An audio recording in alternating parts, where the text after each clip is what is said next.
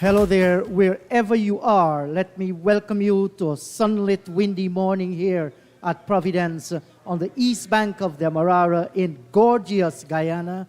This is the final round action of Cricket West Indies 4-day championship 2022-2023. Guyana Harpy Eagles against Leeward Islands Hurricane. Like I said, it's a beautiful day, and the news from the middle is that the toss was won by Leon Johnson in his final match for Guyana at this level, and he decided that the Harpy Eagles is going to have a bat first. So I'll just run through the team quickly for you as the players make their way out in the middle. Tejnarine Chandapal for Guyana, Matthew Nandu, Kevlon Anderson, Kemal Savory, Leon Johnson, Tevin Imlak, Kevin Sinclair, Virasamy Premal, Niall Smith, and Shamar Joseph. Left out of the team is Gudakesh Moti. He's having some niggling back injury, along with the Dimitri Cameron, who replaced Runsford Beaton, who has been called for an illegal action in the match that they played last year at the stadium. For the Jamaica Scorpions, they're from Kieran Powell, Devon Thomas, Jamar Hamilton, he's the skipper, Karima Gore, Rakeem Cornwall, Kofi James, Jeremiah Louis, Colin Archibald, Javier Spencer, Casey Carty, and Larry O'Dane. So the two umpires are already out in the middle.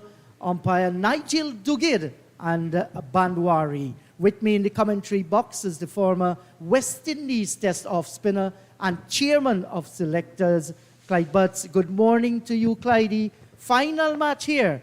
Leon Johnson last at this level for his country. And of course, Guyana at the top of the table looking to take the title. Morning to you, Inderjit. Morning to viewers wherever you are. Certain very interesting game in terms of what you just said. Johnson's last game. Guyana leading the table, but not completely safe as yet. Still have to look for a victory or to ensure that they get some maximum bonus points. And looking at the Guyana team with two forced replacements, Moti, slide back, and Beaton, suspended for his action. So we just have to wait and see what happens. But certainly, it should be a good game. I think they're playing on the same pitch that we played the last weekend. But the next one down, so it'll be interesting to see how it goes. Looks a little green, has that little tinge of green on it. And I think what we saw last weekend, if you bowl good line and length, you're going to get some response from this pitch. So I would be thinking that that would be what both teams would be thinking, looking at the last game. They say, well, Seamer's got wicket. We need to be wickets early. We need to be perfect with our lines and length. And maybe we'll get the same results. Yeah, so here's the first ball from Jeremiah Louis. And starting with an illegal delivery there, with Tejnarine Chandapal and Matthew Nandu opening the batting for the Guyana Harpy Eagles. So, like we said, the Harpy Eagles, they're in front with 68.2, followed by the Volcanoes on 58, the Pride on 50, Hurricanes, their opposition here on 41, Red Force 28.6, and Scorpions 21.2 at the bottom of the table. It promises to be an exciting 4-day encounter, especially when these two teams clash. Not a good start here, Clydey. Definitely not a good start. And I guess when you're starting out, you want to be as aggressive as you can. And maybe that's what is happening with this young man, Louis, at the moment, just trying to be too aggressive. I think what he has to do is try and bowl his line, his length, ensure he gets it right. And look to see what's there for him in terms of the pitch and the atmosphere, whether there will be any swing about or whether the ball will seam about on this pitch.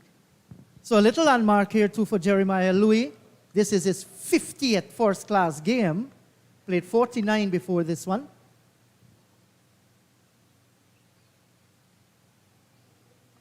No trouble whatsoever for the left-handed Tejnarine Chandapal. 117 wickets. Best bowling of 6 for 69. Won 5-wicket haul. Started way back in 2014 against Trinidad and Tobago. I don't think he has developed as one expected him to. When I saw him the first time here, I was very impressed I don't think he has actually grown. And I think over the years that's happened to some of our faster bowlers as well.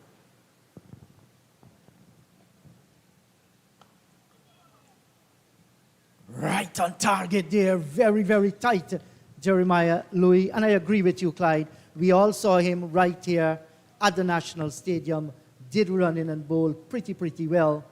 And when you look at that in his 50th match and just won 5-wicket haul, it tells the story you were talking about. Yeah, I think it definitely does. He's only got what, some 116 or thereabouts once. Yeah, so that's not much as well. You expect him to be a little better than that. And just 9 wickets this season for Jeremiah Louis, the 27-year-old from St. Kitts. So hello to you once again.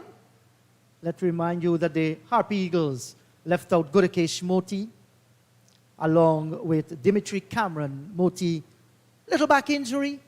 Cameron replaced Beaton, who has been suspended for an illegal bowling action.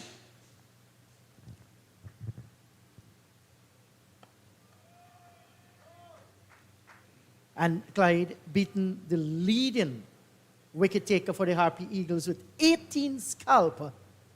I guess that is going to affect them. I thought Pomal had more wickets than him. No, fast bowler, 18. Yeah, so You need to say that fast bowler. yeah, that's going to be a big blow. Well, it will be if you've got somebody who has played your last 4 games and then you come to the last game and he's not there. Mind you, Joseph has done well when he has played, so, you know, it could be replacement, and the replacement shows up as well. But it's still saddened that Beaton has played 4 games and now it's come down to this. But what else can the officials do if they think he's suspected? Yes, definitely. And from the press release, the 3 umpires reported it. A footage was taken and sent to the ICC. They looked at it, and it was felt in the best interest of the game to suspend him based on that. Little appeal going up here, half-hearted one. The first over gone, it's 2 without loss. Yeah, I'm not sure if it was sent to ICC, so I think that's something that we may have to be careful on. It was sent to Loughborough, which is a cricket school in England, and they would have had a look at it, and they would have decided that it is an illegal bowling action. I think what ICC has is that they recognize, I think there's one in Australia and there's one in England that they recognize as the bowling people to check actions and so on, and that's where you send your thing. But now, what happens with Beaton? I wouldn't be able to say that. I think somebody needs to clear up what happens with Beaton now. Is it that he would have to be cleared by whom to return to play? And where would he have to go to get his clearance and things like that? And maybe those are questions that may be answered as the days goes on, but we'll just have to wait and see. Yes, so Javier Spencer will pick the bowling up. And Tegan, a youngster, 23 years old, actually celebrated his birthday yesterday. So he can't listen to us. I'm sure he wants to celebrate now with some wickets. Of course. So Matthew Nandu had his problems in the previous game here.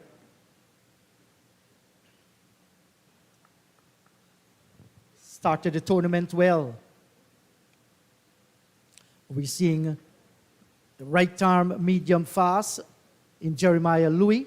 Now we're seeing the left-handed Javier Spencer.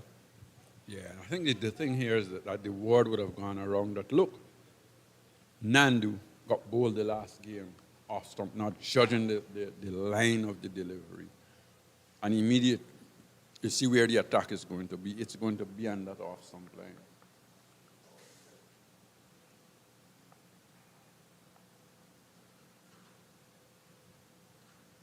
Not a bad start, maybe just a little bit wide there, but certainly giving Nandu something to think about.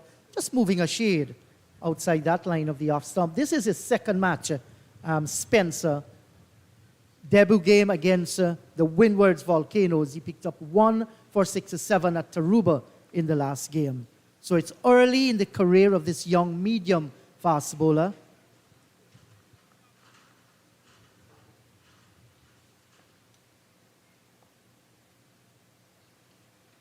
Just a little bit too wide here, Clydie. Running wide of the crease there. I think he's getting a little closer, though. The last delivery was just a little closer. So I think he's got to try. Maybe he's just trying to inch in rather than to try and go big at one time. But when you've got a new ball in your hand, you need to make the batsman play, especially Aaron give away a 4 than to allow him to have a sighter of that little red cherry. So let's see if he's going to get a little closer with this delivery. But he got it closer, yes, but it was down the leg side here on the other side of the pitch. Javier Spencer, the youngster, is going to learn early in his career here. Will like to get it close, make the batsman play. And he's been supported with 3 slips and a gully. And there's also a backward point. Nandu, 1 century, 1 half century so far in his career that started this season. What a lovely flowing cover drive out through the covers, and it's going to go and touch the rope now. That's a gorgeous looking way to get off the mark, Matthew Nandu. And a no ball signal by the umpire to add salt to the wound. Nandu seems to me, with that delivery, to have loads of time. He looked like if he was coming forward and then he was waiting, and then drive it through the offside. You see that? He looks like if he's just waiting for that delivery. I don't want to say it was so slow, or whether it was a slower delivery from the fast bowler or not, but he seems to have had a lot of time to play that delivery. Yes, took a long time to reach him, and he waited on it like Clydie rightly said. So good start for Matthew Nandu here. And that last delivery probably is the sort of line that he needs to bowl a little closer, make the batsman think about playing. Final delivery in the second over of the first day's play is about to be bowled by Spencer.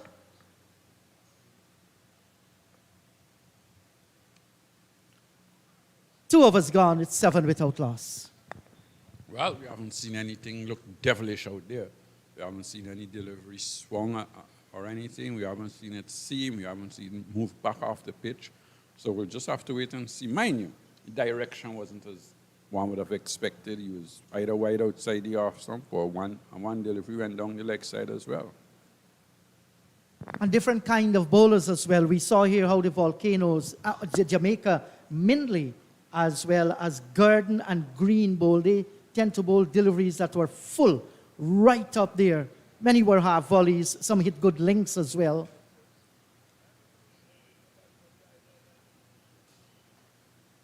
Your thoughts, Clyde, winning the toss and deciding to bat? I don't think it's any surprise. I think that's what Eagles like to do when they're at home. They like to win the toss. They like to bat first. I was thinking maybe the pitch would deteriorate a little towards the end. But that's their motto at this stadium. And it has worked for them. It has worked over the years for them. And like I said, the pitch has no devil in it. Yes, you can see a little bit of tinge of green, but the pitch has no devil in it. Good pitch for cricket.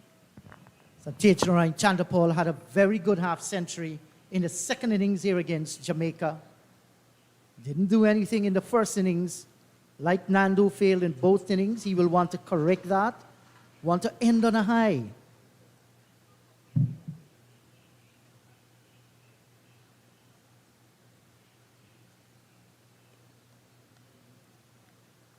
And once again, not forcing Tejnarayan Chandapal to play there, Jeremiah Louis.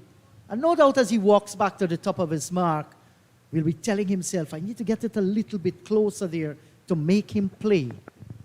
Yeah, and how the bowlers have changed their thoughts about bowling to left-handers over the years, it's amazing. Most right-hand bowlers now, from the time they see a left-hander, they go around the wicket and bowl to left-handers.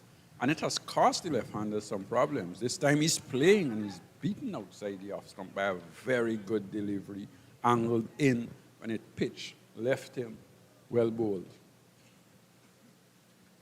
Had no answer for that Tejnarine Chandapal, and Clydie, that one moved away from the left-hander, so he's beaten all ends up. And no doubt Jeremiah Louis is going to feel satisfied with that delivery. A moral victory here against Tejnarine Chandapal. A few more like that is definitely going to test the West Indian opening batsman.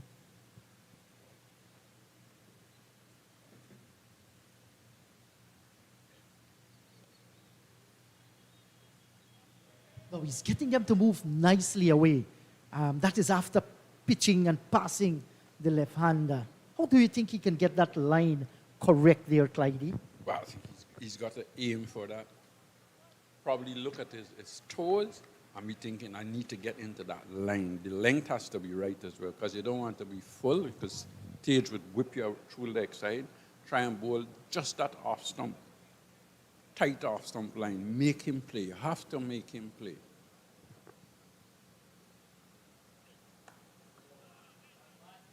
Yes, and infringing once again there and penalized by umpire Nigel Duguid. Well, already that's not nice. 4 no balls in the third over. Yes, and Niall Smith had his problems when he bowled for the Harpy Eagle, and did say at one of the interviews here by a local journalist that is something that he's going to try to correct.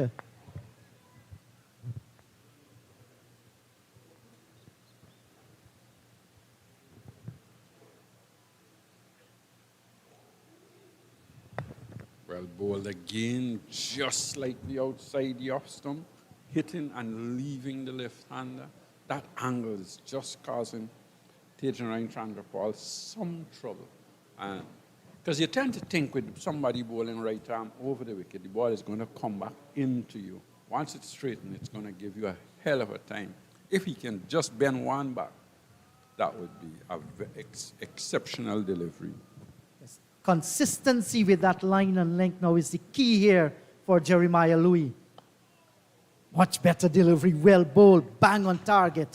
And has Chandapal there thinking, because even though it was pitched there, it was moving away from him. 3 overs gone. The score is 8 without loss. That was an excellent over from Jeremiah Louis, bowling that sort of tight off-stump line, getting the ball to shape away from the left-hander and causing him some trouble.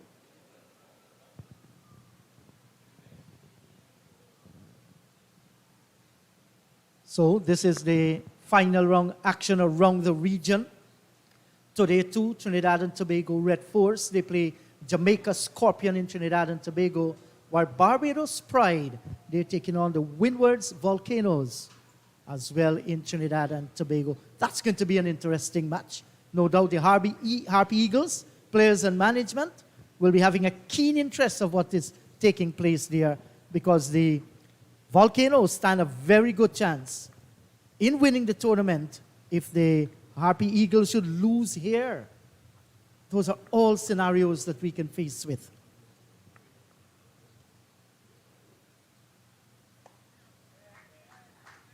Good start to this over by Javier Spencer. Clydie, you didn't tell me anything this morning about that sweet victory by the West Indies against South Africa in the final T20. I think it was a great victory. They certainly played some good cricket.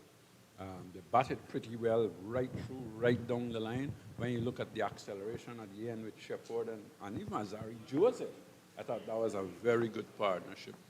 And I think that's what wins you games, when everybody comes to the party.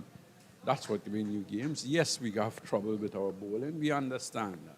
Our bowling is not of the best, but if everybody plays together and stays together, we can put things, we can certainly give a good account of ourselves in white ball cricket.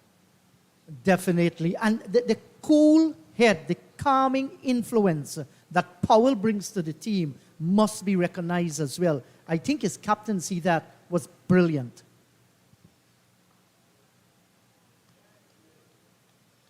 I agree with you. I agree with you. And not only his captaincy, look at the way he comes out and bats. you can see that there's purpose with him as well. I mean, yes, he got out yesterday with a bad shot. I thought after you just hit a six, yeah, you need to stay in as well. But those are things like I think that they would learn over a period of time. At least you expect them to, and be able to build a little bit more in terms of what the innings is about. But I think that's a good batting lineup, especially that US Indies have. I like the idea about playing your 5 batters up front, and then you've got your all-rounders. And like I said, with those all-rounders, they all could play. Jason Holder, Shepherd, Azari Joseph can hit some. Reefer, an underrated cricketer, came to the party as well, hit a couple of sixes, and looked the part. Yeah, so congratulations to the West Indies there. And it's as if to say, the West Indians players said congratulations to Dr. Kishore Shallow and Azim Basarat for ascending to the top of Cricket West Indies, one as president and the other as vice president. And look what happened to the previous games as well. The other 2 T20 games, they were good games. Yes, you got beat when you make 258. The other side has got nothing to lose, It's just to come after you, regardless, because you're thinking, well, once I've got that score, I'm going to win the game. And that's what they did. Absolutely so. 4 overs gone, 8 without loss. Just looking at the young man, though, he's got nice rhythm. Looks like he has nice rhythm. But at that sort of pace, he needs to get that length and line right. He needs to bowl and make sure that the batsman is playing at most of his delivery. And maybe with another year or so, we see him really start to swing the ball as well, because you need that little something with that sort of pace. Swing and seam. Yes. And Clyde, if we can touch a little on the swing, just for the knowledge of our viewers and listeners there. I'm not sure I'm competent to tell you about swing. Well, we're going to probe the little master. Does the condition around with maybe moisture in the air help in swing bowling? I'm not sure what actually helps swing bowling, because there's so many different theories around players that I don't think anybody is absolutely sure.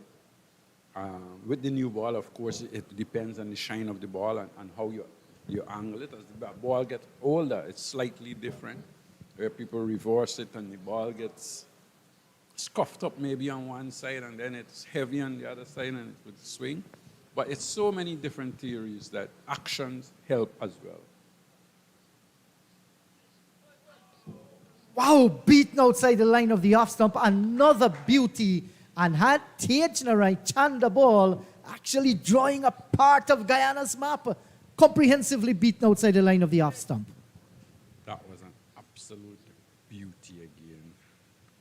And you get the impression from Tej there that he was beaten and then he pulled his bat inside to say, well, I didn't play at that one. Well, once you're fooling yourself, it's all right. That was an absolute beauty.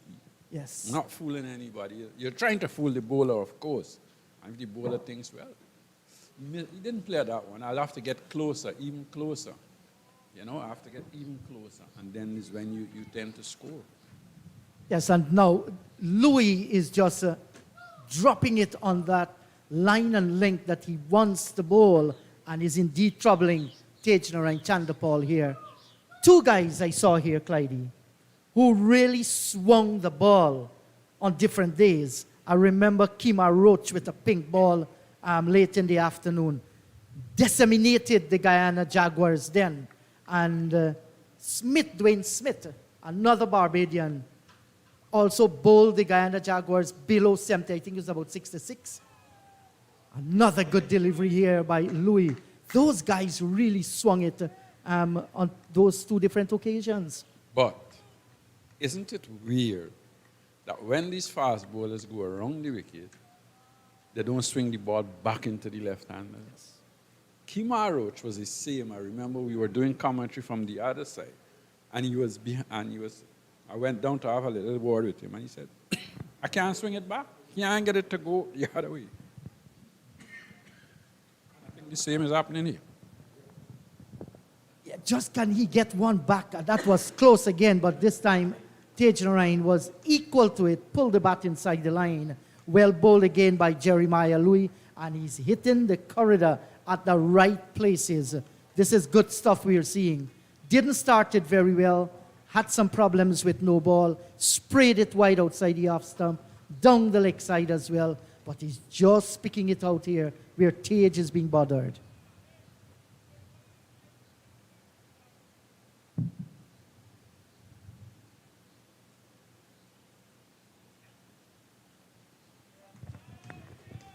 Well, he's got the experience, Louis. I was just going to ask the question, has he got the patience? But as a man that has 54 class match behind him, he should have the patience to hold that line. Here is the other thing. Matthew Nandu has faced 13 deliveries. Tage Chandrapal has faced 21. Have they exchanged?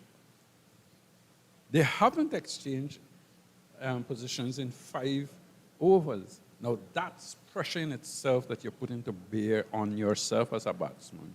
You have to find a way now to get the batsman to the other end. They have to work something out and say, look, you've got to try and drop one on the leg side, drop one on the off side, get a single, rotate a little bit more. Don't let the bowlers get to work on one batsman. They've been doing that. Good observation there, Clydie. Rotation of the strike is of vital importance in building an innings. Spencer starts with a delivery. It's a little bit on the slowish side there. And then sometimes if you're the batsman at the other end, you say, you stay there, I'll take this one. You take the other one. Matthew Nandu, that 4 you see at the side of his name is just one scoring shot. A beautiful cover drive for 4. And since then, he too, lots of dot deliveries, 13 so far.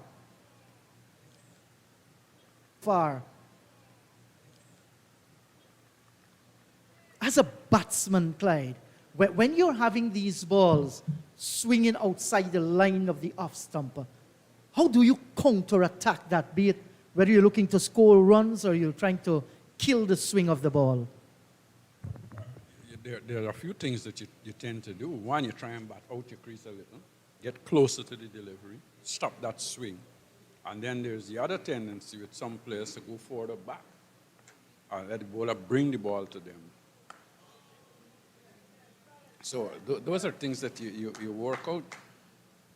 And as an opening batsman, the less you play at deliveries, you feel better. Because you feel that the ball is going to get older. You're wearing the batsman down. You're doing your teammates who are in the pavilion a big favor as well. Because they don't want to come out there right now with a new ball swinging about and doing stuff. So it's a lot of things going through those guys' mind. And that's why opening the batting sometimes is a special thing. And a lot of players cannot do it. And now they're going to get that single to the bat of Matthew Nandu. So he's going to rotate the strike here now. And Tage Narain Chandrapal will be having a chance to face up to Javier Spencer.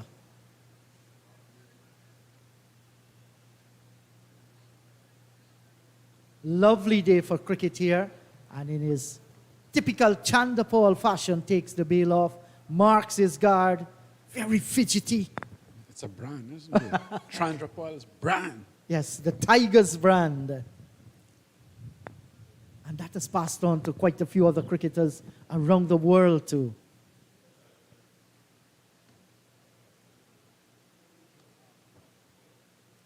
The intent was good there by Spencer, but once again a little bit too wide to draw Chandrapal into the shot. Let me remind our viewers and listeners too, Leon Johnson has said this is his last match for Guyana at this level. Well, suppose he get 100 today. He has made up his mind. I was asking him this morning. I said, get 100, finish on 100. And he said, I might change my mind then. I said, so what? You're allowed to. Yes, You're exactly. allowed to. Nothing is wrong with that. So, 6 overs gone. It's 9 without loss. More from you, Clyde, and you'll be joined by Pastor Matthew Kisoon. Another good over. Again from left-hander bowling, just outside off stump, making the batsman play at a few deliveries in this over than we've seen before. What was interesting that there was a single. So they're now going to bowl at different players, and we'll have to wait and see how they cope. To the different left-hander, one, of course, is a little taller than the other. Both like to bat long, like to stay out there and bat and rotate. They're not going to play at deliveries that they don't have to. And that's the role of an opening batsman, I guess. See the shine off and then look to start scoring. As I say, good morning to you, Matthew Kisoon. Morning, Clyde. Morning to everyone. Viewers all over the world, especially in Guyana and the Leeward Islands in particular. Louis continues. Both batters very watchful.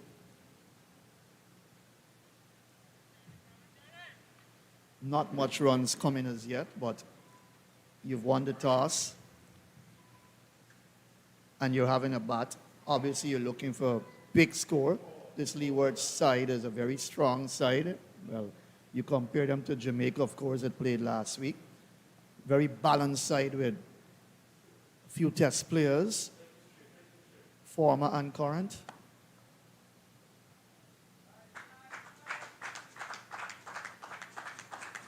And I think the Harpy Eagles will be very mindful. They were beaten here by the Leewards already. I think one of the matches they lost by 9 wickets right here at Providence.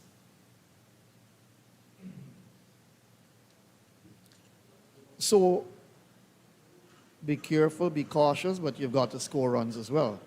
You talked about Johnson just now, yourself and Inderjeet. Yes, I was giving that some thought overnight. Suppose he gets 100, and then he bats the second time and he gets 100 as well.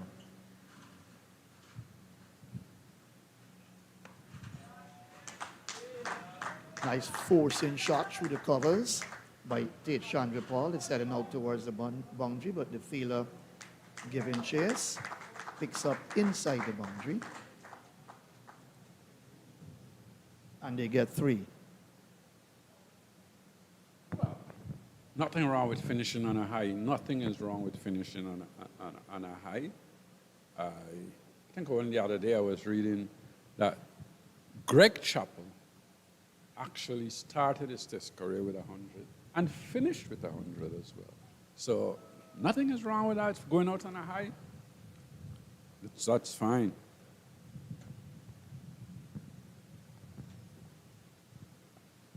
But I'm sure he's got his sights set on a big one.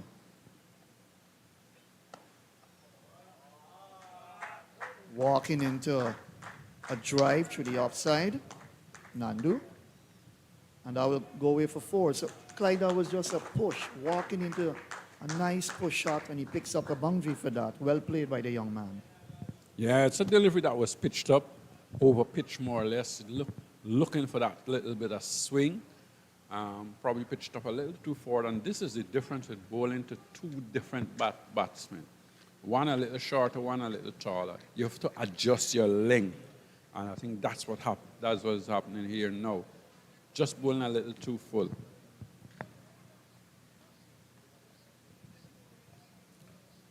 Barbados is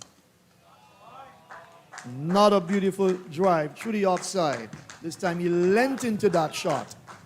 And consecutive boundaries to Matthew Nandu, looking better in this innings now, knowing that the game against Jamaica, he didn't perform well.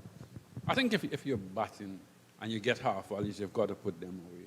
And that's what Nandu is doing here.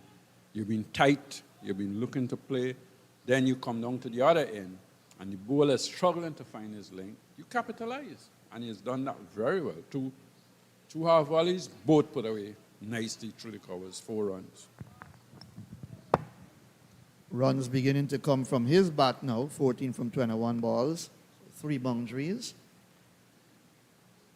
Chandrapal, 3 from 24 balls. he would tell you that's not a problem for him at all, as Louis now bowls over the wicket. Two left-handers out there, two young men, one, 19, the other one, 26. The over comes to an end. 21 without loss. The Harpy Eagles winning the toss in this final round CWI Regional 4-day tournament and deciding to bat first. And like I predicted, when you have to bowl to two different lengths, two different batsmen, it changes up your whole thinking. And as we saw in that last over, after bowling to Chandrapal for 18 delivery, single, they got a single, the change ends, and your length change, you start bowling much fuller to the new batsman, thinking, well, I could carry him to slip easier. And there you go, he capitalizes.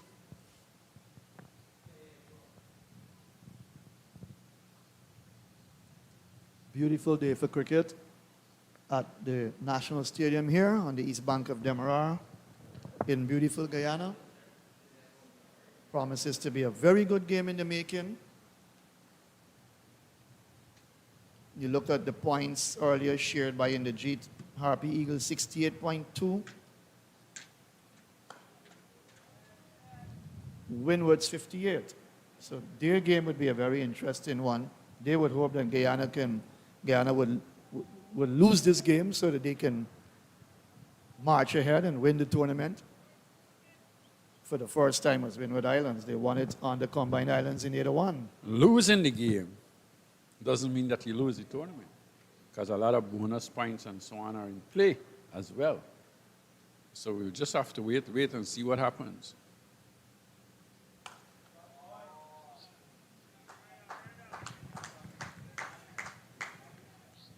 Back foot punch through the offside. Devon Thomas tidying up inside the boundary.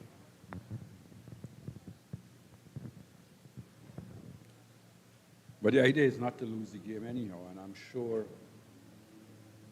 Harpy Eagles will be thinking they need to finish on a high, they need to win this game, and they're going to start the game like we see them starting to win the game. Your second line is to defend. Your first line is to be aggressive, to win the game, and then you think about defending. 69th match as captain of the Guyana side, Leon Johnson, is 106th for Guyana. So, true servant to Guyana's cricket. He's done the work, set a good example, good leadership skills. He's someone for youngsters to follow. Follow his pattern, follow his demeanor, and his heart for the game. Nicely bowled on the off stump, but a no ball, signaled by umpire Ryan Banwari.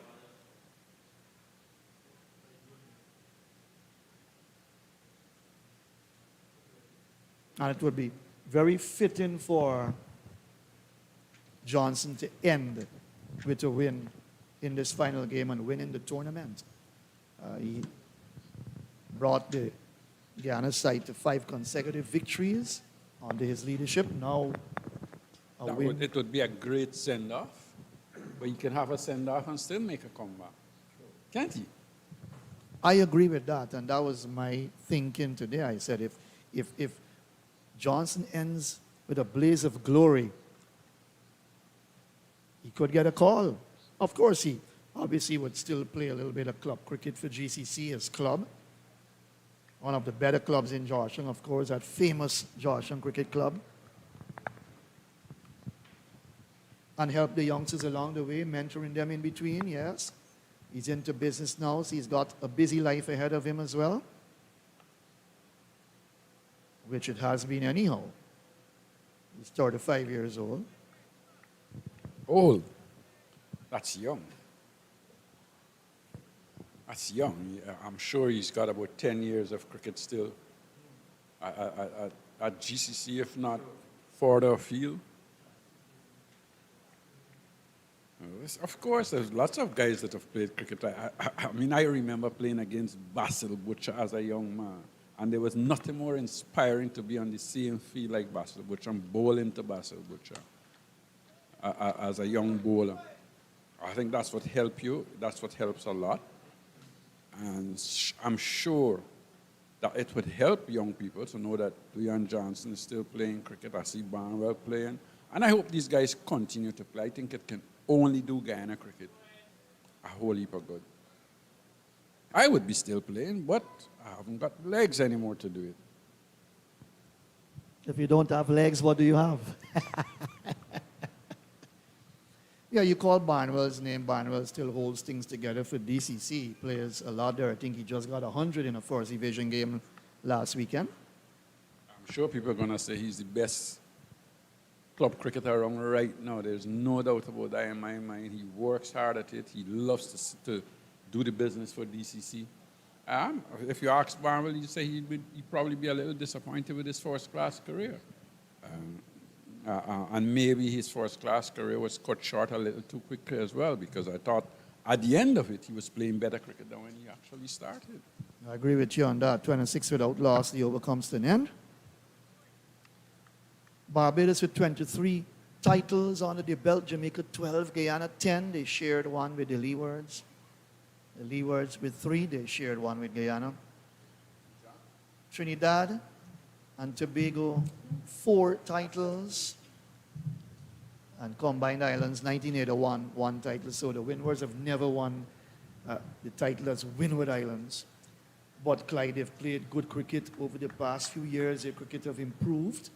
They haven't done badly at all. Yeah, and that's a little surprising that they've never won, because I think over the years they have played some good cricket. I think they would have won the one-day title, Super 50, at some time, but they've never won the 4-day championship. Leewards by themselves would have won the championship, I think, a couple of times, so they have been good. So Colin Archibald now into the attack. Left-hand medium fast as well. His 14th match. He's from Nevis. Still young, 26 years old.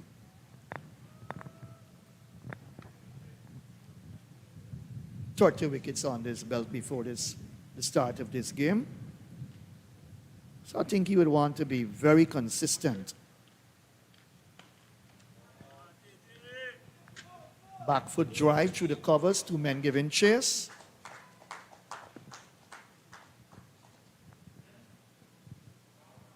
And they get 2 runs. That's Chandra Paul.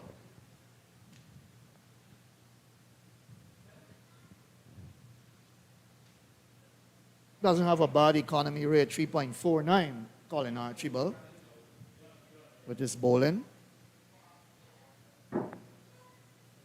But just 30 wickets. He can bat, good all-rounder. He's replaced Spencer. Oh, that's a good delivery. Excellent delivery, just outside the off stump. And gets a boundary for that because he swayed back and the ball came off the edge.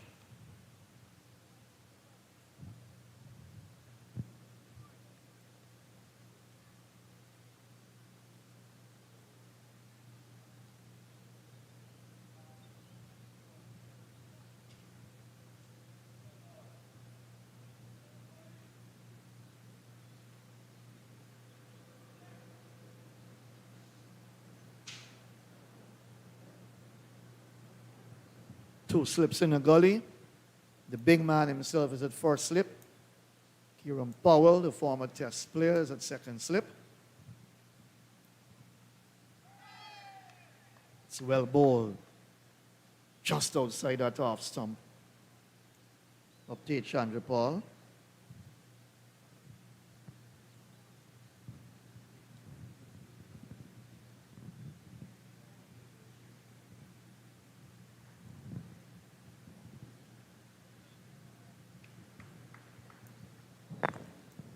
When one thinks about the rich history of fast bowling from the Leeward Islands, especially Antigua, it must be a little bit troublesome to Sir Randy Roberts and those guys, Sir Courtly, to see that's a very good deliveries coming forward. Well, the players are quite happy. Chandrapal is waiting, but he's walking. I don't think there was any appeal or anything. They all knew that he had hit that, and the umpire didn't have to raise that dreaded finger. Chandrapal turned and went. So that's a good delivery. Pitched up, out, just on about off stump. He had to play, got the edge, went through to the wicketkeeper, yes, had to play at that one, got the edge, and went through to the wicket. But again, you look at that, and you're thinking that Chandrapal is actually looking to pull the bat inside the line instead of being positive and going towards the delivery. And it's something you may have to start thinking and working on. Instead of looking to pull that bat, it's to play the deliveries. Yes, when it's outside the off stump, you then can pull your bat in, but you need to get that front foot a little bit more out, look to play, and then let it go. Yeah, you saw a couple of deliveries before that one. It's testing Chandrapal just on that off stump, getting the ball just to move slightly away from him, pushed it, got the edge, catch taken. Kevlin Anderson comes out now. So he's gone for 12, 32 for 1 in the 9th over. I think that's the thing that you have to be able to do. You have to know where your off stump is. And I think Chandrapal sometimes, because he's so pensive, so blind and just defending, he's going to find himself in some trouble at times. And it has happened to him in recent times. We've seen him playing a bit too tentative, a little bit uncertain, searching for the right line and length that he can play at. But in those uncertain moments is when you open the gate. So he's gone for 12, one boundary, 32 for 1. In comes Kevlin Anderson. 22 years old from Berbice in his 3rd match. Hasn't started with a bang, but his highest has been 36 in that previous match last week against Jamaica.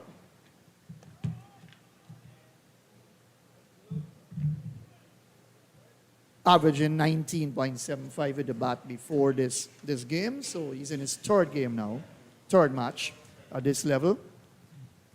Good young man, seems technically correct, wants the bat to bat long. He's been given that great responsibility of batting at number 3. More of your better batsmen with good technique, you tend to push the bat or you expose them to bat at number 3 or number 4. He seems to be a player that is being looked at very carefully. He's got the talent, young Kevlin Anderson. And Darren Bravo picked him up twice in the match versus Trinidad in Trinidad. But that's done and dusted.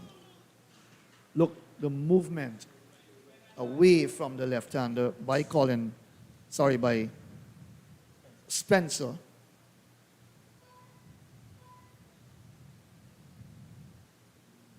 John Ramsing has come in for the first time in this final game. John, good morning to you. Another excellent day for cricket as we start this final round. This is a very interesting game because you're looking at two sides that are balanced, and the Leewards far better than Jamaica. Morning, John.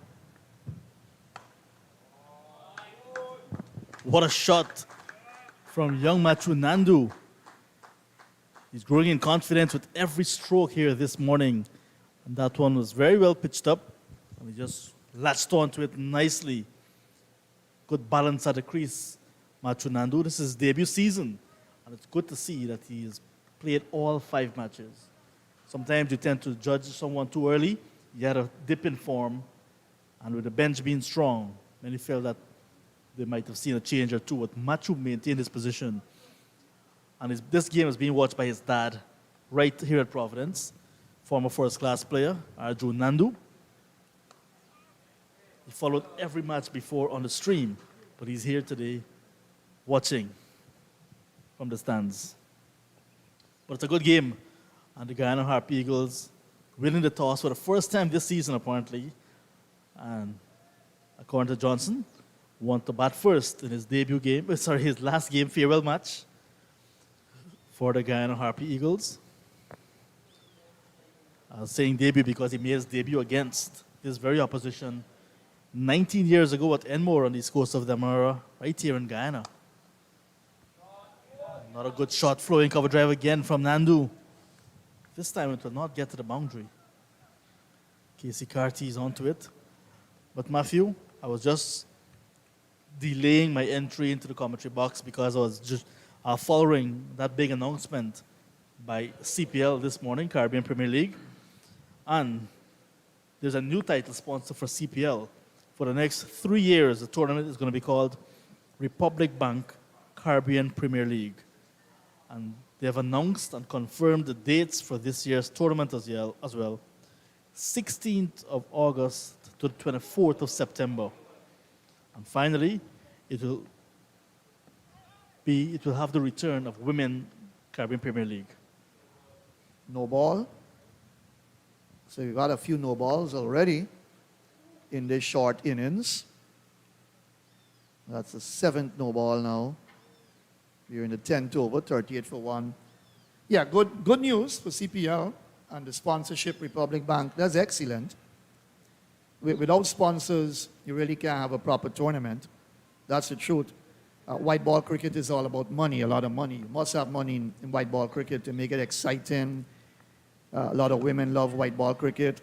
Off the outside edge, coming forward and eased it through the gully area.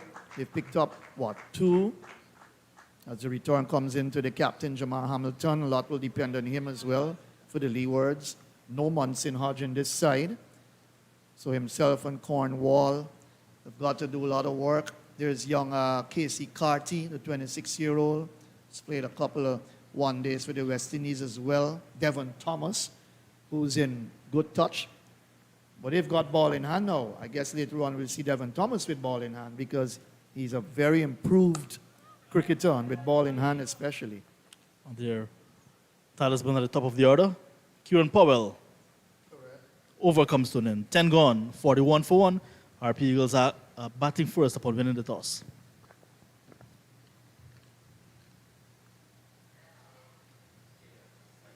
Powell started well in his younger days. He's 33 now from Nevis. He's got a lot of experience, so they'll depend on him a lot as well to come good here. I think Guyana would have lost twice to the Leewards here at Providence, if I'm correct. So they'll want to forget that. You want to win this title, so you've got to play well. Matthew Nando's, he started a little bit tentative as usual, but he's begun to pick up scoring runs nicely through the offside as well. 22 from 35 balls. Anderson, the right-hander, has joined him. And with his highest of 36 so far, and he looked good in terms of both innings, I think 36, then 22. I think he'll be saying to himself, well, I'm young, yes, but I want to do well very quickly here. This is the last match for this season, for this year. I can come out with a half-century plus. 2 wide of the off stump. Bowling over the wicket. Colin Archibald picked up the lone wicket to have fallen so far. Chandra Paul. Caught wicketkeeper Hamilton bowl Archibald for 12. And that wicket going at 32.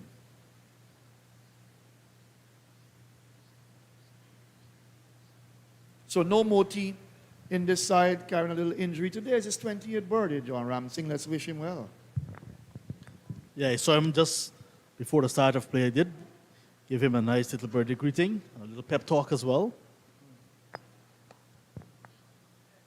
I've been following his career since he was a toddler, seeing him at Albion when he was just maybe the height of the stumps a long time ago. And he has grown, really developed nicely as a cricketer and as an individual, now a family man, has a child. So happy birthday again to Gorakesh Moti. Yeah, that's little bit of a back issue, a lower back problem, I was told. He's going to bounce back. He's a fighter, young and strong. He's your test spinner as well, so you don't want a young man like that to be injured often at all. Well, the least he can be injured, the better for him in terms of his career. We see Roston Chase, the off spinner in the white ball lineup for the West Indies. Congratulations to the West Indies. I think I could be wrong, John. Prove me wrong. The first series the West Indies would have ever won in South Africa officially. I mean, and it comes in white ball cricket, T20 cricket. They leveled the ODI series because of that first washed out game, and both sides winning one, but they lost the test series 2-0. Not bad for the boys at all to end that tour of South Africa with good victory and a series win as well. Good to see Shepherd getting in nicely. But I saw from observation from all three matches, the fast bowlers, they've been hit around, and even the spinners, they went for quite a lot of runs. The venue yesterday was a smaller venue as well, shorter boundaries, but these days in T20 cricket internationally, you're seeing 220 is gettable. Yeah, but I mean, they held their nerve, West Indies, and Reefer bowled in the last over of the match, his first of the game, and doing very well to defend the runs required. West Indies coming out victors. So congrats to them indeed. Maiden over from Archibald, 1 for 6 from his 2 overs. Any series win against teams like Australia, England, India, South Africa, you have to cherish it. Obviously, you want to win more at test cricket level, but remember that the West Indies test team is a team that's building. You would say building, rebuilding, building. They're making lots of changes. The Golden Arrowhead. Nice wind coming across Providence. It's been very windy yesterday and today. Yesterday we were at Providence, setting up technically. High wind yesterday, Matthew, and quite similar today. You can see the Golden Arrowhead stretched out, fluttering. 41 for 1, a good start from the Guyana Harpy Eagles.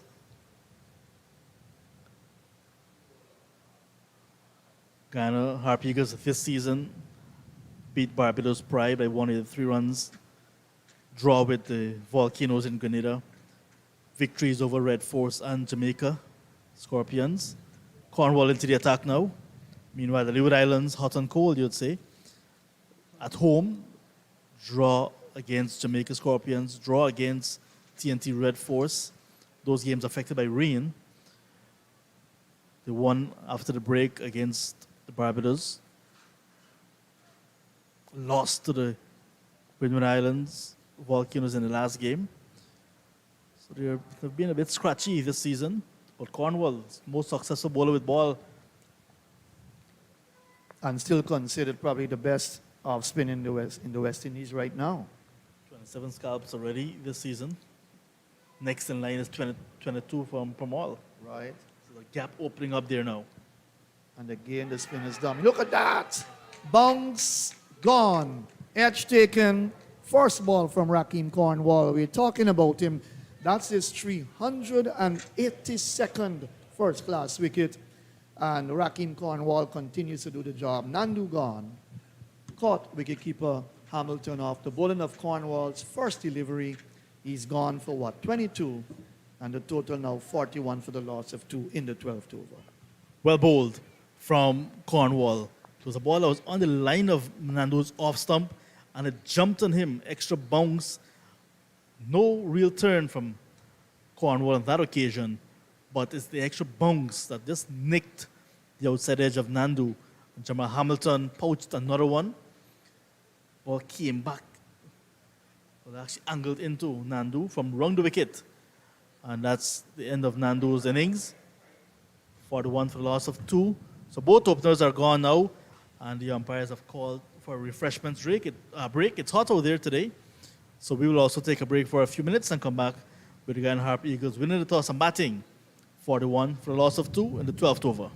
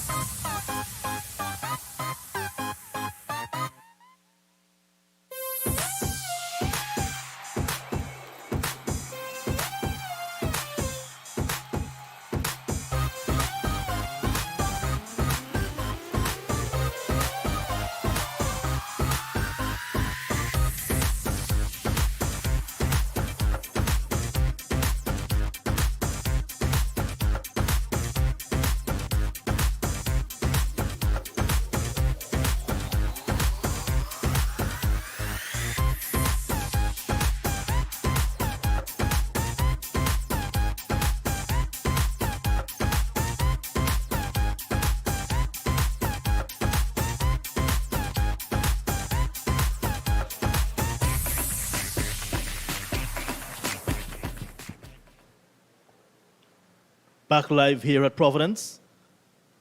Raheem Cornwall, now 28 wickets in the tournament.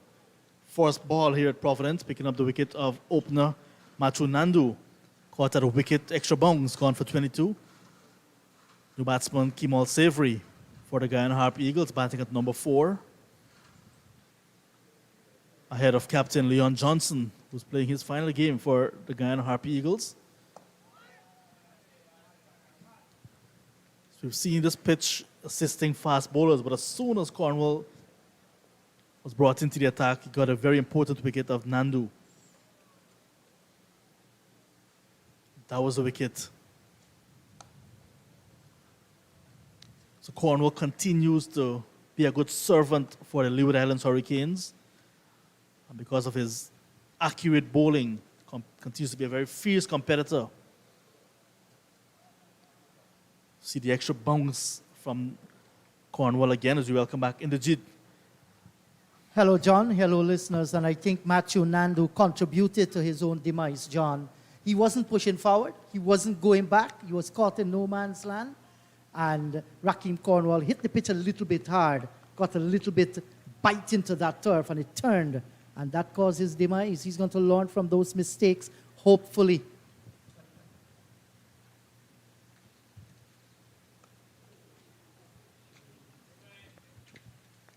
Very good over from Cornwall coming to an end. His first, the first of spin. Harp Eagles batting first. 41 for the loss of 2. Both openers gone. Yes, and Leewards, they're right back into this game. At one time, when you saw that Nandu and Tejner and Chandapal were settling in and just begin to score a little bit freer than when they started, you thought then that Harp Eagles were gaining the advantage. But look, these guys have come back, Archibald and Cornwall. They have picked up a wicket each. There's a different flavor to the game now.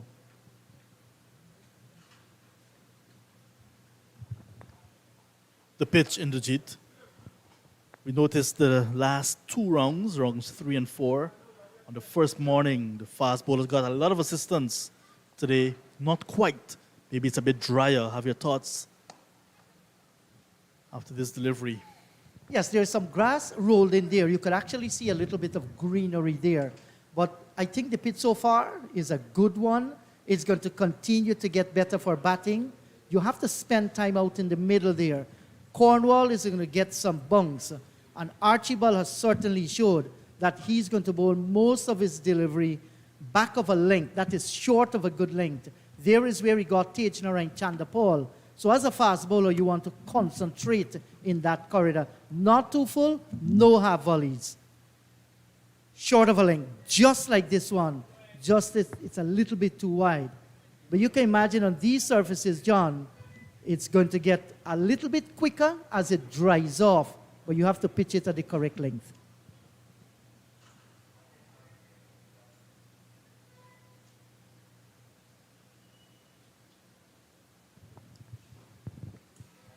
Yeah, the track will be used for 4 days by both sides. Depends how well you use it.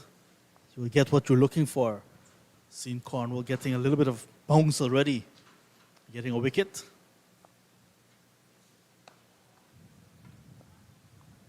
But two left-arm seamers we've seen already. Javier Spencer, now Colin Archibald. Jeremiah Louis, who continues to be a thorn in the flesh of the Guyana Harpy Eagles batters. Did not get the early wicket. But left-arm seam in the G tend to give you a whole lot to think about as a batter. It does, and that's a rarity in the Caribbean to watch two left-arm, medium-fast bowlers operating from either end of the pitch. This is refreshing, and these boys have done well so far. It's hot here this morning. Two of our local journalists taking some shade at the far end of the media center. And enjoying a good old cricket gaff as well. No doubt they're talking about a CPL announcement this morning. Yesterday, I understand there's a brand new name to that. It's called the Republic Bank CPL. And CPL knows, John, how to get into the money business. You're going to the banks where all the monies are. Very exciting news. A rich breakthrough, you'd say. Yeah, Republic Bank signing with CPL for the next 3 years as title sponsor. Very good for the tournament. And they've confirmed the dates as well in the Jeet. Very important. Lots of persons like to plan the travel around CPL. So they want to plan their vacations, plan their work schedules and so on. 16th of August. And see some relatives of Leon Johnson, that's his uncle, and some of his other Great, relatives. man. Lovely, lovely guys. Hello, Andrew and company. Cut away. Loose delivery from Archibald, and there is Anderson pouncing it very quickly down to the vacant third man. Controlled shot. Good looking shot, John. Had everything there to go for it, and he didn't look to hit it too hard, Anderson. It was short and it was wide, and he picked the gap nicely through point. And Anderson certainly will feel happy to get off the mark with that kind of shot. What Archibald, he should not be too concerned. He has been bowling well. Just pull back the length a little. Get it a little closer. And there is where he can create some problems. So it's good to hear that the Republic Bank CPL, major announcement this morning at a press conference in Trinidad and Tobago. The date 16th of August to the 24th of September. Well bowled, this is what I was talking about. Get it a little closer to the body. So when Anderson gets on the back foot, that's his most vulnerable moment. 13 overs gone, it's 45 for the loss of 2.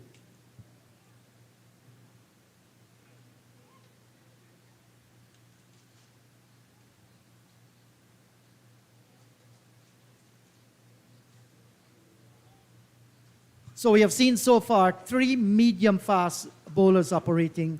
Jeremiah Louis, right arm medium-fast, and Spencer and Archibald, the left arms. And now Rakeem Cornwall, 1 over, already picked up a wicket. He could be a handful here. Great start to him.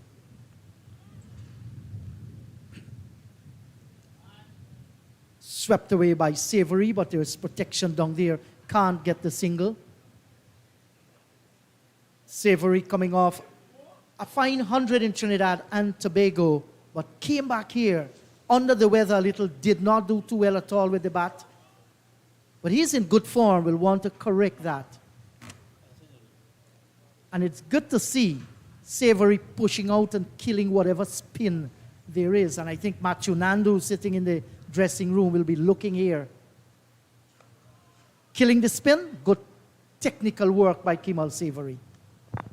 Yesterday in the last practice for the Guyana Harpy Eagles, right here at Providence, former West Indies captain Ramnir Sarwan, who's the lead selector for the Guyana Harpy Eagles, was in the nets with the Harpy Eagles, working and giving some advice and tips and so on with everyone, including Kemal Savory, Imlak, Leon Johnson. They were all benefiting from that little session from the great Ramnir Sarwan. And that's a lovely looking sweep shot. He picked it up nicely on length and battered it through the onside field, down through backward square, and gets a boundary too. Fine shot by Savory. And John, that's good news. Sarwan, our lead selector here, and he can find some time to work with the Harpy Eagles. It tells how much interest he has with the development of game in this country. Savory here, John, is playing the off spinner differently. And this is good to see. You either stretch right out, mindful there might be some bounce, come out and reach it, or play it deep in the crease. Look at that. If Nandu had done that, he would have still batting out in the middle. 14 gone, 49 for 2.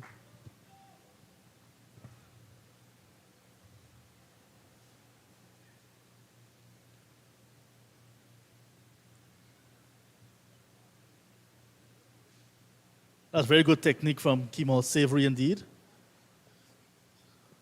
Along with Nandu, Johnson, and Imlak.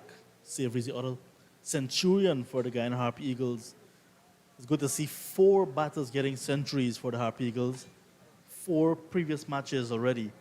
So no one batter like truly dominating, despite Johnson has 371 runs already in the season. Others are chipping in and putting their hands up. Anderson just started into his 3rd game, still searching for his first half century, but has shown good potential. So Archibald continues.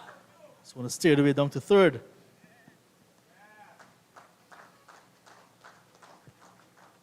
Well, that wasn't a convincing shot here by the right-hander.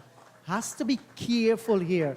We saw him against the Jamaicans, and we saw him against the Windward Volcanoes. Whenever he steps a little back on the back foot, he seems to be in some problem. Quite a few flew past the slip fielders. In fact, he was caught in that direction as well. He has to cover the ball.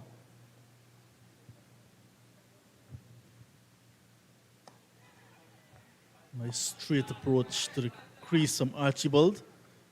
Got the early breakthrough. And we got Chandapal at the edge behind. Tentative push from the left-handed test player. And John, I know you're a guy that is very close to the management of CPL and so on. Yes, I guess that not long from now we might be hearing the announcement of dates and so on for the different venues.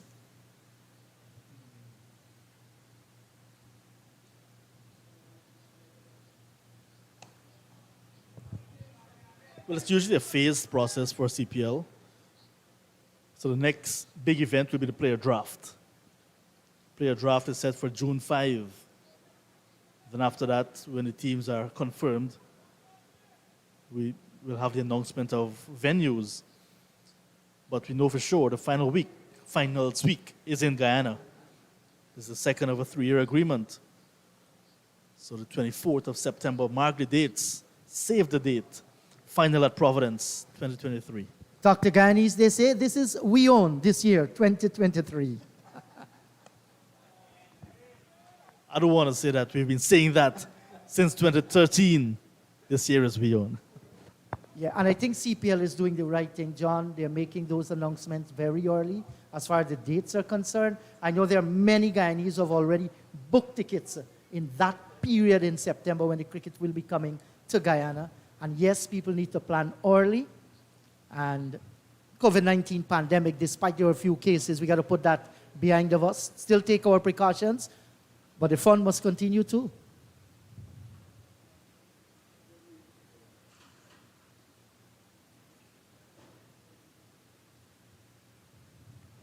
That's a good delivery by Colin Archibald. And Anderson showed no bother, had good time, ducked under it, went over the top of the right shoulder. So it's a testing delivery. And it's good sometimes to remind the batters that I'm a medium fast bowler, I can bowl a bumper too.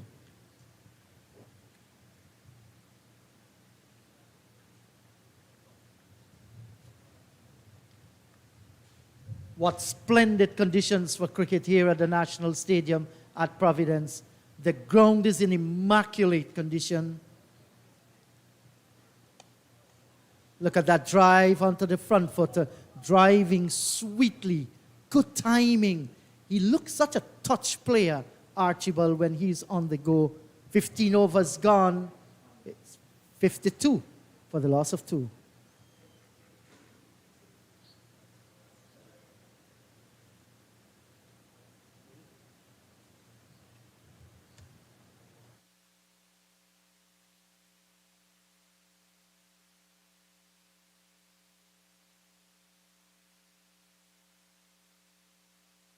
And a few other spectators have come into the red stand, and that's good to see. And I guess as this game progresses, Johnson's final match at this level, we are going to have more people coming out.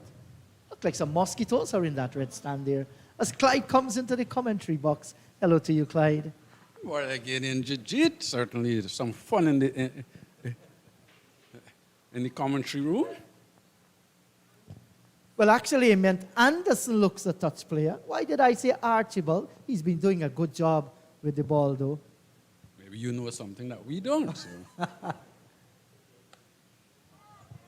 That's a lovely shot. Slightly short of a length. He was on the back foot and cracked it through cover. 4 runs. That's a good-looking shot, actually. Coming on the front foot, then rocking back and hitting it past cover point. 4 runs. And this is the way that Kevlon Anderson normally plays. I would love to see him spend some time out in the middle. He brings back memories of some of those class players over the years that we saw and seems to have all the time in the world to play his shots. Hardly hits the ball in the air. That is a hallmark of his batting.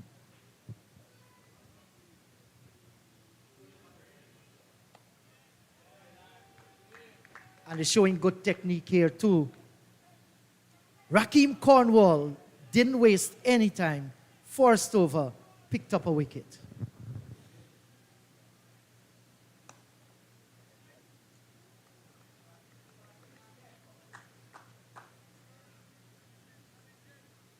Is he bowling a little bit fuller than the delivery that was blasted through the offside, Clyde?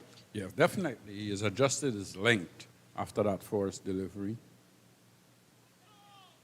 Bringing the batsman on the front foot, next tree delivery. I think that's what you need to do as a bowler.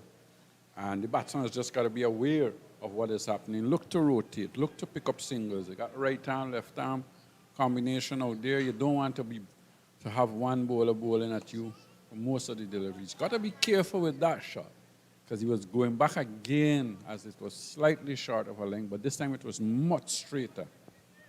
Just the bounce of Cornwall, and he normally gets a lot of bounce. That would have helped him there.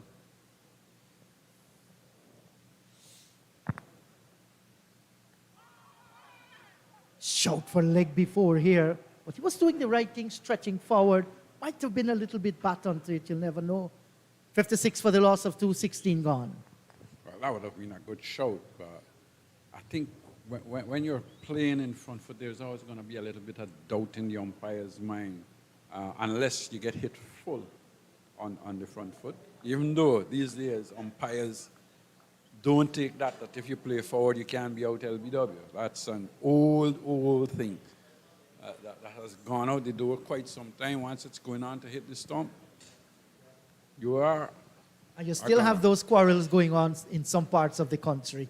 I was coming down the track there, was on the front foot, can't put me out. That's no more. That has been no more for a very long time. So Colin Archibald will continue his battle with Kemal Savory.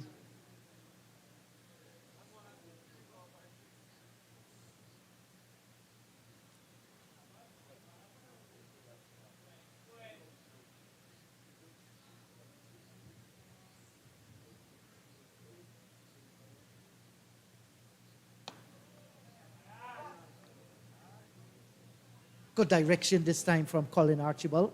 Spot on. I think that's the line you need to bowl. Savory is a relatively new batsman at the crease. He's faced 12 deliveries. He's got one sweep shot that went away for 4. So you've got to try and keep him as tight as possible. And should they get another wicket, the ball inside, they would be very happy because you lost the toss, you were asked to field. And if you can pick up 3 wickets, you will be very happy.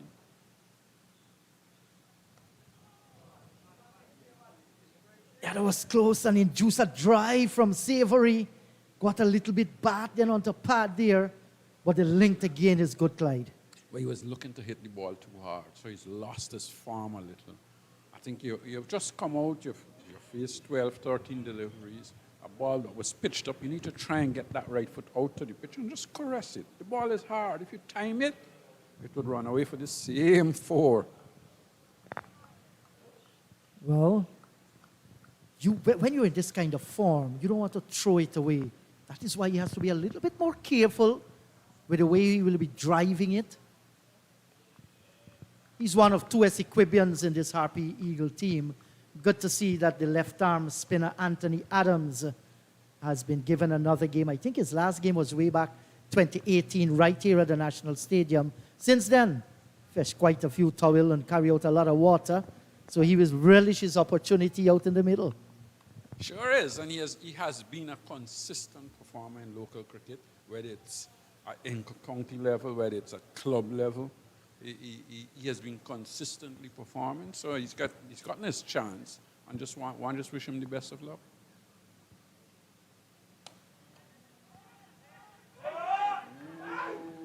Brilliant fielding. The return comes in and misses the stump. Jamar Hamilton was calling, why did you send it like that? Well, maybe he thought there was a chance of a run out.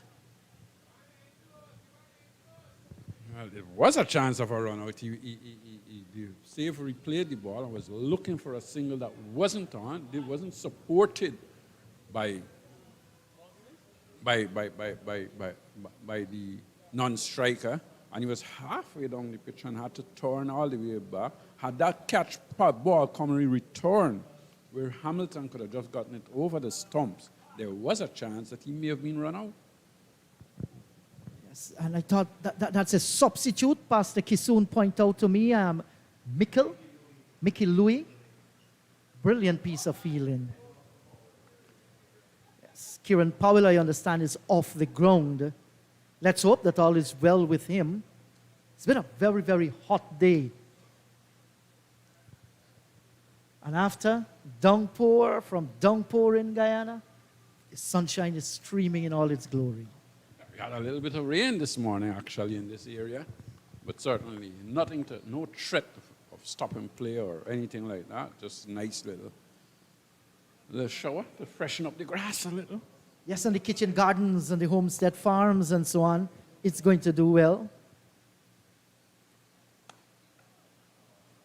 So he was striving for the Yorker there. I think well bowled. And Savory was coming across. The over's been completed, 17 gone, 56 for the loss of 2. Good bowling, keeping it tight, encouraging the batsman to look to drive through the offside. Maybe at times a little too full, but if the batsman is not getting away with it, why not? why not? And I think Savory is just trying to hit the ball a little too hard. When you've got those there, if you've got to try and stroke them, the ball is still new, and if you stroke it and you time it, you're going to get some results. Yes, and for the second time here, Guyana winning the toss and batting first and found themselves in early trouble.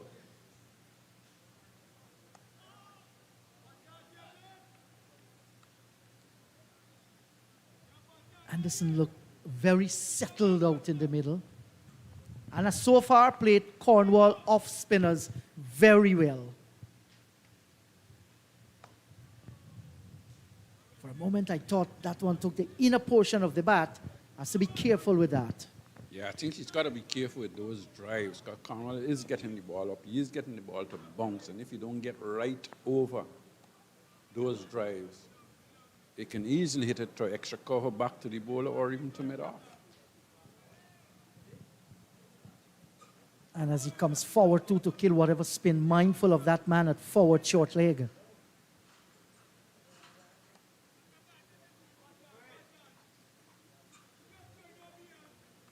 So the repair job must be done here. You do not want to lose too many wickets. Johnson came to the rescue with that brilliant 150. Imlach with his second innings, 136. The thing is, when you get yourself set, you cannot get out playing soft shots. Yes, had some good start, Anderson. Just looking at that field, I think the man at first just maybe a little too wide.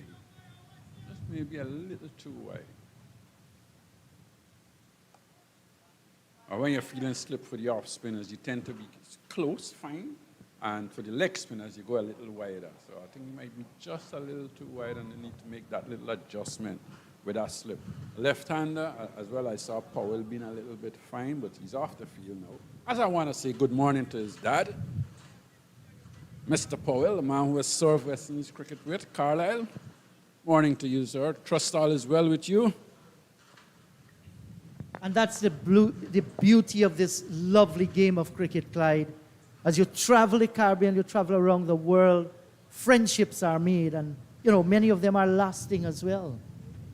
So it's not only the game you love, it's not only the sports that you make your money from, but it's also a sports that where you build human relationships.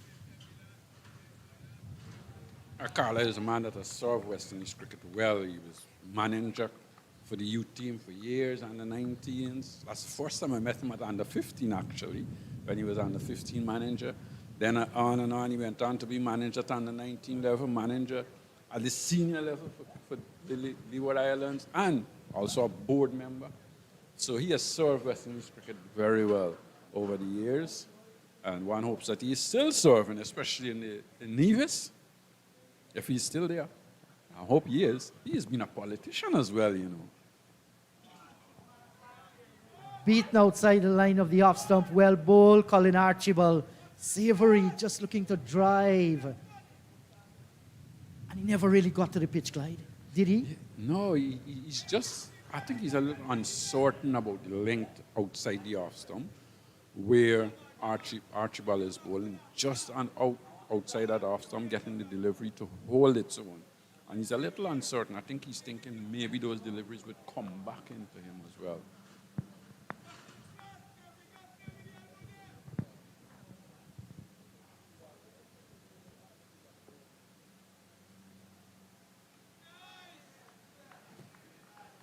Just a little bit wider there. And Savory walks away knowing that he hadn't to play at that one at all.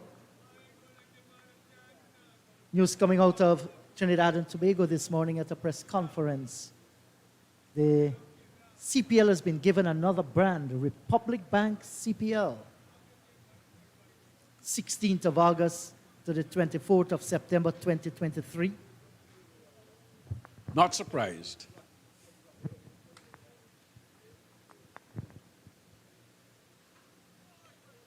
I think I had said something to John last week or even to you about the other sponsor that we had. So I'm not surprised. I'm not actually surprised. Yes, and Republic Bank has a valued market in Guyana as well. and many parts of the Throughout region. throughout the Caribbean. region that Yeah. I know of.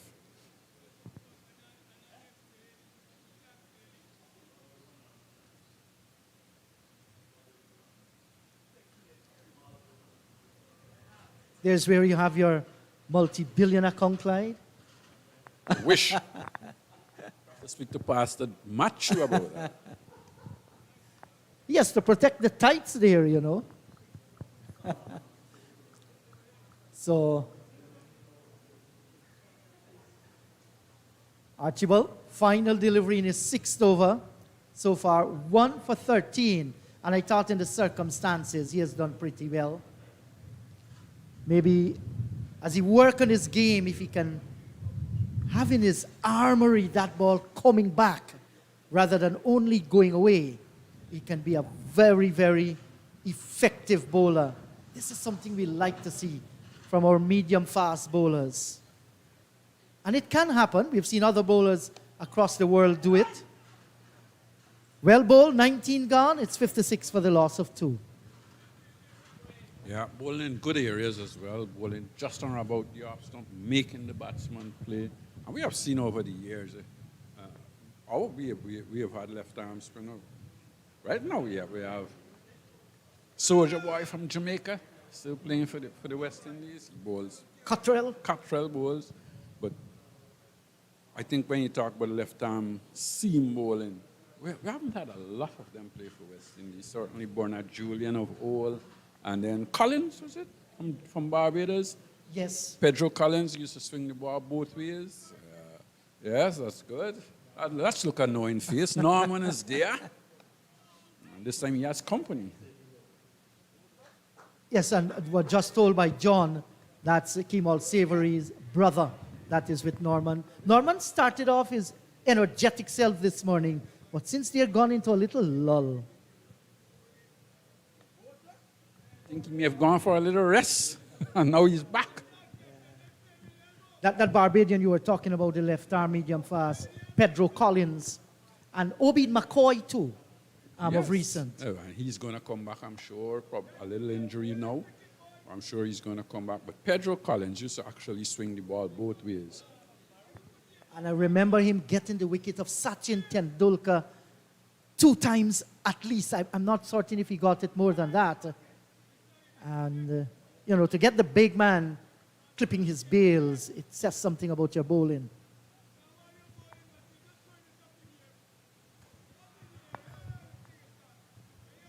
Or was it mistakes that Sachin made? But Pedro did got him clipping the bails there on 2 occasions, I think. Well, that one left the bat, was in the air, but to the right of the forward short leg. And certainly Cornwall causing young Anderson some trouble at the moment, getting the ball to turn, getting a little bit more bounce than we have seen on this pitch previously. So 20 overs gone, 56 for the loss of 2. More from you, Clyde, and you'll be joined by Matthew. Well, the Leeward Islands would be quite happy with the way how they're doing at the moment. They're keeping things tight. They've got the pressure on the Eagles batters, making them play at most deliveries. Cornwall getting the ball to bounce and turn as well, as he normally does. And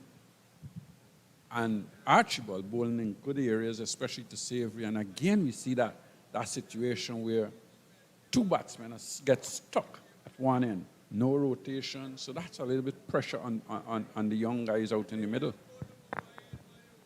Good day to you again, Matthew. Thank you. Certainly, it's been a wonderful morning of cricket. Good day, Clyde. Hello to everybody. Yes, it has been. Good cricket. You expect good standards from the Leewards players as well. They've got ball in hand. They're out there in the field. They've started well. A key player for them, Cornwall. Louis comes back now for another spell, his second spell. And bowled too badly. Started with some no balls and so on, but bowled a couple of good overs, and then Archibald would have replaced him, another left-hand medium fast bowler. but ace player for the Leewards, Raheem Cornwall. I know that this is a gentleman that many have been talking about. His name is featured a lot in West Indies cricket. Edged, caught, low down to his left. Kemal Savory pushing at that. No movement at all, pushed the bat at it. Catch taken, and Louis has come back and has struck. Third wicket going down for the Harpy Eagles. Savory is gone for 4. The total now 56 for the loss of 3.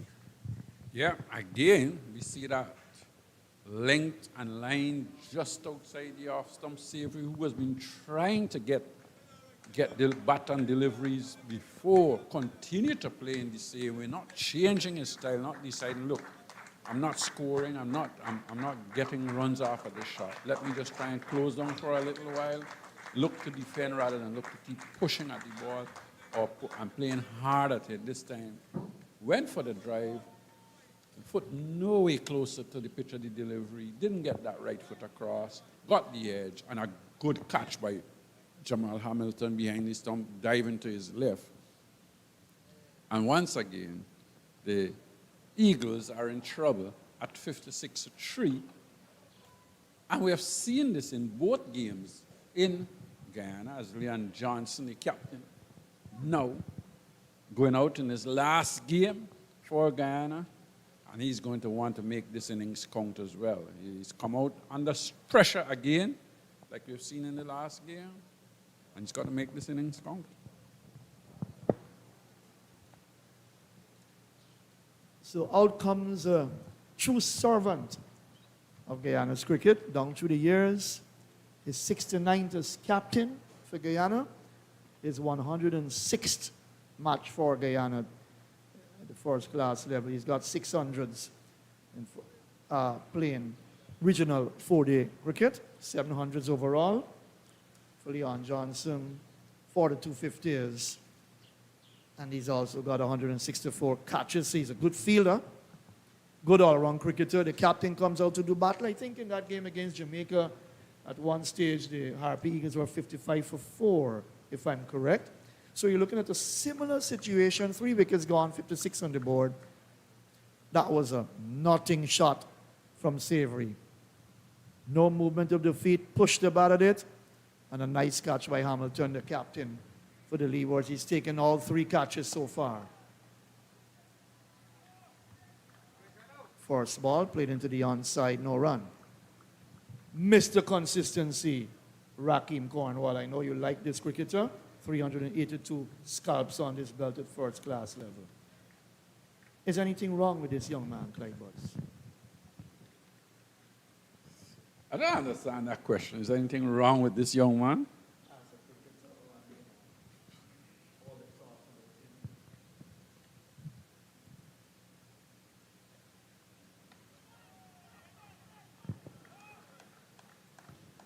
Well, I know over the years that Cornwall has consistently performed for the Leeward Islands. He's done the business, both with ball and bat, because he's very handy and capable batsman down the order. He's a capable slip fielder as well. And a lot don't pass him in that area. If there was any criticism, you will say probably needs to be just a little fit up. That's the only criticism I could see. But as far as his cricket goes, I think he's a very good cricketer indeed. And that was a no ball. Looking to on drive, Leon Johnson maybe got it a little bit in the air. Fielder coming forward, diving, it would have been not out anyhow.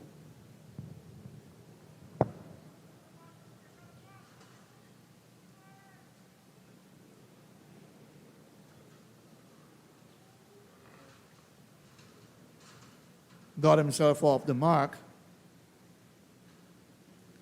We're heading up towards lunch on day 1 in the 5th and final run of Cricket West Indies Regional 4-day senior men's tournament.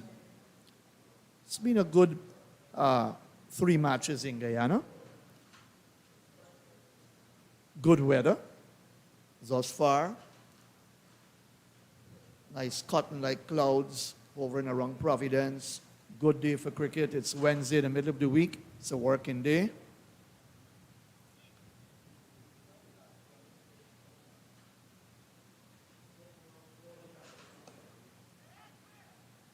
Jeremiah Louis now over the wicket to the right-handed Kevlin Anderson.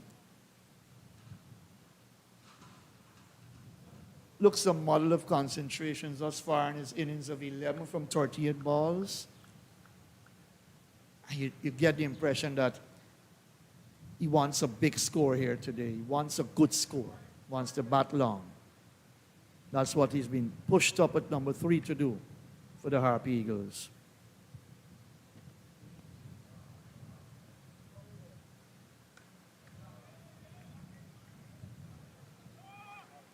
He's classy through the offside, nimble on his feet, works the ball off the pads as well.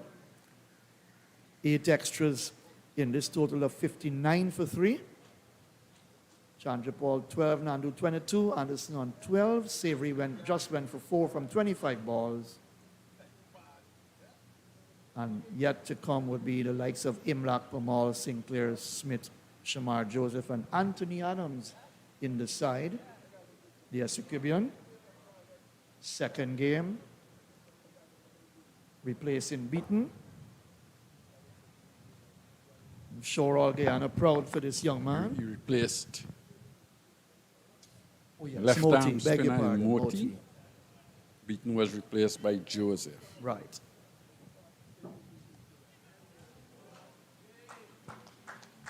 Going back, playing this one late, probably more of a outer half of the bat, went past the slip and into the boundary, 4 runs. I don't think Cornwall wouldn't mind that at all.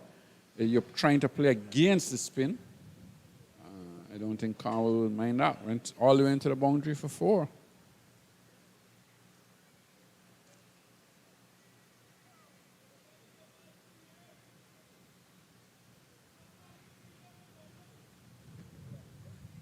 He would tell you he gave himself room when he caught the ball away. All accomplished kind of batters would love to tell you that they play their shots correct.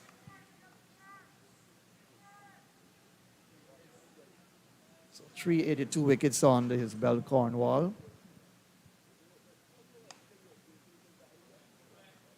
In his 81st first-class match. Look at his consistency, Clyde. He's got 24 wicket hauls, 26 5-wicket hauls, and 7 10-wicket hauls.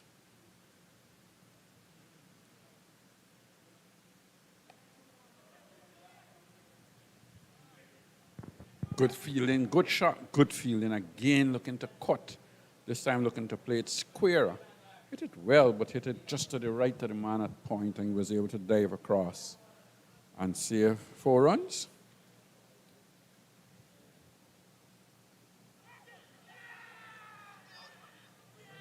Out. The right finger goes up on the right hand there of Ryan Banwari, and so Kevlin Anderson popping a catch to forward short leg, and he is gone for 16. The Harpy Eagles now and in a spot of trouble here, Clyde Butts. They're 6-3 for 4.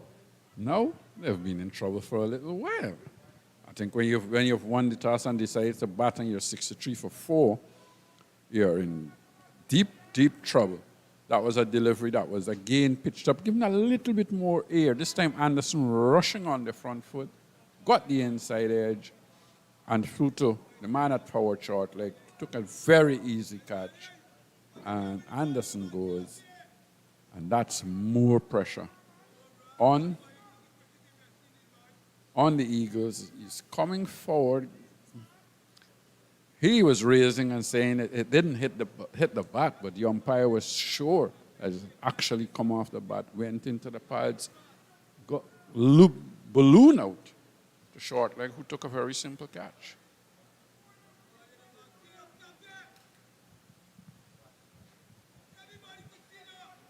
Very mindful of this Leewards side. In recent times, they've beaten Guyana right here at Providence. And they're on top. About 18 minutes to lunch on day one. As Tevin Imlach comes out. Caught by Auden. That's Larry Auden at forward short leg. Took the catch. So Cornwall has picked up 2 already. 8 for 51, his best bowling figures in an innings. This is a dangerous man when he gets going here at Providence. He loves this ground. That's edged away to the left of the fielder. That's Kofi James down to the boundary for 4. Tevin Imlach getting off the mark. Little streaky shot there. 67 for 4. 22 overs gone. Well, I called it earlier on. He's too wide at 4 slip for an off spinner. For an off spinner, you need to be finer. It was much too wide. This time, getting the edge, went past the right of the wicket keeper, the left of the man at 4 slip, and went down to the boundary. 4 runs.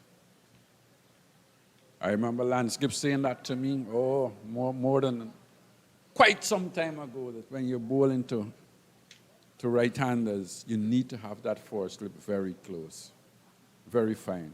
As you see, Oren Bailey, former player, local player, played in the county cricket pro around the place, and now a coach, having a little discussion with a couple of his mates.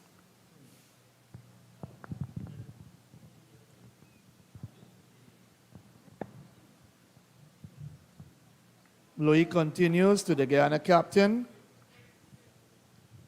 Well, I think Leon Johnson would be saying to himself, I got 150 in the previous game. I can do it another 150 here because the position that the team is in now tells a story. 67 for 4 does not represent good batting by the top order. Blown away, Chandrapal 12, Nandu 22 on the middle stump.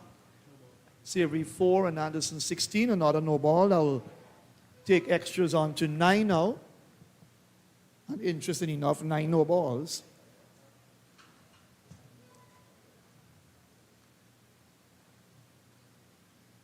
Well, if the batters are struggling, obviously they'll take the runs however they come, whether no balls, the extras, buys and leg buys, but this is a big test here. That was very close to the off stump. Johnson shoulders arms. That was good judgment. John will use that word again, impeccable judgment by Leon Johnson. John Ramsing has come in for the final stint before lunch on day one. It's been a wonderful day for cricket again so far. Good weather with the Jamaica game, and of course when the Windies played here as well against Jamaica.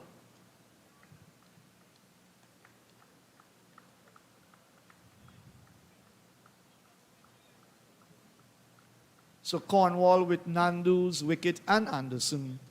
Archibald picked up Chandrapal and Louis picked up Savory.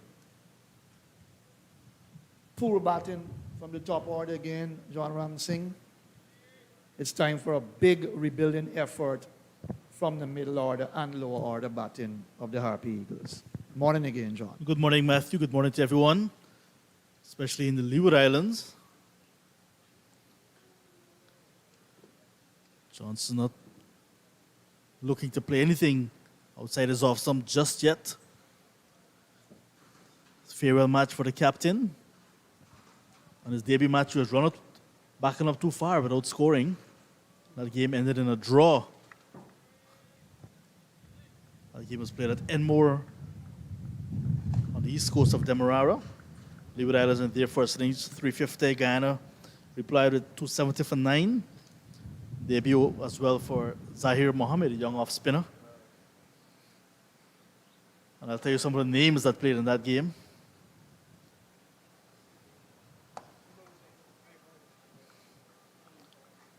For Guyana, the likes of Krishna Arjun, Sinarayan Chattagoon, Narsingh Dinarayan, Travis Dowlin, Damodar Dasrat, Neil Magarl was captain, Vishal Nagamutu was the wicket keeper, Isan Crandon and Rayon Griffith, and like I said, Zaire Mohammed made his debut as well in that game.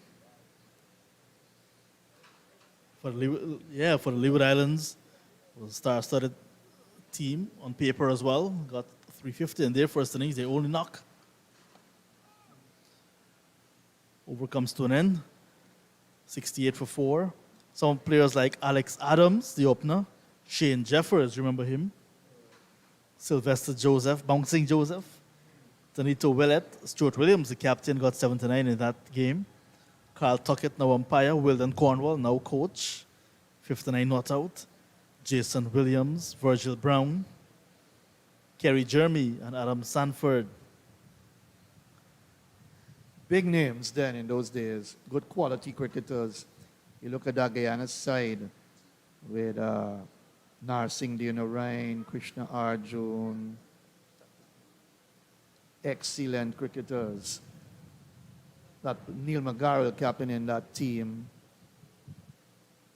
Those were the days when you felt the standard of cricket was pretty high, regional cricketers. Cornwall continues as driven, but good feeling by the mid-off.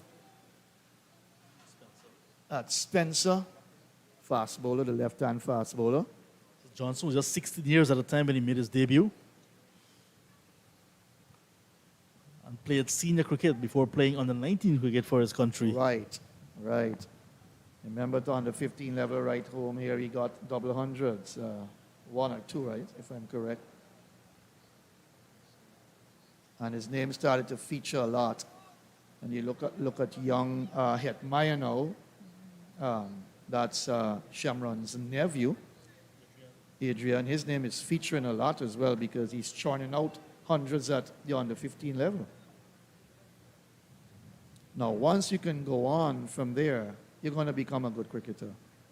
Very good cricketer. Chandra Paul, Brian Charles Lara, Sarwan, Carl Hooper. These are guys from Guyana that would have started early. And they kept on growing, adding to whatever they possessed in terms of talent and ability. Rakeem Cornwall is 30 years old now. Look at his performance. Who can question that? The question marks hang over certain aspects of discussing this young man's life. But to my mind, if you're performing, you're performing. That's important. Return coming in quickly. Stumps broken by Hamilton. Looked at the square leg umpire Nigel Dugan and said, "What about that?" He said, "Not out." And I think sometimes your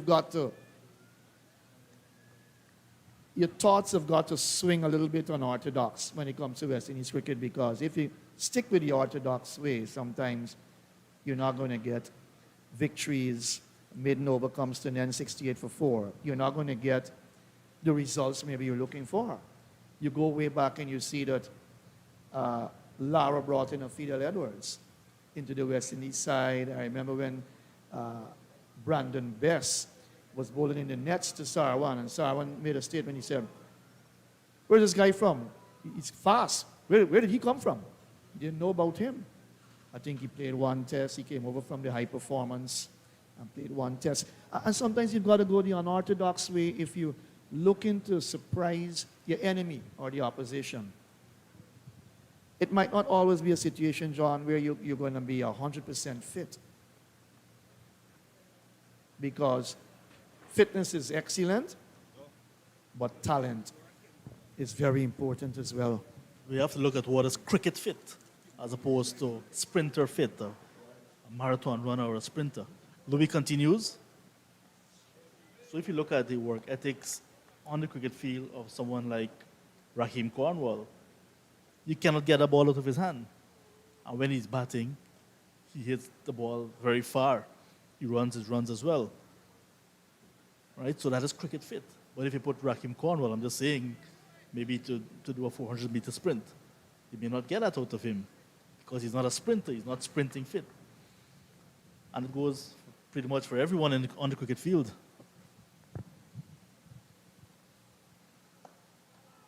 No ball again.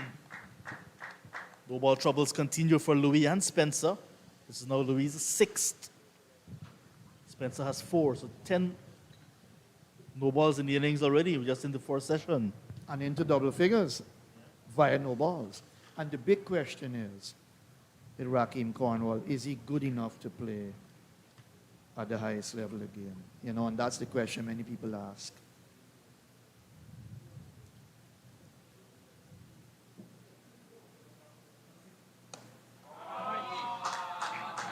Brilliant from Leon Johnson. Picks up a boundary through the covers. Lovely shot from the Guyana captain. Glorious cover drive for 4. 73 for 4.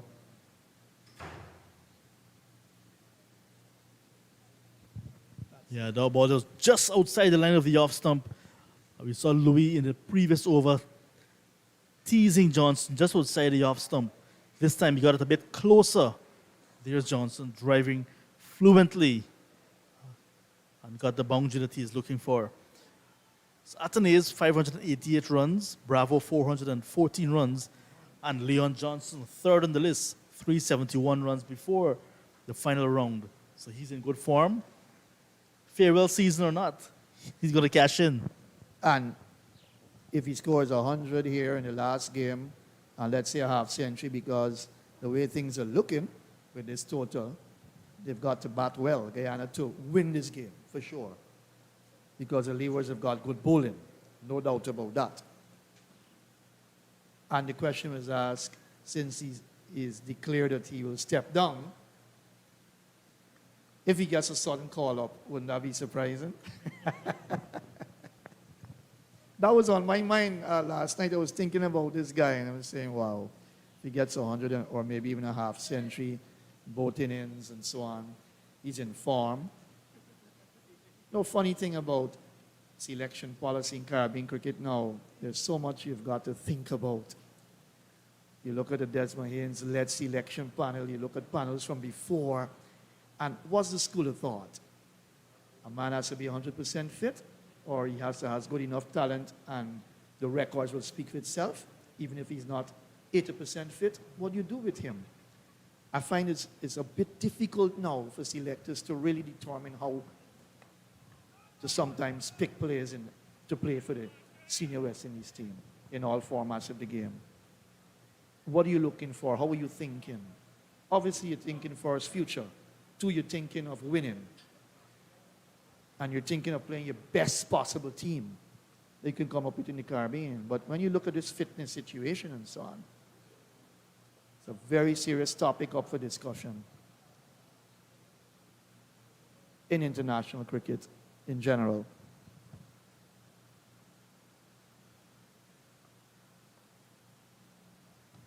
Another no ball for Jeremiah Louis. Into his 7th over now. And now he has bowled 7 no balls. Would you have given him a bowl from the south end because he's had his struggles from the north end of the ground? Spencer at the southern end has sent down 4 no balls. Yeah, most definitely you want to try him at the other end. Maybe he's uncomfortable running from the northern end, breeze behind him.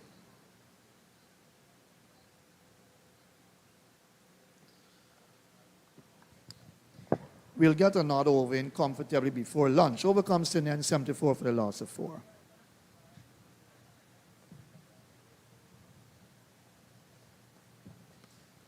It's been a very good session for the Leeward Islands Hurricanes. They've done well. Rakeem Cornwall 2 for 16, Louis 1 for 25, Archibald 1 for 13. They've done the job for Jamar Hamilton. It's a good first session. Just like Jamaica had against Guyana when they had them 55 for 4 at lunch in that first session. Now, a few more runs. 4 wickets have fallen. So wickets falling at Providence again. It's been a wickets pitch, and runs as well have come. Evenly balanced. It's not the same pitch that was used in the last game but very similar. If there's a difference, I may say this one is a bit drier for a first day pitch compared to what we saw on the first day in that last game, Jamaica Scorpions, when they were in town. But Cornwall now, 29 wickets with the 2 already this morning. Big appeal. Banwari asks the question. He says not out. Everyone around the bat very confident. But umpire Banwari took his time and in the end says not out. Matricky, soon put on your umpire cap for a moment and have a look.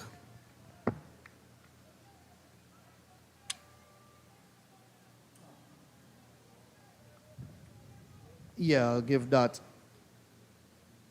to the batter there. The ball just maybe missing leg stump because he's an off spinner. He got a little bit of turn there, little bit of turn.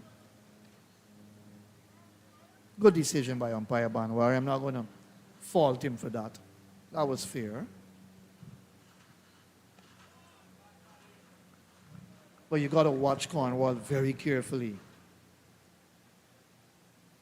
383 first class wickets. Now he's picked up 2. You add 381 to that. So he's the workhorse for the Leewards. He's a dangerous customer. You've got to play him well. Watch him carefully. He gets the bounce, a little bit of turn. That's how he snapped up. Nandu surprised him. And he is now bowled.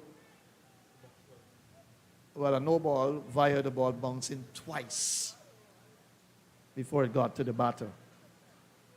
You got to know your laws well to know these things.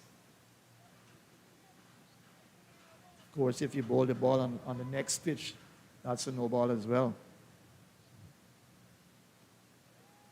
Just going down the leg side, got it on the pad, it bounced away to short backward square. This is going to be a very crucial partnership for Guyana Harpy Eagles. Imlach and Johnson got hundreds in the last game. So they're informed, they have confidence as well. But Leeward Islands Hurricanes so far in control.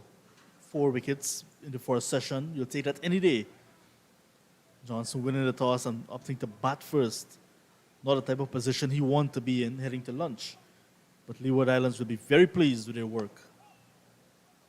That's why this partnership is very crucial. As we head towards lunch on day number 1, Leeward Islands Hurricanes in Georgetown, taking on the home side, the Guyana Harpy Eagles. And Harpy Eagles winning the toss and batting, 75 for a loss of 4 at lunch. 26 overs in the opening session completed. Nandu, 22, Tajan Wright Chanapal, 12, Kevlin Anderson, 16, Kemal Savory, 4, all back in the hut. Johnson on 5 and Imlach now 4 at the interval. We'll resume in about 40 minutes of this battle with the Hurricanes led so far by Raheem Cornwall, 8 overs, 2 for 17, 1 apiece from Jeremiah Louis and Colin Archibald, the left-arm seamer. Javier Spencer did not pick up a wicket in the opening session, but it's early days yet for him. So that's lunch on day number 1. Harpy Eagles batting first in their first innings, 75 for 4. We'll take a break for lunch as well, and we'll be back in about 35 minutes to continue coverage of West Indies Championship Round 5 match, Guyana Harpy Eagles against Leeward Islands Hurricanes, live from Providence. Do join us then.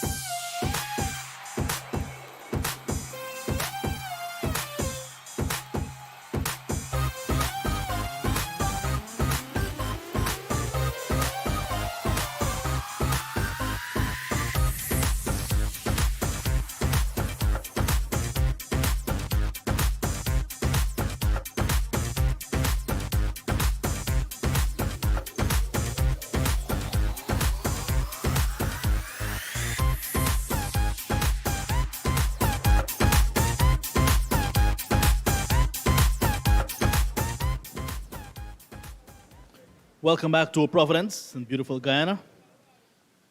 A bit cloudy at the moment, but no immediate threat of rain. We're about to begin session number 2 on day number 1. Guyana Harpy Eagles in their final round match, West Indies Championship against the Leeward Islands Hurricanes. This promises to be a big match, not only because of the championship at stake, but Leon Johnson, captain of the Guyana Harpy Eagles, playing his farewell game for the Guyana Harpy Eagles. Winning the toss and batting first this morning, Harpy Eagles at lunch, 75 for the loss of 4. Captain himself, Johnson, is on 5. Imlak with him on 4 at the break. Tejan Rai Chanapal and Machu Nandu stitched together a 32-run partnership before losing the first wicket. Chanapal caught at a wicket off Colin Archibald for 12. Nandu caught at a wicket as well, a good delivery that jumped on him from Rakim Cornwall for 22. Savory was next to go, caught at a wicket by Jeremiah Louis for 4. And just before lunch, Kevlon Anderson caught at bat pad by Larry Odin of the bowling of Cornwall, who has so far picked up 2 wickets. Anderson going for 16. So those are the batsmen dismissed this morning. 2 wickets to Cornwall, like I said, 1 to Colin Archibald, who got the initial breakthrough, and then Jeremiah Louis with 1. Javier Spencer, the other left-arm speedster, yet to get into the 4th column. So the 2 umpires are in the middle. The Leeward Islands Hurricanes fielders are in the outfield as well, but not in the fielding positions, because there's some work being done on the far side to the side screen, and I think the players will be leaving the field because as the umpires were making their way into the middle, the ground staff decided that they want to cover that black part of the side screen to the northern end. I think this should have been done either yesterday, either early this morning, or upon the start of the luncheon interval. But the ground staff decided to do it just as the players and the umpires were making their way back into the middle. Indrajit is alongside me. Indrajit, we wanted to see some cricket, but the ground staff, they're doing some work at the far end. Hello, John. Hello, viewers and listeners once again. I'm not too sure whether the ground staff started to do that replacement or while the players were coming out that the tarpaulin there fell down. We didn't observe that, so I just don't want to castigate. But let's say if they decide now to look after it, then that's not good. It should have been done during the lunch session. But if it fell down and caught them off guard, well, one can understand that. But the situation is not a good one. You do not want to lose time in a match because of these circumstances. Going back to the performance so far, John, of the Guyana Harpy Eagles, post the pre-lunch session, 75 for the loss of 4, 3 good catches by Jamar Hamilton behind the stumps. He's the skipper. He's enjoying that. I think that the bowlers bowled well. Cornwall got a lot of bounce off this pitch.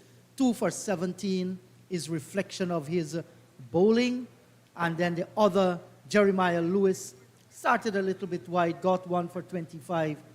Archibald, I think, has bowled pretty well. Bowled in the right areas, 1 for 13. Guyana has to fight back. They have to come from behind. It happens to them previously against the Volcanoes, against the Jamaica Scorpions. But the skipper is still out in the middle. And Imlak, the 2 of them, they seem to bat good together. So that can peter well out for the Guyana Harpy Eagles. Left and right hand combination. Johnson from the Georgetown Cricket Club in Georgetown and Imlak from the Demerara Cricket Club, just about a half a mile from each other. So familiarity there as well. At lunch as well, Barbados against the Windward Islands. Windward Islands 91 for 4, 91 for 4. The Volcanoes at the Queen's Park Oval. Down south at the Brian Lara Cricket Academy in Trinidad and Tobago as well. Home side 94 for the loss of 4, the TNT Red Force. 94 for 4 against Jamaica Scorpions. So 4 wickets across the venues this morning in the G. Yes, John, and that's quite interesting too. I mean, the final round has become there, that volcano game against Barbados. That clash is interesting. Trinidad and Tobago, some or the other, they have not been batting well as a team. throughout the entire competition, and that should be concern for West Indies cricket. So too, the Jamaicans, as we come to the end of the season, those things must be corrected. You want to see especially the youngsters coming through the system, make their names count. John, it's going to be very interesting to see the likes of Athanaze, how he ends the season. Started brilliantly, continued to do well. Kavim Hodge has been among the runs. Was a pity that young Milas got himself injured and did not continue the series. So those are some youngsters in the Windward Islands there. You know, you want to see them come right up to the end and score heavily. So once again, viewers, you're not missing any cricket because of some repair work being done to the side screen at the northern end here at Providence. So the umpires are supervising that bit of repair work. Earlier in the day, I saw Fun 88 on that side screen. It was white. So maybe they rolled it over. I don't know in the G2, but it's not... Yeah, I can't recall. We were outside of the commentary box, sitting in Gaff, and I can't recall seeing the black there at that time. So something had to be done as the players walk out. Whether it fell or they're turning it sideways, I'm not too certain, but it's taken up time. We have almost gone 15 minutes after the play should have started. 5? That's right, 5 minutes, it's 22. I beg your pardon. So we've actually lost one over there. So Alec Athanaze, like you mentioned, is still at the crease for the Windward Islands Volcanoes against Barbados Pride. He's on 26. With him, Tevin Walcott, the wicketkeeper, on 21. So repair job is on the way there for the Windward Islands Volcanoes against Barbados Pride, the defending champions. And the Pride, defending champions, third on the points table behind the Windward Islands Volcanoes and the Guyana Harpy Eagles. I think in the Jeet, everything being equal, we're playing cricket. New champions will be crowned this year. Yes, we can say that new champions will be crowned because if you add a further 20 points to that 50, it will get the Pride up to 70. Harpy Eagles on 68.2. So technically, the fight here is between the Harpy Eagles and the Volcanoes for taking home the championship trophy this year. But they are important matches. There are lots of things that personal, players will try to make that team that we're talking about that will be playing in Antigua. You're having 3 matches there. So certainly they want to make that, how much? Maybe 15 and 15, 30. And you have an academy team as well. So it augurs well for individual players to continue to turn in good performances. Well, the umpires are shaking hands and they're walking back to the center of the field. Umpires Ryan Banwari in his third first-class game, a local police officer in Guyana, and umpire Shannon Crawford, a fire officer, in his 12th first-class game as well. So relatively, well, in fact, Nigel Duguid in 63rd game. Crawford is the third or reserved umpire. So Ryan Banwari, relatively new to first-class cricket as an umpire, started just before COVID-19. That same year, 2020, he did his first game in Barbados, and then the pandemic, and now he's getting an opportunity again in 2023, as cricket also returns to Guyana for the first time since 2020. And the final round of the West Indies Championship, and Guyana in a very good position to win another title, to give Leon Johnson, who's departing from national duties, a fitting farewell. Yes, 5 consecutive titles for Leon Johnson when he took over the captaincy of the Guyana Jaguars then in 2014. If he wins this year's title, it's going to be 6 titles for Leon Johnson in about an 8-year span. And that in itself is going to be historic, and what a good send-off it will be by his team for their captain should they go on and win here. They have played good cricket. That's the reason why they haven't gotten any defeat so far this season. Despite their 75 for the loss of 4, they're still batting to come, especially with these 2 that are here. There should be some concern, John. Tejan Chandapal, went to Australia for the West Indies, played there, then went on to Zimbabwe, got a big double hundred there. Then went to South Africa in the first match leading up to the test. Rabada got him twice, and then in the test series, did not put runs on the board, came back here, he got a half century, 85. But wasn't the Chandapal, the confident Tejnarine that we saw, even in that innings of 80 odd, came back here this morning, looked tentative, beaten a few times outside the line of the off stump. Machu Nandu, 126 against Barbados, got another half century, 62. Got some good starts. I thought he got a good start today until he got on to 22. I think technically did not live up to the standards against Cornwall, lost his wicket. Kevlon Anderson, youngster making the team, he has to learn. 20s and 30s are not going to get him there.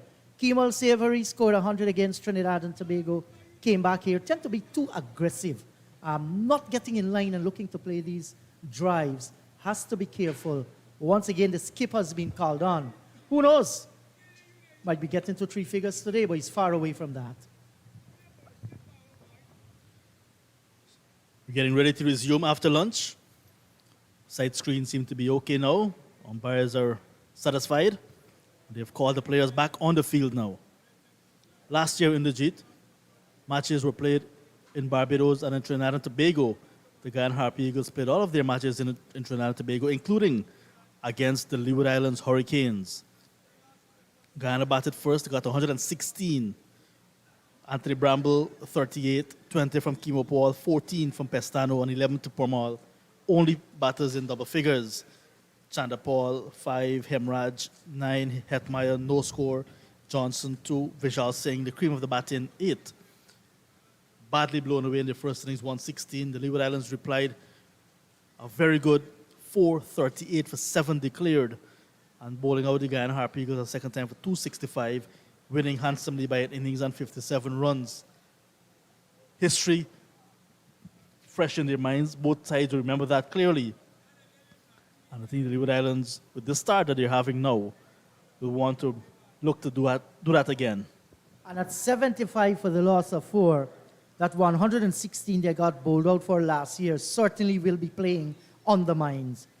Here's the force ball after lunch. Not a bad start. Moving away once again, Spencer, none for 20. And he'll be looking to get into that wicket column. But these two guys out in the middle, they're in excellent form. And I like the approach of Emlak in both innings against the Scorpions. 46 in the first innings, 136. Leon Johnson, big 150. And he has his relatives supporting him. They're at the ground. We saw them earlier. And while he was walking out, he was waving to them. They were waving to him.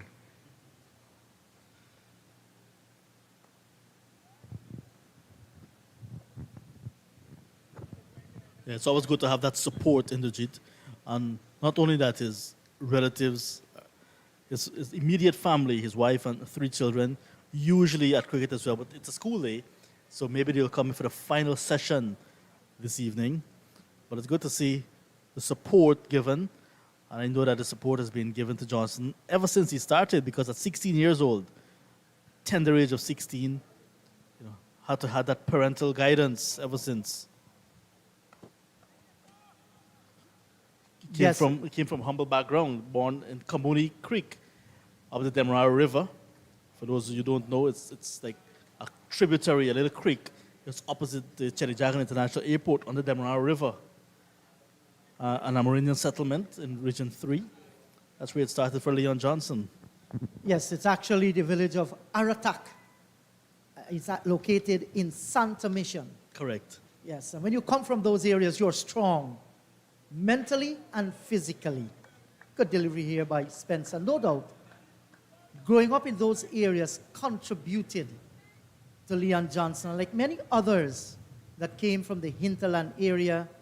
You grew up there on Blackwater, you improvise, you work hard, you walk for long distances, and that village definitely is proud of their hero.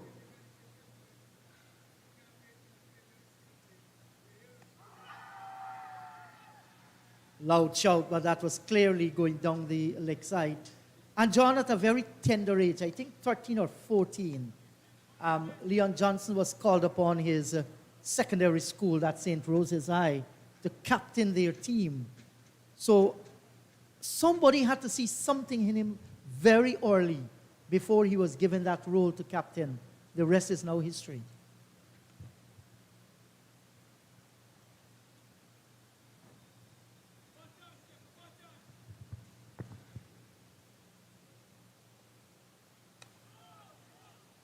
First run after lunch comes off the bat of Leon Johnson.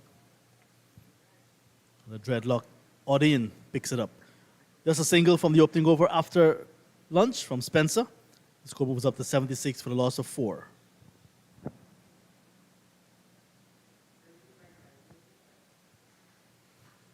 Still to come, Vice Captain Pamal Sinclair, who's been among the runs, and the bowlers, Smith, Joseph, and Anthony Adams, playing his second first-class game in his career, first since 2018. And you said Blackwater in the Jeet. Just allow our friends in the Leeward Islands, as we see Chairman of Selectors Ramnari Sarwan have a discussion with the Young Brigade, Tejan Ryan Chanapa, Machu, Nandu, and Kemal Savory. No doubt, it's about their dismissals this morning. It's about what's next. And the lead selector, always at cricket. Yes, John, and this is great to see. Talking to Ramnare Sarwan, or SARS talking to them. He was out in the middle. He understands the game. One of the superstars of West Indies cricket. Cornwall begins his stint after lunch.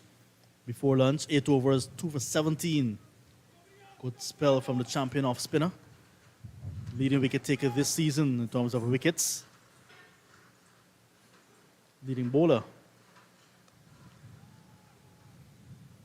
Like I was saying, Blackwater, you need to clear that up for our friends in the Leeward Islands, in Anguilla, in Antigua and Barbuda, Guadeloupe, Montserrat, St. Kitts and Nevis, the British Virgin Islands, St. Martin, the US Virgin Islands. Hello to all of you. Hello, guys, in that part of the world. Beautiful islands there in the Leewards. I think they find themselves in the Lesser Antilles, and they face away from the trade winds. Unlike their neighbors, the Windwards, who actually face the trade winds. When we speak of black water here in Guyana, we are talking about water that tumbles down from the highland region. Guyana has 4 natural regions, all right? One of them, the highland region,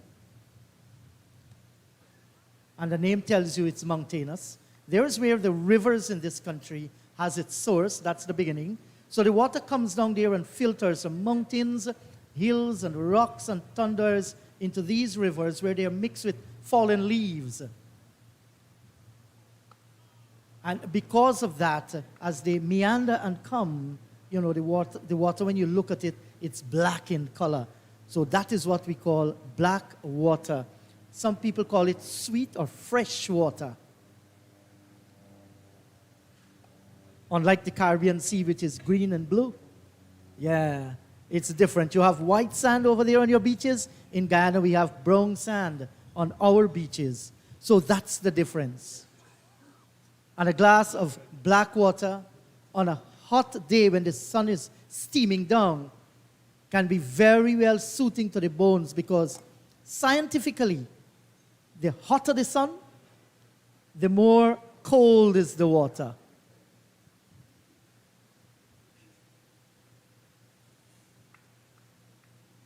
And Clyde Butts will tell you he comes from Maikoni. Mixing black water with a certain special liquid can revive and rejuvenate What is you. that? What is that, sir? Hello, Clyde. I need to be enlightened. Good afternoon to you in the G. Good afternoon, Clyde. Nice when you bring out these stories from Maikoni and so I gotta let people know I am from the roadside. You're from in the creek. So, Yes, we were just chatting away with, we mentioned Leon Johnson coming from the black waters of the Aratak village that's way up in the Kamuni Creek, a tributary of the Demerara River. Some of the things he did there. Always peaceful. And we always say, in Guyana, if natural beauty is your idea of paradise, then come down and visit Guyana, the hinterland region. Of course, it's wonderful. And not only that it is, just the scenery, the birds, whatever you want to see, the snakes and things like that. They're there. So you got excitement as well. As Mrs. Leon Johnson and their children just enter the arena, and Johnson just greet them with a lovely cover drive. Didn't get a run, however. Hugs, that tells you about the love of family. That's Leon Johnson's father in the black, the mom in the...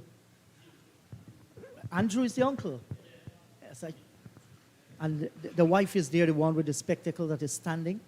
Surely they have lent tremendous support to their hero over the years. It's a dive by Hamilton, stopped it. Good athletic dive to go away towards his right. And Clyde, it's always good when the family, they say a family that prays together, stays together, and you support each other. That's one of the hallmark of good family value. Of course it is. Of course it is.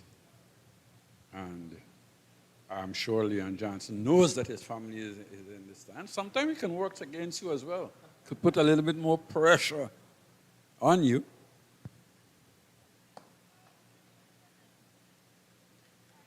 A little bit of misfielding here. And this will allow Leon Johnson to come for his 8th run. So yes, it can work against you as well. A little bit more pressure. Let's hope it does work against Leon here and he's motivated with that presence. Final delivery coming up in the 29th over.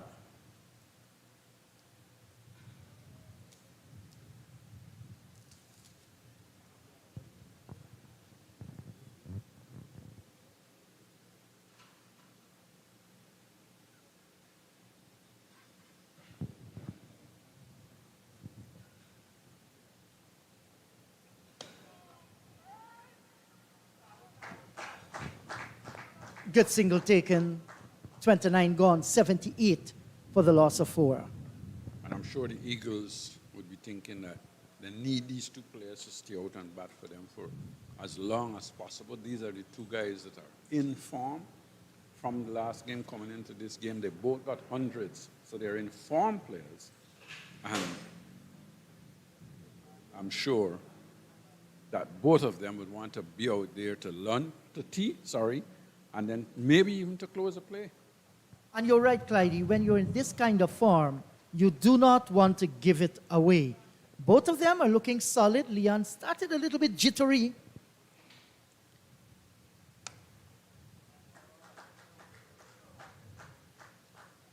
Good looking on drive for a single. I'm just surprised that there's long on to having him luck. I think you would want to ensure that you put a lot of pressure on him before he really gets going. He's only on 6. I would be thinking that you want to see what he's got before you really push back that field to give him those easy singles. As Leon Johnson looking for that sweep, looking to hit down to deep backward square, misses. That wasn't any much of a shout. Obviously, maybe they thought he got a little edge as well.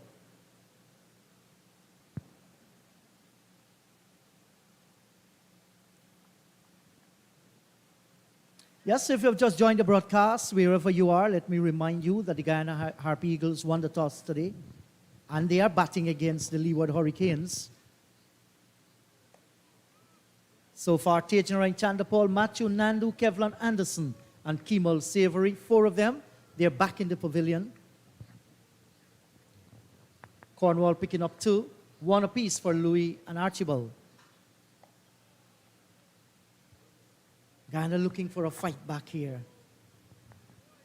with their 2 informed players in Skipper Johnson, the left-hander, and Tevin Imlach, the right-hander.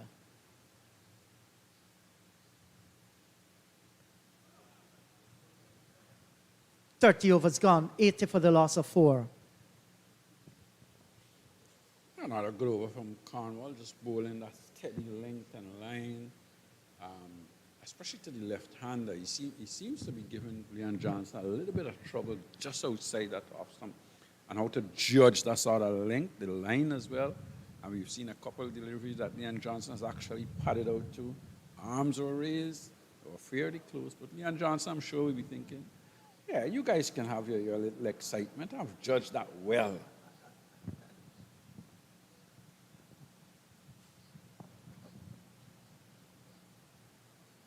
So Spencer will continue. And Clyde, over your years playing cricket, we listening to cricket, seeing cricket, I think there is no doubt the best fast bowler to come out of the Leeward Islands. Andy Roberts or Andy? You don't have to think. I will have to question that because Question they have it. a man named Sir Courtney Ambrose as well. So I may give Courtney Ambrose the edge. Sir Randy, of course, I think, I wouldn't say was the first great fast ball out of the West Indies, but certainly led the way. And this is going to run away down behind the keeper, and the umpire signal buys. Yes, that was, looked to be swinging down the leg side, bowling left arm over the wicket. Seems to have straightened a lot. So that sort of length and line, if he's going to get it to straighten that much, if he can get that just about off stump, it could cause some problems.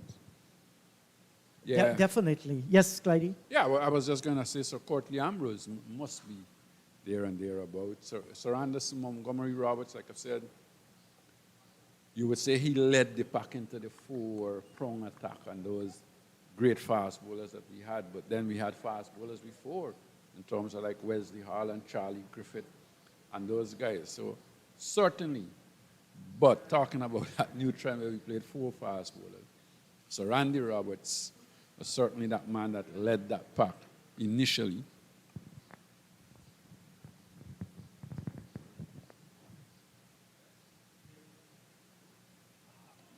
And outside of Sir Andy and Sir Kirtley, Leeward Islands have known over the years to produce some outstanding fast bowlers too. Oh, yes, the two Benjamins, Winston, Kenneth, Hamish Anthony played a little while, more or less, more an all-rounder. And I remember playing against a fella named Hayden Hungry Walsh, which would have been young Walsh's uncle. And I tell you what, he bowled fast. He used to bowl fast. So No just ball. infringing there. Once again, Spencer. Yes, and later on down the line, or within that period too, you had people like, was it Anthony Merrick? Yeah, Merrick and Ferris. Merrick and Ferris. George Ferris is probably the quickest schoolboy I have seen. And I say that because he was around 18, 19 years of age when he went to Zimbabwe with us in 1983. And he was quick. He was quick. I think injuries more or less cost him, but he was certainly quick. Merrick. I always say this about Merrick. Let's hear. Bumper yaka, bumper yaka, bumper yaka. I don't think he knew any other length but a bumper and a yaka. But he was a handful. Maynard, the dentist. See, he went for the Leewards. face. Yes. Big fella as well. 85 for the loss of 4, 31 overs gone. Eldon Baptiste, he was steady. Baptiste was a good cricketer. I wouldn't say medium pace. I think he had a little bit more than that when he bent his back. But he was such a good cricketer. He batted well, fielded, was brilliant in the field, and certainly was a damn good cricketer. yes, and And now they've got the young guy. Mm-hmm. Who I think can be a handful. He is. And it's amazing how he has developed Alzari Joseph. And certainly he is considered the lead fast bowler for the West Indies and living up to expectation. Improved tremendously, not only with the ball in hand, but with the bat as well. And it's amazing. Those islands, you know, many people call them small islands. Yes, in geography, they are small, but when it comes to the ambition of those people, they can never, ever be considered as small. They have been part of West Indies cricket for years. They have contributed significantly. In the air, has he gone? Caught at short cover. Leon Johnson goes for 8. Wow, and that's the 5th wicket going down for the Harpy Eagles. Their skipper will have to duplicate his long walk back to the dressing room. I think Leon Johnson here guilty of just looking to play across the line a little, probably looking to score through mid-wicket. I think he didn't get out to the pitch of the delivery, looking to work it on the onside. Whether he got a leading edge or not, we'll have to wait and see, but certainly, and the ball spoon out into the extra cover, fielder jumped and took a good catch.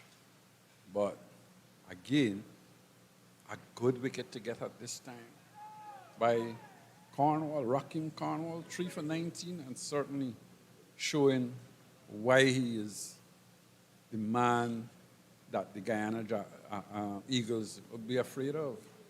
Listen, look at that. Yes, just closing the bat face, got the leading edge, probably just looking to hit it up to mid-on for a single. Closing that bat face, got the leading edge and spoon out to the covers. Yes, and I'm afraid that Guyana batting continues to take a dive here against the Leeward Islands. And myself and John, we were reflecting when these two teams reached last year, what transpired. The Harpy Eagles bundled out for 116. The Leeward Islands went on to score a big 400 odd and put real pressure. They end up winning that game against the Guyana Jaguars then, their Harpy Eagles this year. Let's hope, for the Guyana's sake, that history doesn't repeat itself and a partnership can be put together. More from you, Clyde, and you'll be joined by Matthew. Yeah, I think Sinclair has been playing well so far this season, and I'm sure Guyana will be thinking, well, we need him to give us an innings now. We need him to support Tevin Himlak as much as possible. Himlak needs to lead from the front here now. He is the main bat out in the middle, and he just needs to stay out there and score as much as possible. Good afternoon to you, Matthew. Hi, Clyde. Good afternoon. Hello to everyone. Yes, the Eagles rock back here at a 5 for 5. And the man causing the damage, it's been a regular feature now in his cricket and against Guyana's side as well, Raheem Cornwall.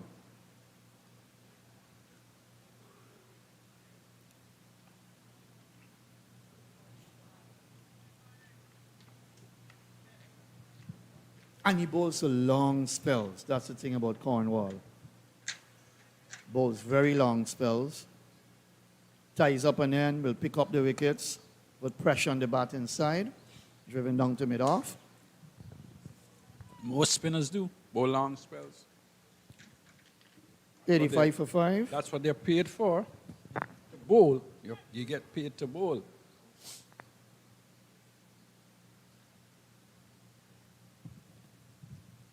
It's going to be a big ask here now. Kevin Sinclair, Tevin Himlak,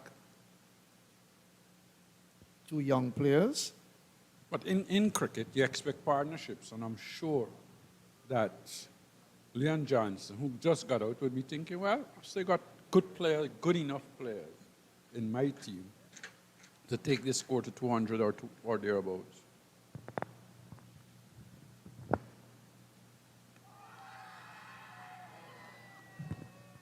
Well, Hemlock is gone. LBW looking to play that length of this delivery again from Spencer. It's that length of uncertainty, and we were just talking, myself and Inderjeet, that when he gets the delivery right, he could cause some problem because he's getting the ball to nip back into the right-hander's left arm over the wicket. When it pitches, it just straightens and comes back at are the right-handed batsmen. You look at this, just pitch short of a length, straighten up. And if there was any question, maybe you would say that any question you'd think that he might have pitched outside leg stump. Because he was going back onto his stumps as well. But you can see that shape, so it's hard to say that pitch outside leg stump. So I think it's a good decision from the umpire.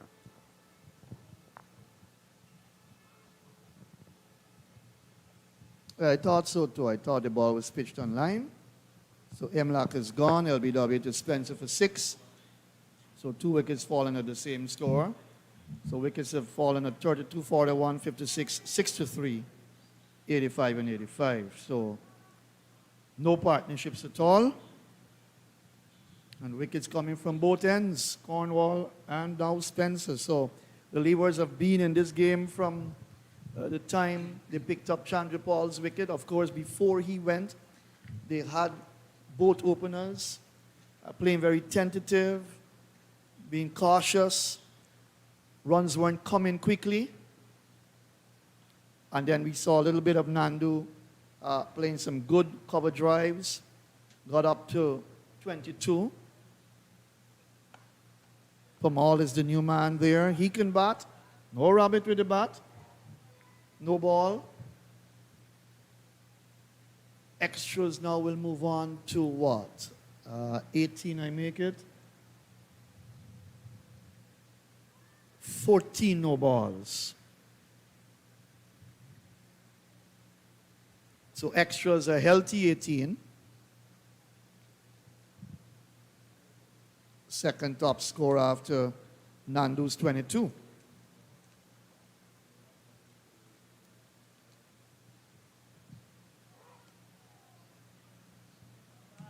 Again, we've seen that delivery, pitching and straightening. And Pamal would have to look to play at this delivery because normally you expect a left arm over the wicket bowler to be slanting the ball across the right hander, but he's certainly getting it to straighten, pitch, and come back at the right hander.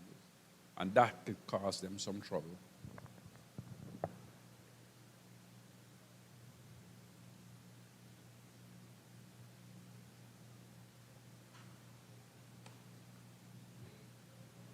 Wide of the off stump. Pamal is off the mark. Driving to cover. I think everyone would want West Indies cricket to produce some quality left-hand fast bowlers. Earlier you were talking about the likes of a Pedro Collins that we had. Got the ball to swing both ways. Now you've got a few in white ball cricket. The Cotwells, the Obed McCoys.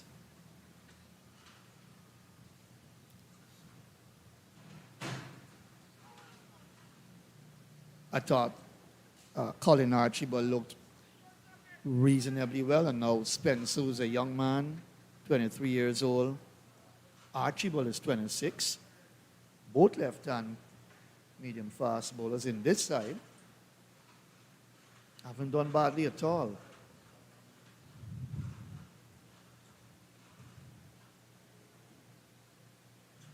And they've both picked up a wicket so far.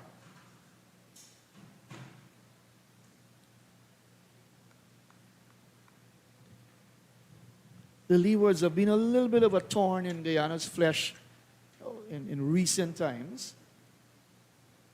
I know they've won 2 matches here. I remember there was a game, I think, in St. Kitts where Guyana declared and set them a total, and they won that game a few years back.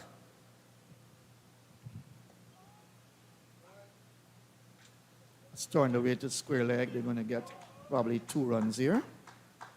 Chandrik had played in that game, if I recall, and he had got, 64 odd. I think he had retired hurt in that match. But Leewards went on to win that game. That was a nail-biting game. So they've been a bit of a thorn in the Guyana in terms of playing against Guyana. 8 and 9 for 6. That's the end of the over. Well, they've got their tails up now. The bowlers are producing. causing the batsmen some trouble. Cornwall as steady as ever on that good line, getting the ball to turn and bounce. And Spencer getting the ball to come back at the right-handers. They have caused the batters some trouble.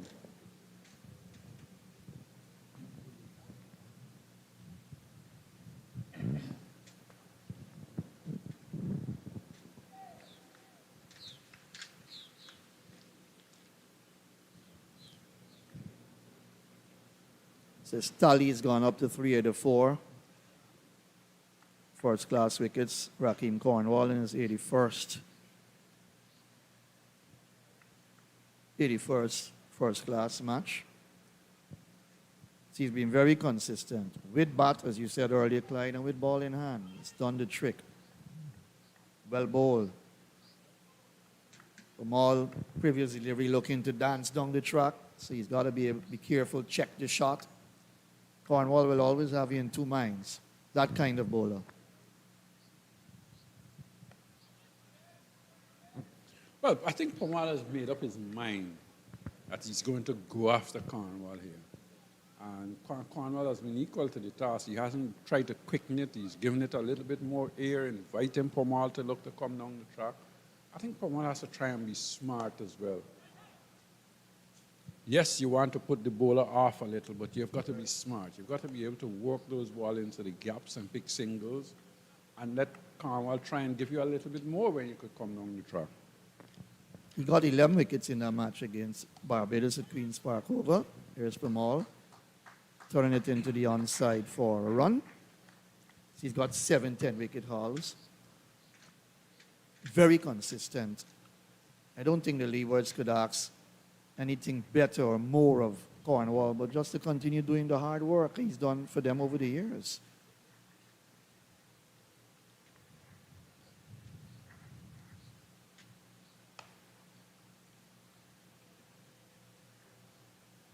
That's the end of the over, 90 for the loss of 6.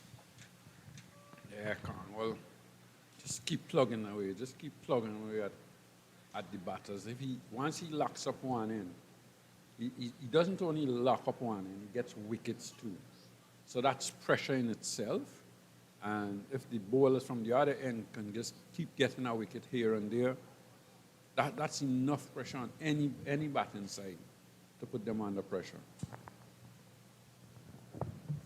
That's the perfect formula that will work.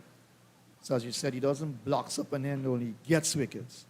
And then we just saw Spencer picked up Imlach from the other end. So the support systems are in place there in terms of the other bowlers around him. That's what you need. That's teamwork. Right through Kamal. That was a beauty. Pitched, came forward, beaten all ends up, went right through the gate, taken by the keeper. Again, that inward movement. That's what's causing the batsman trouble. That went between the batter and the pad as he was coming forward. To kill it, it came back at him. And lucky that he didn't actually get the inside edge or even knock the off stump out the ground. Well bowled.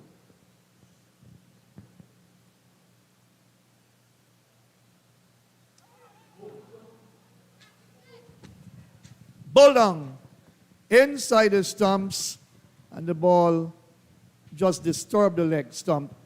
Remove both bails. That's the end of Kamal. He has this way of sometimes just getting inside his stumps and expose Midland leg. And so he's gone back for 2. And Spencer struck, picked up. Look at that, Clyde picked up his second wicket, 90 for 7 now.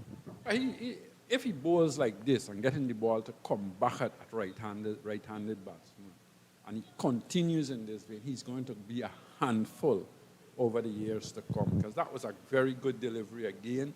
Probably just pitching leg stump, held its own. It straightened nicely. Kamal going across the wicket after the delivery before, where it came back at him, deciding probably he has to cover that line.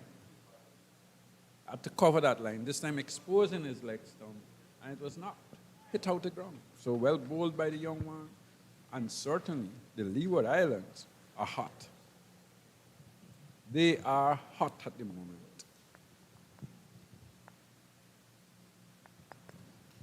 You were talking about of late they've been giving Guyana, but they've always given Guyana a run for their money. Back in the years gone back, they've always played good cricket against Guyana. They've always been one of the teams to beat. And we used to say in those days that if our players showed the confidence that the Leeward Island players had, that we could have beaten nearly everybody in the Caribbean, but we thought that we lacked that confidence. The Leeward Island, when they came out to bat, regardless of how bad or how things they looked, they had that confidence in them that they can do well. And that has worked for them over the years. They were that type of side. Anthony Adams, the Caribbean is out there now. First ball down the leg side. Flick fine for 4. Gets himself off the mark. Again, that direction probably just going down a little. But imagine he getting that right to Adams, what will happen? And it's not every day that somebody like Adams would have seen bowling like this, where the ball comes back at you like that.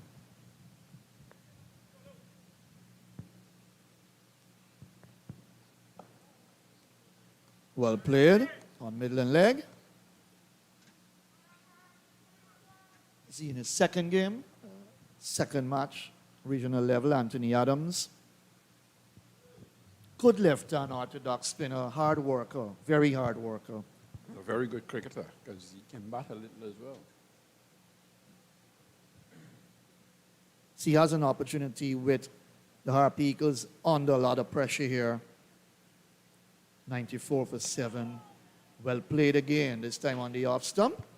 Well, I'm a little surprised that Jamal Hamilton hasn't actually put a man at forward short leg, because the deliveries are coming back into the right hand. And you got a new batsman in just to put that little pressure on him.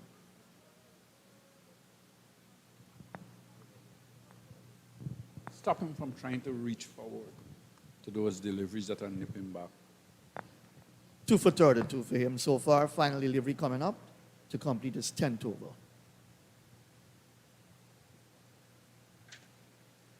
Let's it go by. That's the end of the over. 94 for 7.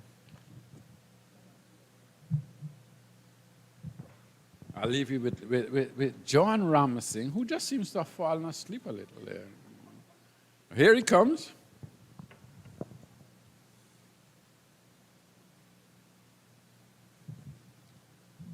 So wickets falling at regular intervals. 32 for 1, 41 for 2, 56 for 3, 63 for 4. They went to lunch at 75 for 4 from 26 overs with 12 extras, all no balls. And then after lunch, a flurry of wickets already. Johnson, the captain, in his final game, hasn't impressed in the first innings. He has a second chance to bat, of course. 85 for 5, then Imlak, 85 for 6. And Pamal, 90 for 7. Welcome, John. A flurry of wickets. 7 have fallen already. It's not yet even half of the day's play. Good afternoon to John. Good afternoon once again, everyone. Cornwall continues to do the holding job and also picking up wickets. Very good bowler he is.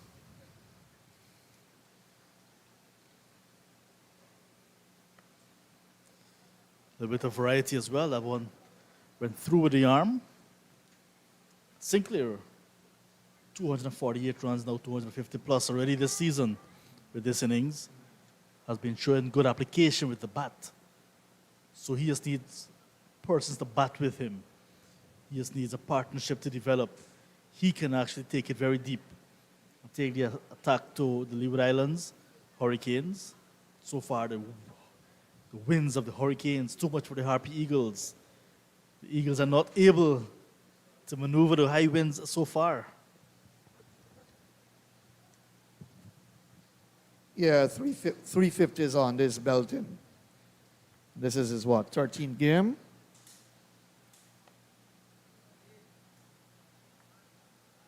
But as Clyde said just before he left, Anthony Adams is a very good cricketer.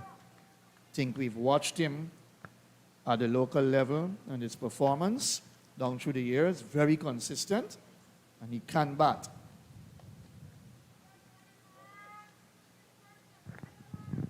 From Surrey on the Escobar coast,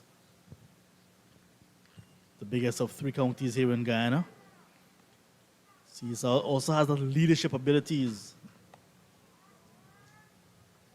Very early in his cricketing career, he has been part of coaching as well. Coach Escobar on the 15 side a couple of seasons ago. Has been around.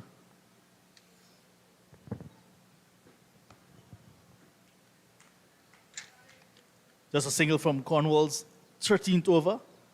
95 now for 7.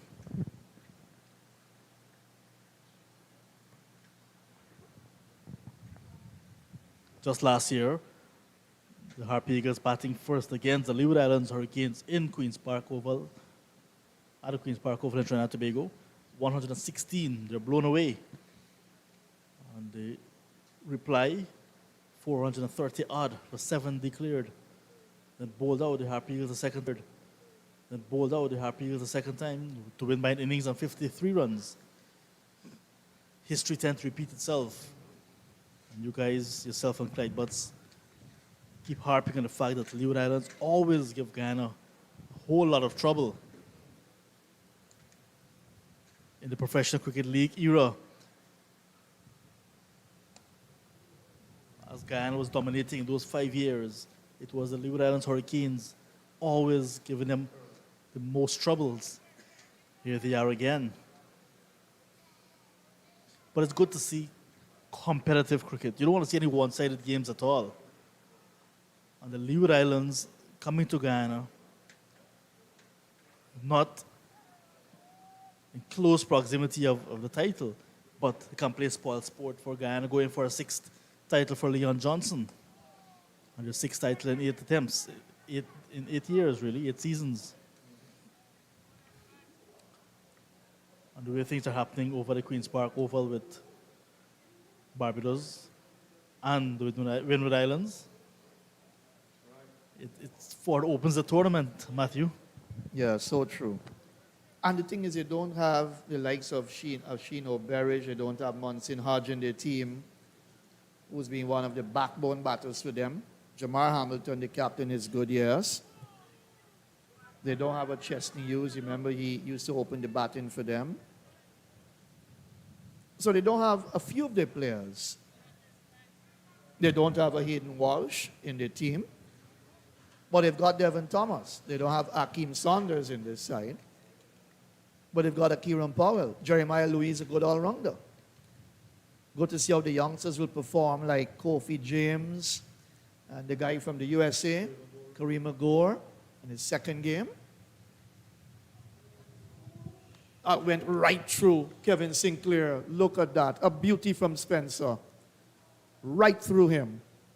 Unplayable delivery. How did that miss? Excellent bowling from left arm seamer, and I always say left arm variety is very important to any attack. That ball was pitched just on the line of the middle stump of Sinclair and moved slightly away after pitching, holding its line really. Starting at 2 straight this time, and Sinclair will get some runs. Sigh of relief for him there after that beauty from Spencer. When he talked about history repeating itself, seems as if something very serious is going to happen here at Providence.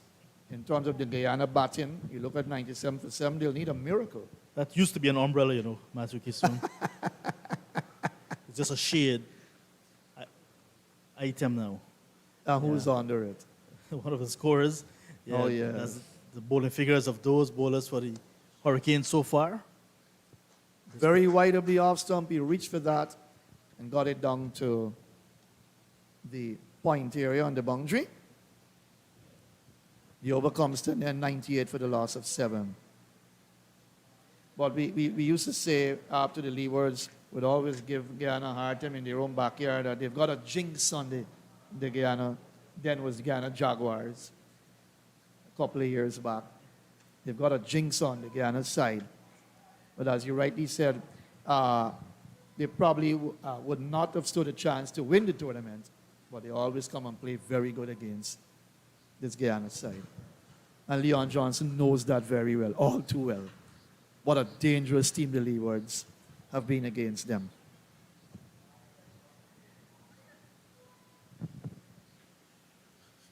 Cornwall it is to continue. Harp Eagles getting close to 3 figures in their first innings. Appeal for leg before. The only hand going up is that of Kevin Sinclair, telling his partner to stay. Look at the disappointment on Raheem Cornwall's face and the body language of the rest of the fielders.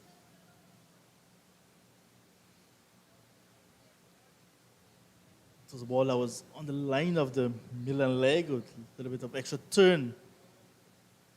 Missing leg stump. So Cornwall thinking that he had his man. Good decision from umpire Banwari. Silly Midon is in play now. Slip as well. Down the leg side again. He's going to run close to the boundary to the north end of the ground. Casey Carter doing some footwork.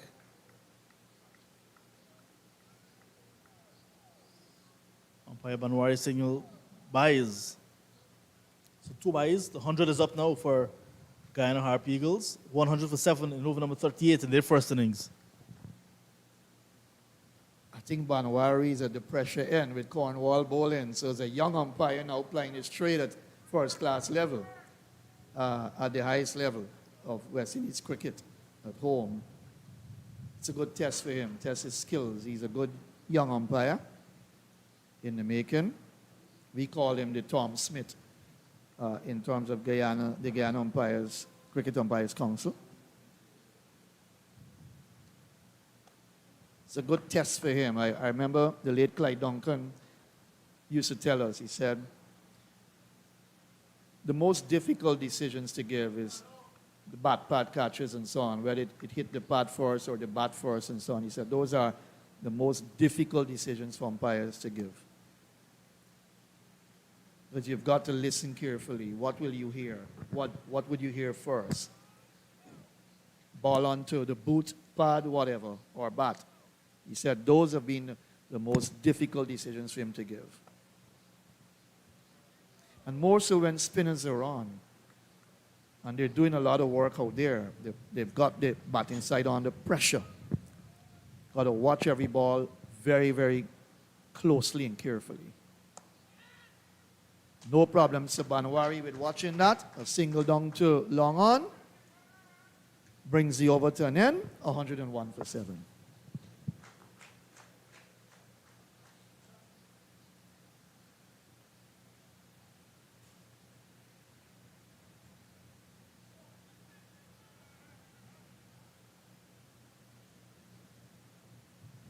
I don't find LBW decisions to be very difficult for umpires to give it a naked eye. Very difficult. It's either yes or no. With technology now, which we don't have in this tournament, the benefit of, your decision stands. But there's some umpires, and I've learned this down through the years, they just don't like giving LBW decisions. They probably don't feel that confident enough to give an LBW decision. I think that has changed over a period of time. Umpiring now is very professional, highly professional.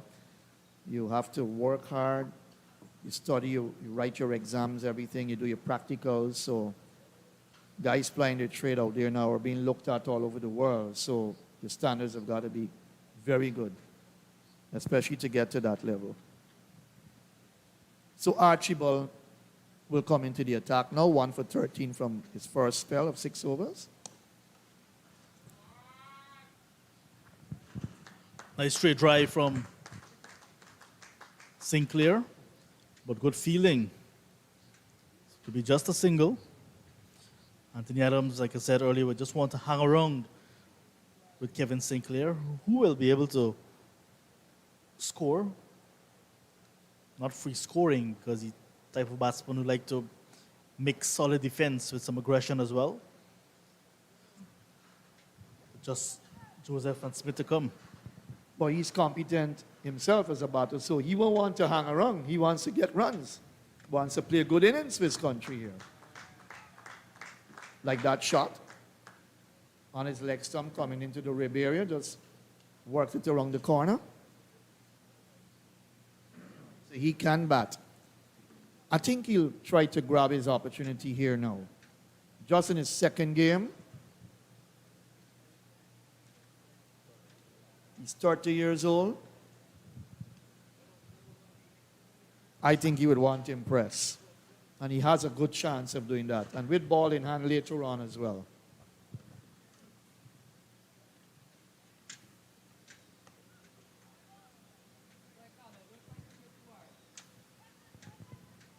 Yeah, picked mainly for his left arm spin bowling in the team because of that lower back injury to the birthday boy, Gudakesh Moti, the test player.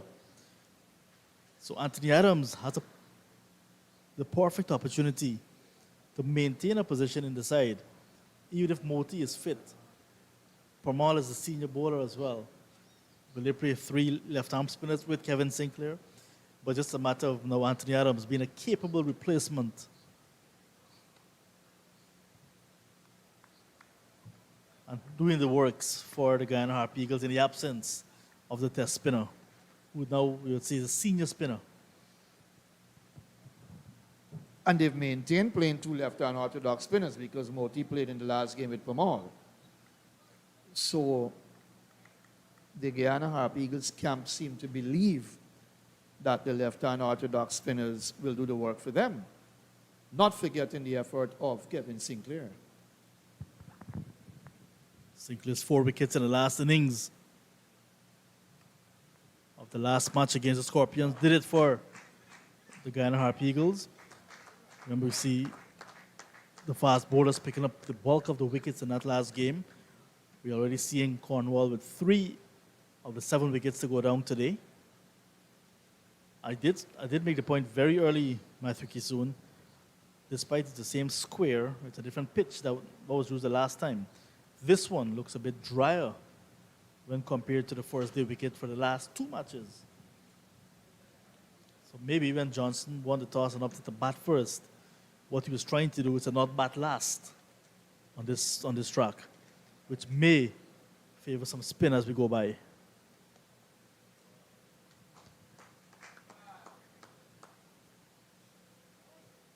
Three singles and a double in this over. 106 now for a loss of 7.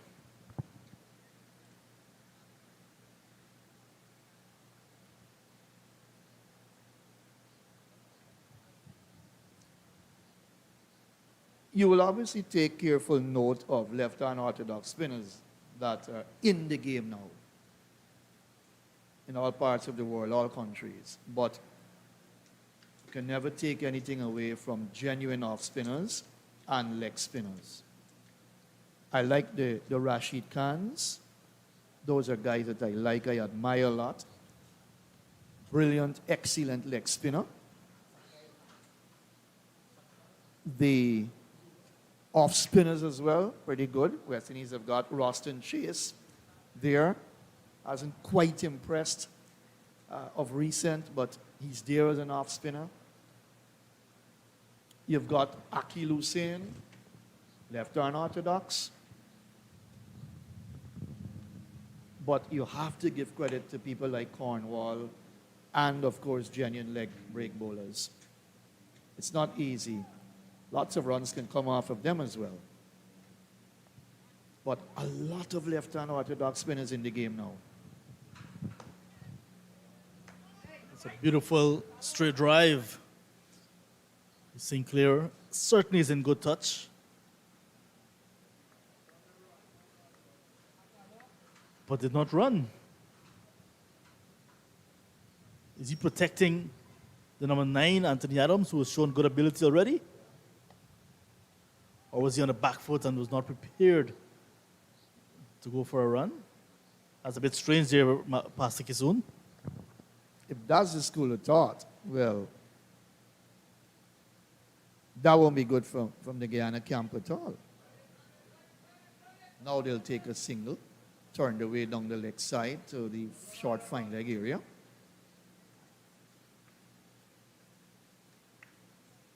Two balls left in the over.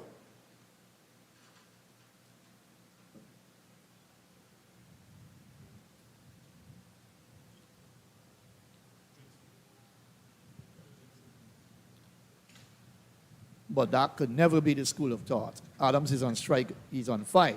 He's competent. He's capable. Well bowled. That's a beauty.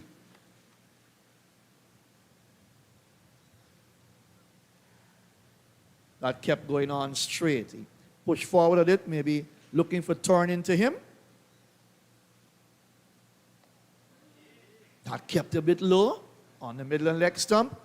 Not a test in Raheem Cornwall's over.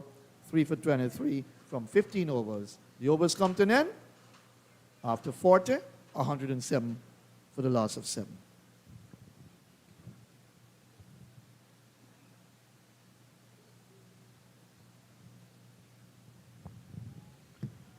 When you look at the charts so far this season for the Guyana Harp Eagles, Leon Johnson, 371 before this game. Matthew Nandu, 248. Sinclair, 242. The top 3 run scorers, Savory, 199. Imlak, 217. You know, so the value of Kevin Sinclair in this inning, in this lineup, is very important. So this innings is another test of his ability. That 77 not out against the Volcanoes in Grenada, that saved the game for the Guyana Harp Eagles. His best innings to date. Really had to bat deep. Showed a lot of guts in that innings. But he is an improving cricketer, and that's a plus for him. That's what you want. If you're playing cricket at this level, remember he's played for the West Indies as well, white ball cricket, so he is an international player, but this is a different type of game. Show that you can play, you can buckle down, you can develop your technique, your batting skills, for your own good and for your country, and that you can actually remain in this 4-day makeup of the Guyana side. That's what he has to do. What I noticed as well, he's enjoying his game because very jovial around.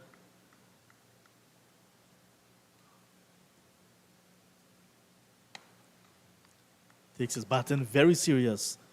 And usually in the mornings before start of play and before the team started to warm up, he would break into running some laps, 4 or 5 laps before the team actually begin their stretches. So he's taken that aspect of his game to a next level as well, fitness and that dedication towards trying to do well, trying to be ahead of the game. Shadow batting, in between sessions you would see him taking some throwdowns from the assistant coach or from another player. He's trying his level best to improve his game all round. Looks like leg by. Extras a healthy 21 so far.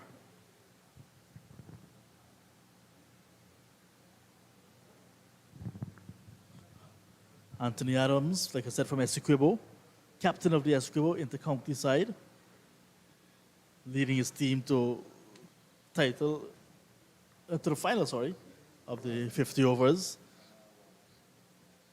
Did very well in the 4-day tournament, but they went off to Trinidad and Tobago with the national team.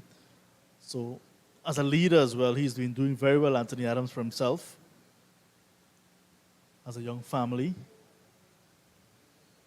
Himself, Kemal Savory, Kimo Paul, Beaton, who's not here, from Essequibo, really putting in some good performances. But with Kimo Paul and Kemal Savory, They're part of the VNet Communications, let's call it the T-ball team. So when they're not playing at this level, they're part of that little setup for continuity. Keep themselves busy. Anthony Adams is a nice guy. I've had a couple of chats with him. Very humble, nice guy. Very decent enough.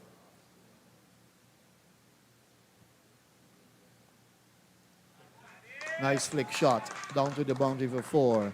He looks strong on the pans. Picks up his second boundary as the over comes to an end. 112 for the loss of 7. 41 overs completed.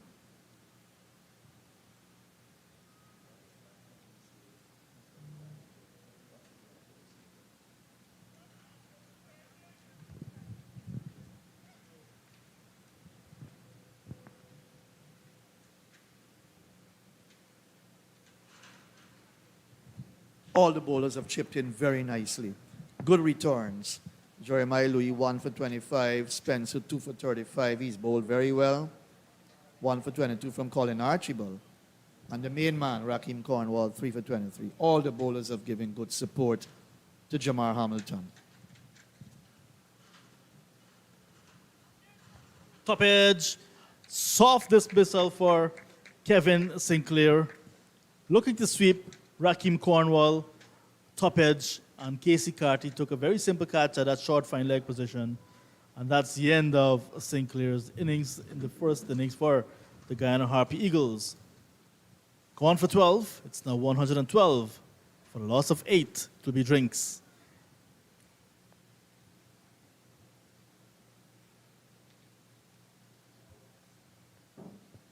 You can see the shot was on Matthew Kisoon, but not rolling his wrist over.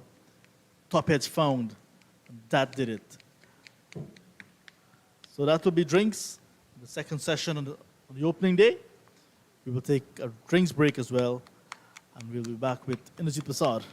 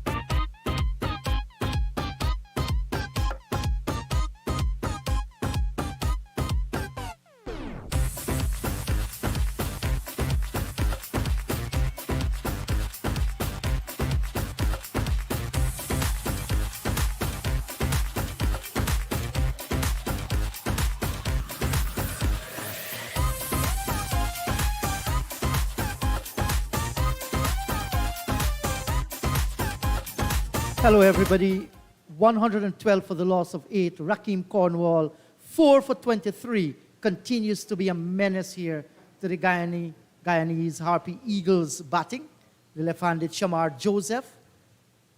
He will be elated to be back in Harpy Eagles team once again. And look at that delivery. Lots of bounce once again by Raheem Cornwall. And he continued to torment the batters. Hello to you, John Ramsing. 112 for the loss of 8. Guyana Harpy Eagles will do well to get up to that 120, 130.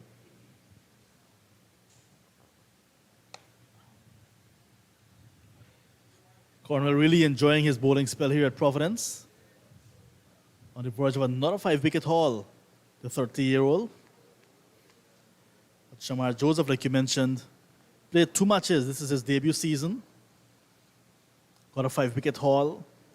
The last time he bowled for the Guyana Harpy Eagles, but did not play since. Now he's back.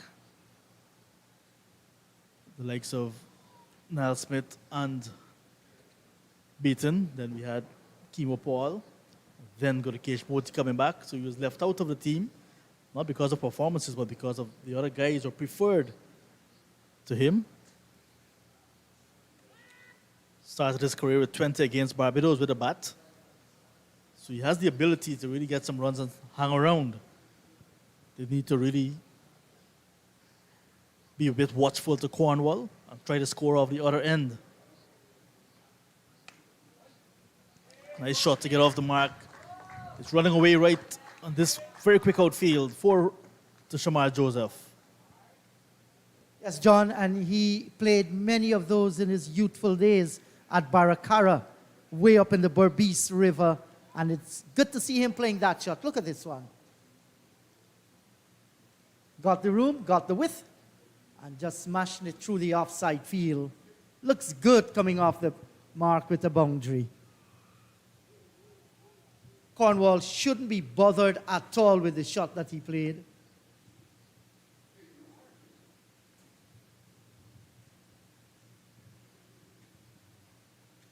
And that 116 that you're seeing there as the total for the Harpy Eagles, that is exactly the number they were bowled out for last year. Today, well, they're doing a little bit better. They still have 2 wickets standing.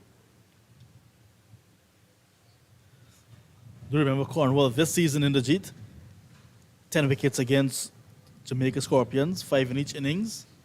11 against Barbados Pride, 6 in the first, 5 in the second.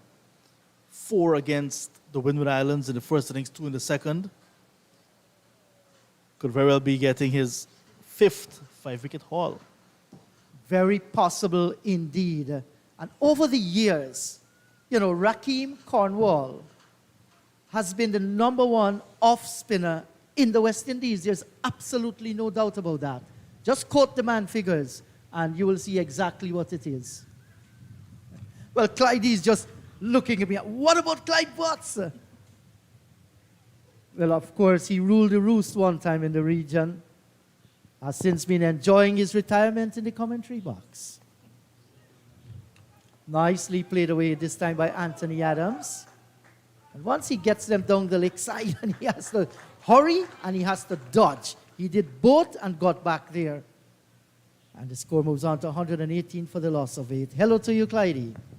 Hello to you there in the Jeet. Yes, I agree with you. Cornwall has been excellent for the Leeward Islands over the years. He has been consistent. He's performed at a very, very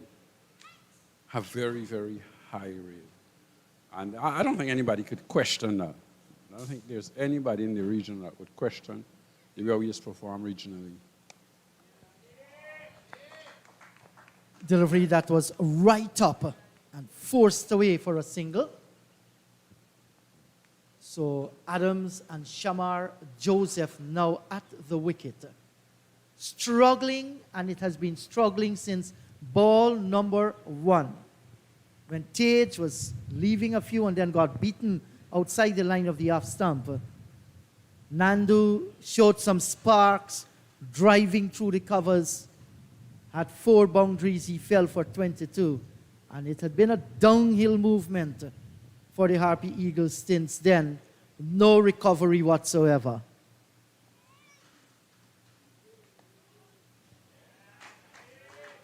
Runs through the onside. Once again, Shamar Joseph looking good as he completes 2 more. Cricket, as we say, is about partnerships. Whether you're batting in partnership, bowlers as well bowl in partnership, but certainly with no partnership of note in this Guyana innings. When you've won the toss and you decide to bat, and you look at the scoreboard and you see 121 for 8, you must be thinking, did I do the right thing or did I do the wrong? But the pitchers had no devil in it, of course. Yes, a few deliveries is torn and bounced from Cornwall. The seamers have bowled fairly well, fairly consistently. But you expect that at first-class cricket. Yes, I agree there with you, Clyde. The pitch must be taken out of the equation. Played no role whatsoever in the dismantling of a Guyana Harp Eagle team, which has 4 players that score centuries in this year's tournament. Take nothing away from the Leeward Islands bowlers. They have bowled pretty well, but the batting lacks a lot of things. Application wasn't there. I mean, you see some technical deficiency in the batting, and it has really exposed some of those weak areas. The batters must take full blame for the team at this stage.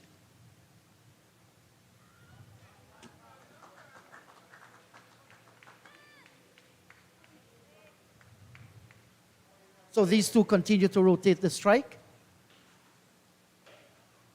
Well, the Harpy Eagles, Clyde, at 122 for the loss of 8 in previous matches, they got away because the middle order came together, solid rock. Number 1, 2, 3, and 4 blown away. It hasn't happened this time. The middle order collapsed, and that's the reason why they're in this position. Yeah, obvious if you 5, 6, and 7 get blown away, because the top got blown away early, you're going to struggle in any game of cricket. But that's a run out. That's a needless run out. That was run out by a mile. That was a good piece of fielding, going to his right, field that mid-on, picking up and then hitting the stumps down. But there was so much indecision between the 2 batsmen, whether to go or not to go. And in This the end, sums up, Clyde, what the batting is all about today. Because why you want to go for such a single, hesitation out in the middle, no communication whatsoever. And that's the reason why they found themselves now on 122 for the loss of 9. Yeah. When you get a run out of field and side gets a run out, that's a plus for them. That's a big, big plus. Yes, you would say it's a low order batsman getting run out, but still, these two could have easily put on another 20, 30 runs. They were looking comfortable, they were looking confident, and they were playing well. And gone are the days when they are considered tail enders. You use the correct term, the lower order batting. And of course, that batting performance has to do with your running between the wickets as well. So important. All as a part of batting. Exactly, exactly. So when you look at that scorecard, Tejan and Chandapal 12, Matthew Nandu 22, Kevlon Anderson 16, Kemal Savory 4, Johnson 8, Tevin Imlak 6, Kevin Sinclair 12, Virasamy Pemal 2, and now Adams run out for 12. If you're playing the lotto, don't choose any number there at all. In fact, Joseph Shamar Joseph.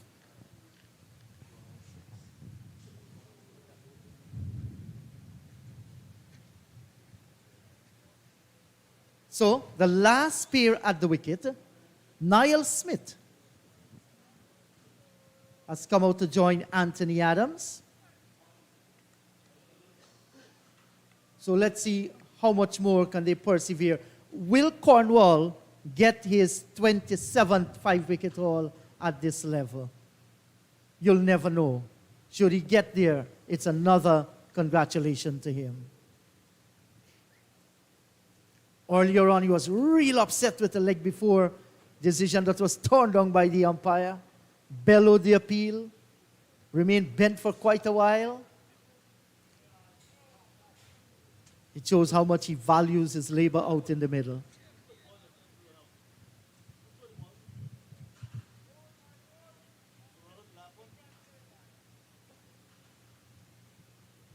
So Hamilton and his bunch, they're a happy set of people.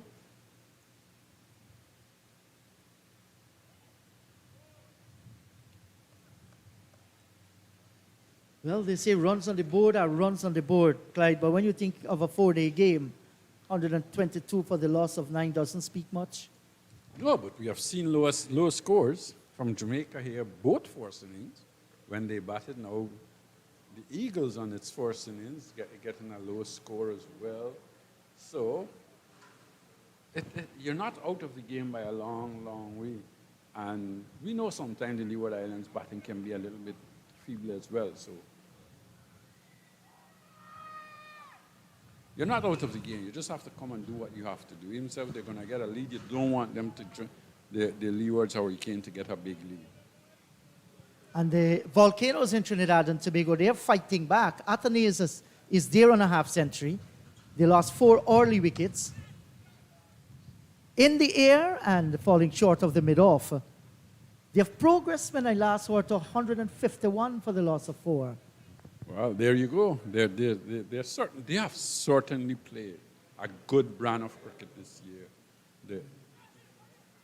The Windward Islands. They have played a good brand of cricket this year, and I'm sure that at the end of the day, they would have done their best. Well, if they win the game, it just depends on what happens here and how much points they get as well, because that's important. Guyana, the Eagles here would be getting no batting points. So that would be a plus for them. Yes, certainly. And 122 for 9, 44 overs gone. You look in that bowling department, led by Cornwall, 4 for 27 from 17 overs.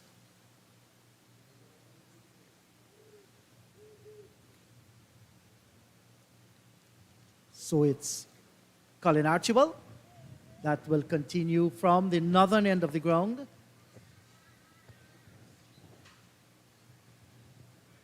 And because of the low score, Hamilton can keep his men in the slips and can even add more.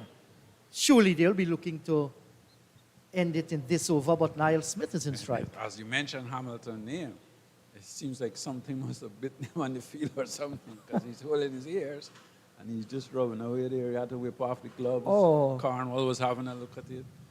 I think he's ready now to go. Well, we have some naughty fellas. So you did call it his name, so. You have what you call those little honeybees.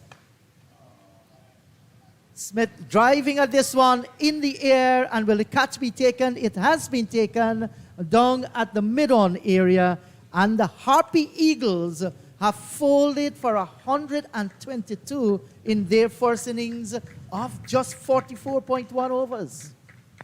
Well, that would be a disappointing score for any team.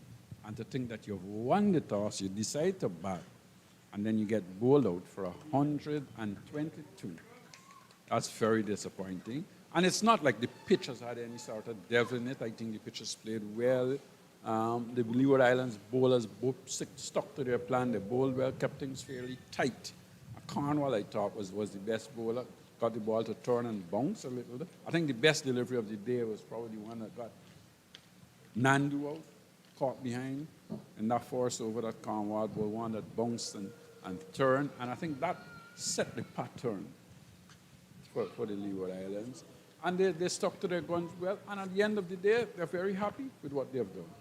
Absolutely so. So Tej Narayan Chandapal 12, Matthew Nandu 22, Kevlon Anderson 16, Kemal Savory 4, Leon Johnson 8, Tevin Imlak 6, Kevin Sinclair 12, Virasamy Premal 2, Shamar Joseph 6, Niall Smith 0, and Anthony Adams left not out on 12. There were 22 extras, 6 byes, 2 leg byes, 14 no balls, 122 from 44.1 overs. Yeah, the bowling for the Leewards, of course, was led by Cornwall, who got 4 wickets, bowled pretty well, kept things tight, didn't bowl any loose delivery. Colin Archibald got 3.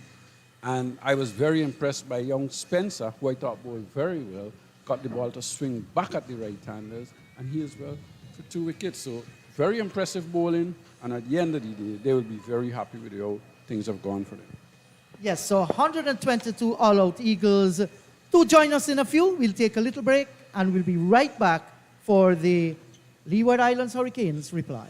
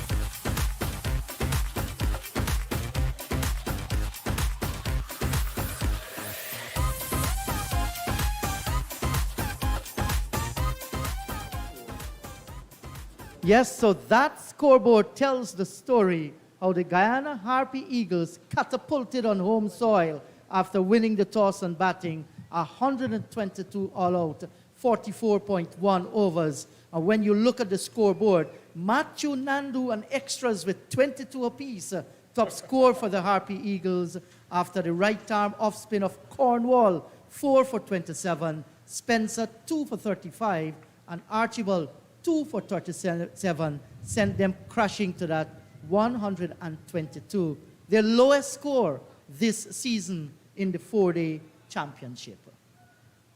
Hello to you, Clyde Butts. Did they score less than that 122? Oh, Guyana. Eagles lowest Right, I score. said I think there. you need to say that because, oh, okay. Okay. Yes, I think because of the lowness of the total, it's a little bit confusing. A team with such fine batting talent got bundled out for 122. It is left now for the bowlers to bring them back in this game. Yeah, I agree with you with the sort of batting lineup that they have. To get bowled out for 122, it's doesn't sound right. Doesn't read well.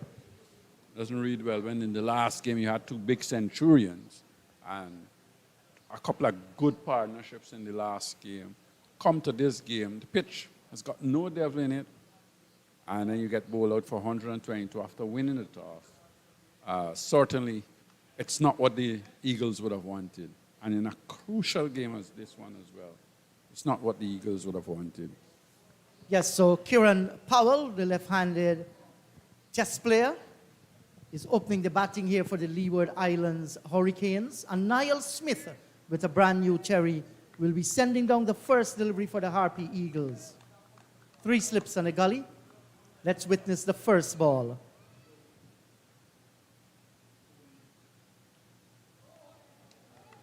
Right on target, inducing a drive, and it went by into the gloves of the keeper. So Kieran Powell, the division, this is his 140th match at the first-class level, 7,547 runs, a highest of 139, averaging 31.31, 44 test matches for the West Indies. So there's experience out in the middle, along with Larry O'Dane.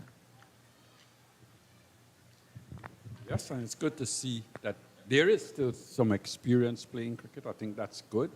Good to see Kieran Pollard out in the middle.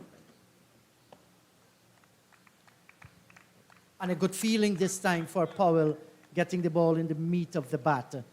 Niall Smith did bowl well against the Jamaica Scorpions in the last game, especially in the first innings. Bowled with a lot of pace, hit the right areas, short of a length bowling, but then he continued to be plagued by the no ball. Did say in an interview that he's working hard to ensure that is corrected for this match. Yeah, but what you don't want him to do, yes, you understand that he's going to be working hard as we watch the Beautiful scenery there, Clyde, with the mangrove in the background. That's the Demerara. River. Yes, and one of those tugs, we call them. Not in any bad term. Looking to work this one on the onside, got the leading edge and went out to cover area and was able to get a single, so the Leeward Islands off the mark. Yes, and that's a tug. It's normally used to, when bigger boats and so on are having a little problem out in the middle, they will go there and help to bring them in. And maybe a few other purposes too. I thought you were referring to John Ramsing just when you say thug. Not at all. That's our blood brother. We can always cross-talk each other, and always fun time in the commentary box. So Shamar Joseph, he has now been given another chance at this level, and we wish him all the best. Well, he's got his opportunity, now he's got to use it. What he has to do is ensure that he performs to make sure that his name would be called the next time around. And that is what you want. This is a good delivery outside the off stump, cut him back into the left-hander, judged it well, allows it to go through to the wicketkeeper. He trusts the bounce of the pitch. A new cherry, it's going to bounce a little more than the older delivery, and allowed it to go through to the wicketkeeper. Yes, so Smith had as his partner Runsford beaten. He's no longer in this match. You had Joseph as well, who played earlier on Yes. in the tournament, so he's back.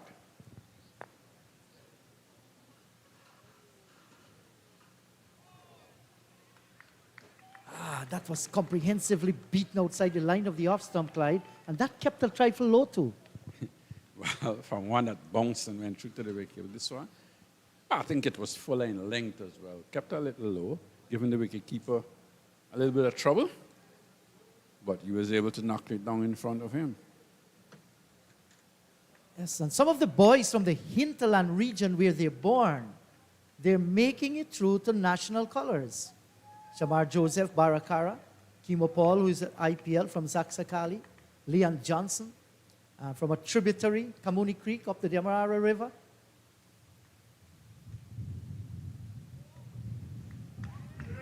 And we recall two of our icons too, Joseph Retz Pereira in the commentary box, along with Dave Martin. And I'm sure there are many others Yes. who come out from those hinterland areas, your interior areas, from those lovely parts of Guyana you may want to see, even though some of us may not have seen a lot of it. Yes, so true. We can pay how much? I think Caribbean Airline flights now is just a little bit over $80,000 to go to Trinidad and Tobago. Beautiful country. It was much more cheaper here to get into the interior, to the Kaichor National Park, see the Kaichor waterfalls, or rodeo coming up in the Rupununi. Easter time, you know. There's going to be lots and lots of activity. We have the Bartica Regatta. Yes, and I hope there will be fun, but I hope there will be safe fun as well.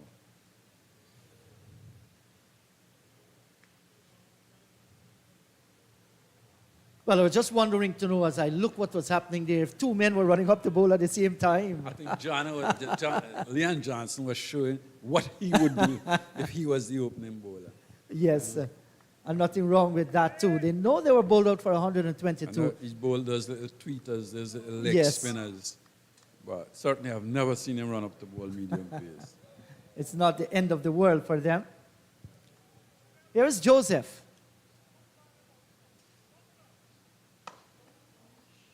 Nicely flicked into the onside. Was well pitched up there looking for the Yorker.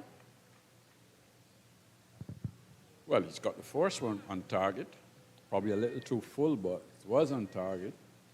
And as I always say, when you've got the new ball in your hand, you try things. So you bowl a little full, see if there's any swing there, then you're probably going to bowl one way, back pitch it, see what sort of pace the pitch has. So I think those are the things that normal fast bowlers will do.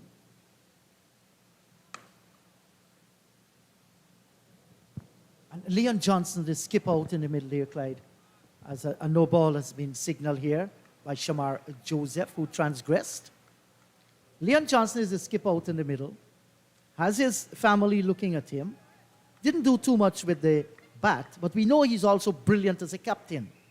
The thing is now, how does he motivate them to come back into this game, especially his bowlers? And when the catches come, they must take them as well.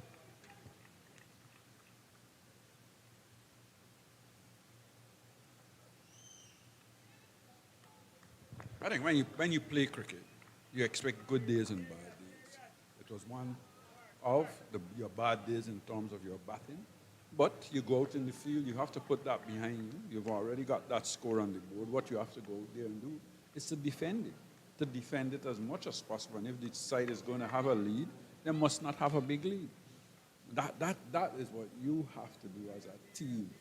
And this Eagles team has shown over the years that they're fighters. They're capable of playing good cricket and come from behind the cricket as well. And they certainly have. This will run down towards the fielder under the boundary area. That's Niall Smith. And yes, they have shown that fighting spirit. That's the reason why Leon Johnson managed 5 consecutive victories in the championship. And no doubt he's looking for another one here to end on a high. And it's very possible. They're absolutely not out of the game. They will have to summon all that courage and skills to come back from this situation, and many times they would have.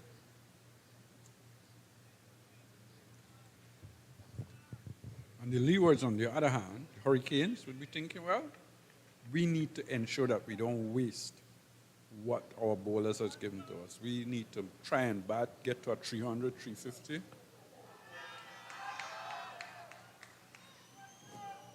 Just playing at that outside the off stump. Misses went through to the wicketkeeper and there was a loud appeal. I think the bowler went up actually after the keeper and so on went running. Yes, it was a delivery that was well pitched up. And looking for a half-hearted drive there was Larry O'Dane. And it went by into the gloves of the keeper. But what we're seeing immediately is the ball swinging away from the right hander. So when Joseph can get it right, it could be a handful. Yes, and we saw him come through the inter-county setup in Guyana, Shamar Joseph. Just like that, having nice swing too, and went through to the keeper around the shoulder height. So that tells true bounce by Shamar Joseph. And in Guyana, Clydes, we are not accustomed to hurricanes. We are accustomed to strong winds, some storm.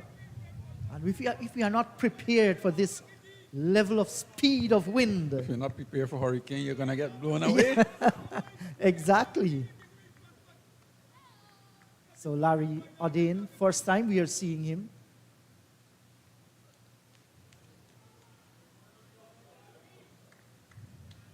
And if Joseph can just get it a little bit closer there. 2 of us gone. Leeward Hurricanes, they are 3 without loss.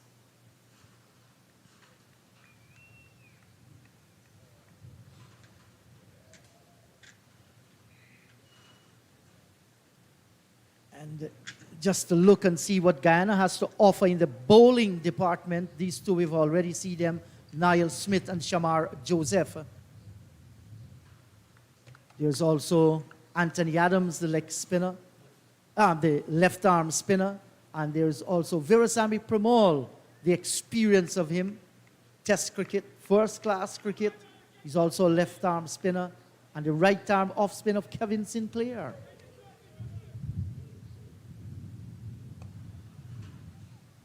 That's another false shot we've seen here.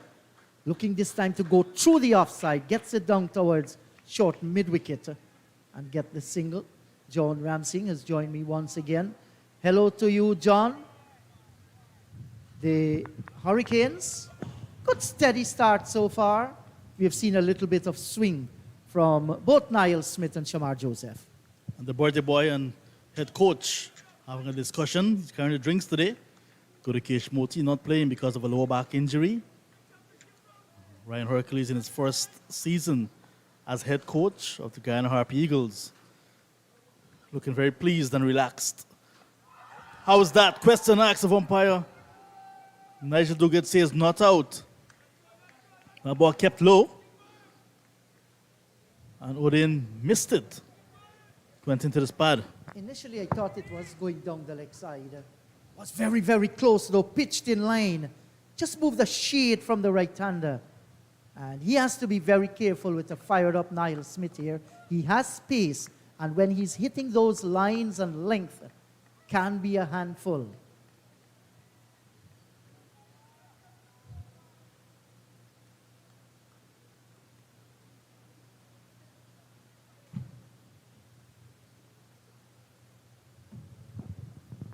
Three slips on a gully going down. And so is Niall Smith down the leg side. Yes, straying there once again. And so often we see him, when he's not getting them right, he tends to stray both outside the line of the off stump and down the leg side. Has a good rhythmic approach to the bowling crease. Where is the action going wrong? Is it has to do with the arms as it comes down? Leading in those different angles, I'm not too sure.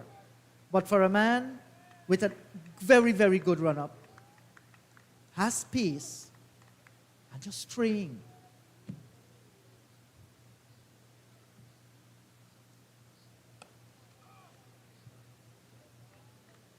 There was a little bit of air of danger there as Auden moved across the stumps, whipped it down towards forward square.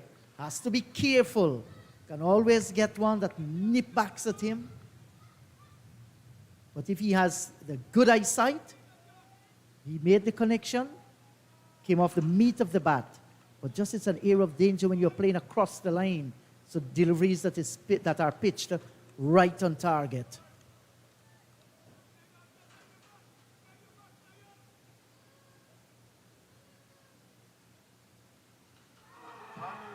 Well, wrapped on the pad there, he's gone, leg before. And Larry Odin has to go. Niall Smith got his man, just like I said, playing across the line and paid the penalty. You can see Odin was very uncomfortable to the pace of Niall Smith. This one was well pitched up on the line, just outside the line of the off stump, coming back in, hitting him in line, trapped on the crease, and he's gone. His troubles are no longer here, and he's gone. Smith gets in the breakthrough once again, and we'll see Smith continues to bowl very well with the new ball. Remember, T is approaching, so you want to perhaps continue to be very hostile to T and come back. Carty and Powell, the international players, will want to weather that storm to T and come back and then try to pile on the runs. Good breakthrough nonetheless for Guyana Harp Eagles through Niall Smith. Yes, this is what Johnson needed. He has gotten it, the early wicket of Odin. He's gone back to the pavilion, didn't score, and this has brought Casey Carty early to the wicket. A young man that has showed so much promise. We all remember him in that 2016 Under-19 World Cup when Shimron Hetmyer captained the West Indies team to victory. Some of them have come forward. Hetmyer, despite he plays most of his cricket in franchise, Kemo Paul was on that team. Tevin Imlach was on that team as well. Casey Carty from Barbados, Shamar Springer. And we still remember the belly dance that Shamar Springer did. Always an entertainer.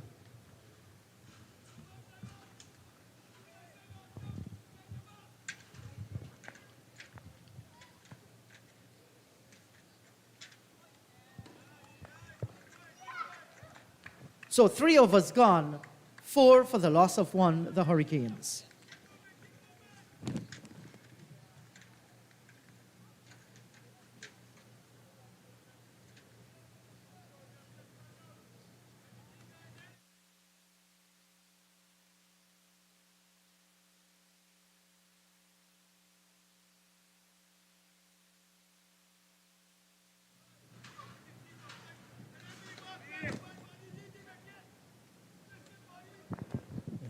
Carty, you mentioned, just 26 years old, from St. Martin. His father does some commentary as well. His father is not only maybe his biggest fan, but also his coach. His father responsible for him being where he is today. You can see how proud he is. Joseph Sarsenova.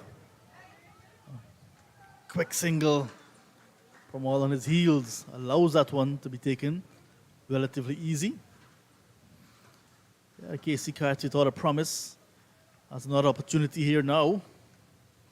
I was making a point, looking at the West Indies team play against South Africa recently. Some of the players coming through now are from that era, 2014, 2016 West Indies Under-19 teams, with Gudakesh Moti, Brandon King, Alzari Joseph, Kemo Paul, Casey Carty, and so on now coming through. Those are the players that will take over and try to lead West Indies out of this little hole that they're in at the moment. Yes, John, you're absolutely right about that. And yes, that's a no ball again, this time by Shamar Joseph. Had a little bit of pace on that one and had the right-handed Casey Carty in 2 minds. And I always feel, and many share that feeling too, an investment in our youths pays the best interest. Not that you're dismantling those guys with experience, but you must have that balance. So you will have an easy transition from one level to the next. It happened in that great West Indies team of the past. Wrapped on the pad, there's an appeal. And not out, says the umpire. Shamar Joseph looks back. It was very, very close, but umpire Banwari says not out. That might have been very close indeed because the players, from their body language, as you can tell. Umpire Banwari says not out. Kieran Powell as well having a talk with his partner now. And you can tell that one hit Casey Carty very hard on the back foot. And that was close to the line of the leg stump as well. But it was touch and go. And Joseph is a short man in the G. Yes. Not a lot of bounce, and that ball skid through actually. We see him getting some lateral movement, but that ball went through with the arm. Might have been hitting leg stump. Very close. Umpire Banwari says might have been missing leg stump. yes, that's a boss out in the middle.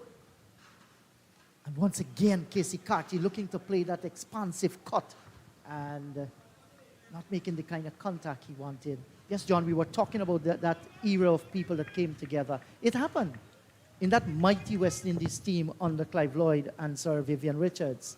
The transition was never smooth. Many of those guys in the same age bracket retired or were sent packing at the same time. So you never had a smooth transition, and it began to tell over a period of time, maybe just around that 1995 era coming down.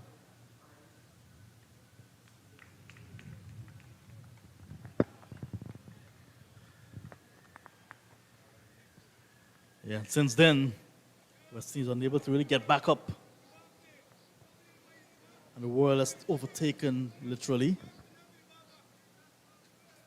But Carty now, the first player born in St. Martin to play for the West Indies. So he's carrying that responsibility and the support as well of the entire nation, St. Martin. Anxious moments for him. Joseph didn't play since the second round in Grenada, missed out in Trinidad and Tobago, and the last game here at Providence. Back into the team now, sharing a new ball with the Stockport Park teammate, Niall Smith. There's no run for beaten, who was suspended for that suspect illegal action. Again, third time in his career. So now he's sharing this new ball, Joseph. I can see two no balls already striving for extra pace. He wants to make a big impression again upon his return. Just need to be a little bit patient. Very well bowled. Full. Just on the fourth of stump, really. Do remember we had a little bit of a side screen issue that had to be corrected. So rather suspect T is adjusted as well by a few minutes maybe, because 1 minute T, scheduled T, maybe, because we saw that the drinks was also delayed. Yes, and John, you're familiar with some of those faces we're seeing there? Yeah, some local club cricketers from the East Bank of Demerara. No doubt living along the East Bank of Demerara area. So close to home, coming to take a look at what's happening. Those short pants that you're seeing there, actually, they're the most expensive. Lots of patterns there.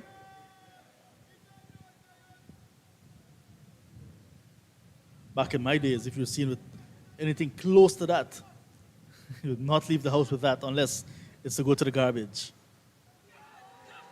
Playing and missing. Niall Smith again asking questions of Kieran Powell. That was a very good delivery, tantalizing, lit up his eyes there, Powell. Look for the big drive, and then the ball left him outside the line of the off stump. Well bowled, Niall Smith. Powell, 247 runs before this game, averaging a shade over 30. 100 and a half century already. 104 his best innings to date.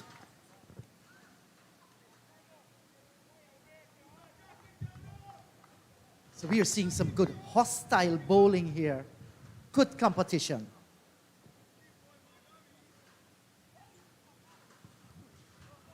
Half stop by the wicketkeeper.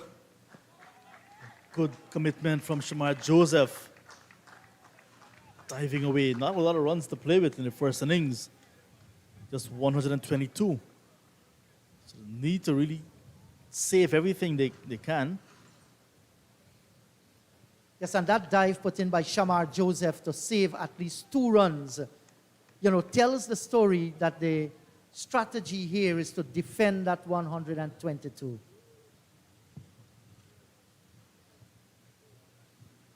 It's all Leeward Islands Hurricanes so far. So to come back into the game, they have to pick up wickets regularly and to make it the second innings game, the Guyana Harp Eagles. 44 test matches, 46 one-day internationals, and a solitary T20 international for Powell. Still 33 years old. Started very young, Kieran Powell.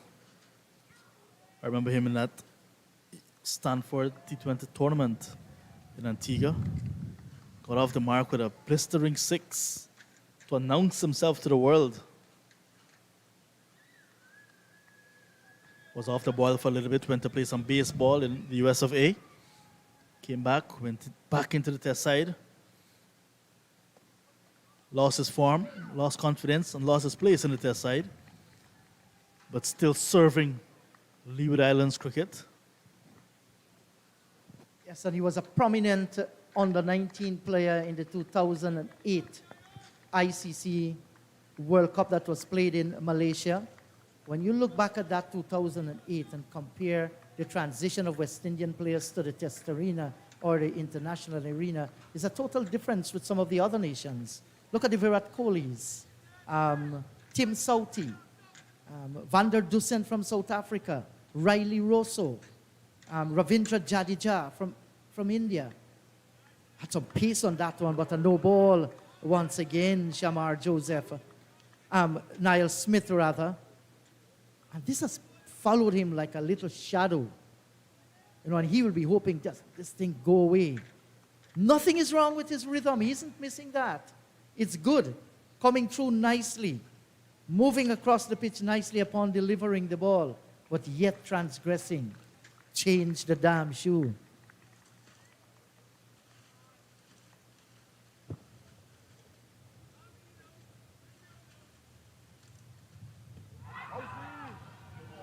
Wow! And look at them holding their heads. Smith is holding their head too. And my first impression, John, that was going to hit the stumps, but then it's a no ball. Naughty from Niall Smith. That would have sent the leg stump out of the ground. But umpire Nigel Duguid says you'll have none of it. Do not jump that front line. But we've seen this, like you said, following him around his entire career.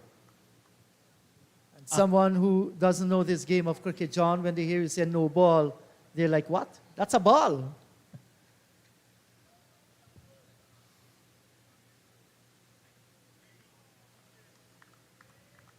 You see him getting very close to that front crease again. With all the space behind that bowling crease in the Jeet, bowlers try to get as close as possible to deliver. And then trying to do so, a little bit of extra striving and pace looking for, tend to get you over that line. Yes, and it gives you, too, the opportunity that at least some part of that boot should be behind the line. So Niall Smith not getting it right. The line belongs to the umpire. So a leg by and 2 no balls, and that's going to be T on day number 1. Harp Eagles first innings, 122. Leeward Islands at T, 9 for the loss of 1. Larry Odin, the lone casualty, gone without scoring. Niall Smith picking up that wicket. Powell and Carty will resume after T, and 6 and 1, 7 wickets going down in the second session of the day. In the Jeet with 1 wicket now down for the Leeward Islands Hurricanes. What will you say in terms of who's ahead at this stage? Well, I think that the Leewards Hurricanes, they are still way in front here with the cream of their batting still out there. But the Harp Eagles fighting back. They have managed to pick up one of the openers in Larry Odin. He didn't score So this will give some momentum to the Harpy Eagles bowling. And it could have been 9 for 2 if not for a no ball by Niall Smith, something that he will have to correct when they return. And upon return, we're yet to see Niall Smith bowling a second spell, maybe as effective as his first, but we'll have to wait and see if the tea break will give him the opportunity to continue with pace and power. Shamar Joseph with him with a new ball, 2 overs, none for 4, also bowling 2 no balls. So it's tea on day number 1. We'll take a break for some tea as well, and we'll be back in about 15 minutes' time to bring you the action on the final session of day number 1 of West Indies Championship Round 5 match. Leeward Islands Hurricanes at Providence against the home side, the Guyana Harpy Eagles. Do join us then.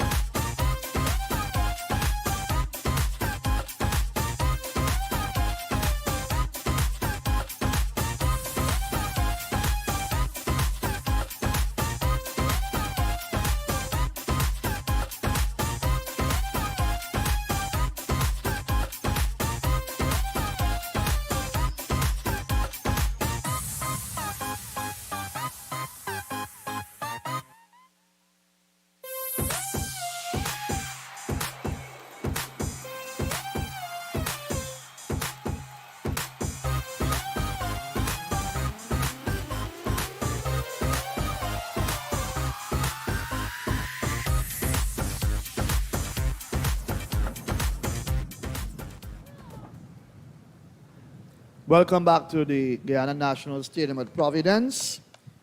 Day one of the final round encounter of the match between the Guyana Harpy Eagles and the Leeward Islands Hurricanes here at Providence.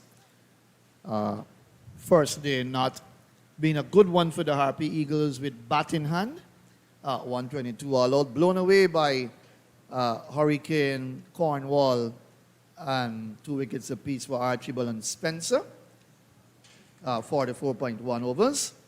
Innings coming to an end at 2:06 p.m. And now we're seeing, in reply, nothing much as yet, but the Harpy Eagles have struck. They picked up Larry Auden, leg before wicket to the ball of Smith without scoring, 4 for 1 in the third over. Went to tea at 9 for 1 after 5 overs. Powell unbeaten on 4. Carty yet to score with 5 extras made up of 1 bye and 4 no balls. Well, the players are out in the middle and we're getting ready to restart. Shamar Joseph will continue. Well, he will start after tea from the south end of the ground.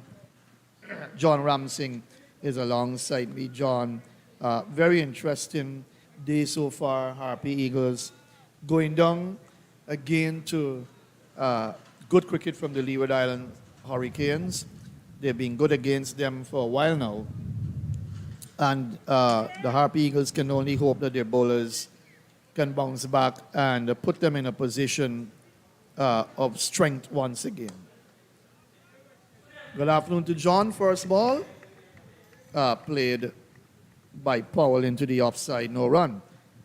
But you look at 2 young, well, not 2 young men, but you look at the experience in Kieran Powell and Casey Carty looking to ply his trade as a good cricketer. Both of them out there in the middle. The Leewards batting looks solid. They've got Jamar Hamilton to come. They've got Devon Thomas.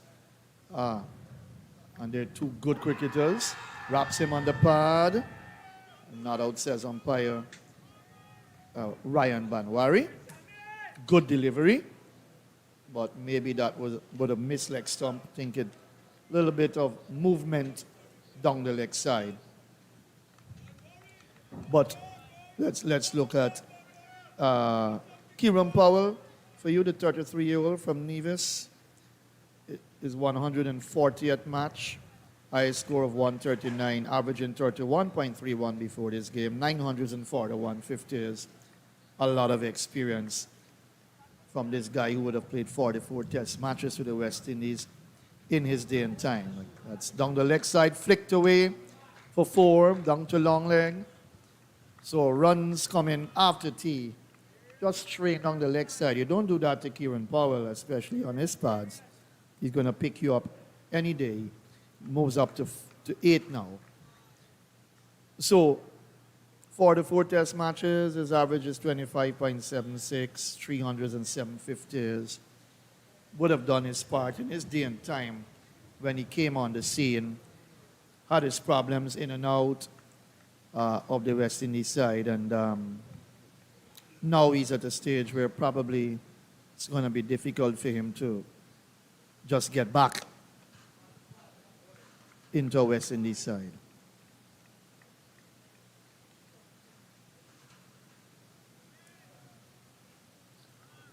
Fifteen fours in the day's play so far, match boundaries.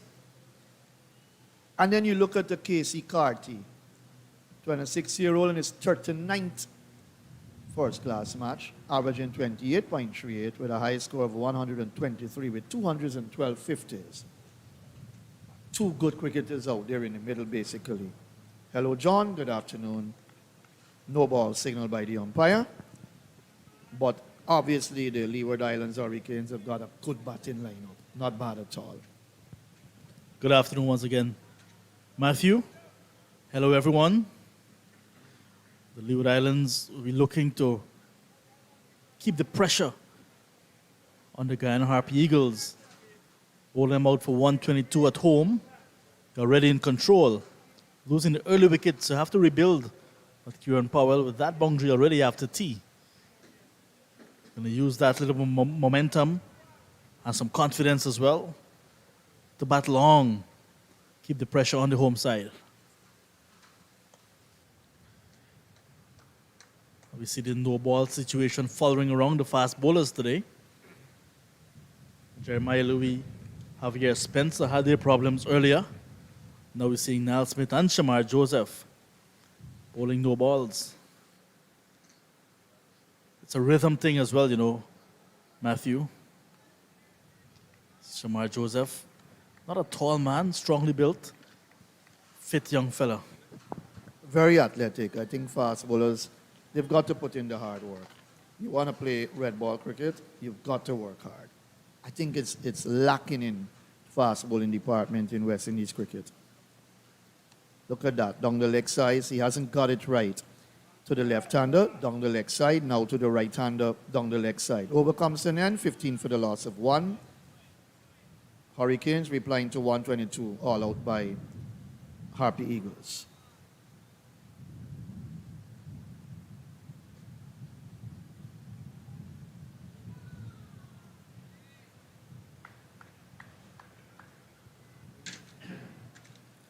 So it's all about putting in the hard work. Smith 1 for 4, Joseph none for 10 so far. And if you want to be a fast bowler that can play cricket, the longer version of the game, the red ball cricket, whether 4 days or test match cricket, you have to work hard. Fast bowling is hard work. Powell will face up to Niall Smith.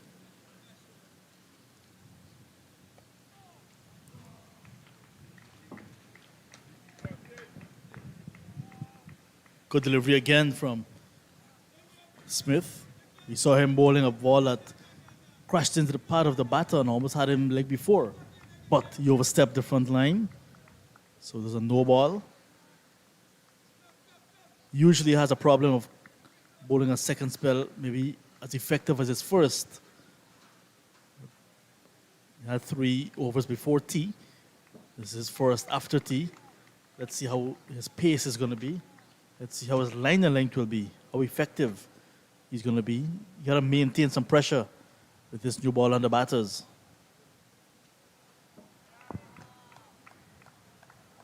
I find him to be a fast bowler that can probably give you a nice 6 over in his first spell. That's it. Take a break, and then you come back later on for a second spell. And many times when fast bowlers come back for a second spell, they're not as effective as the first spell. And that happened with him in the game against Jamaica. But you want from a premier fast bowler in your team a nice 6 over spell at least. Take a little break, and then you come back at some point in time where you'll be a bit fresh and ready to go with the batters again. On the leg stump, well played by Powell, getting inside the stumps and defending nicely.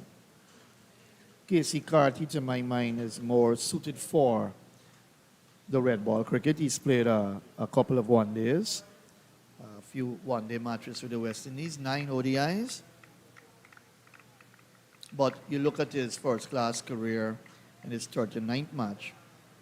Of course, that average will go up as he continues to play and perform better with the bat. But 212 50s, not too bad in your 39th game. That went right over the middle stump.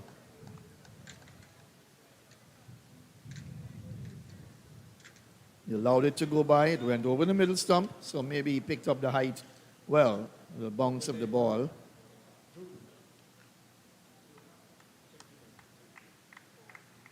So experience with someone growing in experience out there, not bad at all.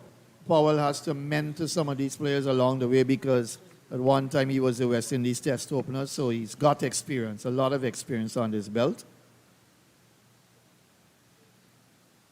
So he's there to stabilize the innings at the top.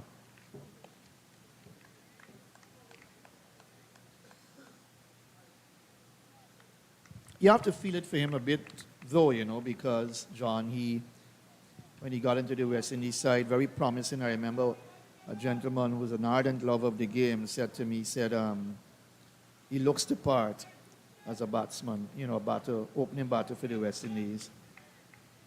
And eventually had his struggles, was out of the side, had his own little personal issues, and we all do. It's how you help people when they go through different little struggles in their lives, too, personally and privately. But that's flicked away into the leg side, a chase here for Anthony Adams. And they get two. And then he came back into the side, the West Indies side. He was chosen again, and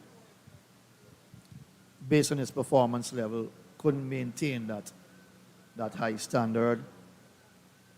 Over-completed 17 for the loss of 1. So now he is asked to continue playing for the Leewards. And the experience is needed, and his ability to help players along the way in the side coming up, younger players as well. You will need him for that.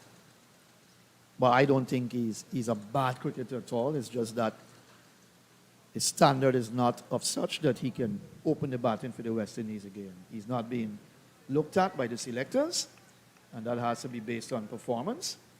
And therefore, your job is to just play for your team and do your best.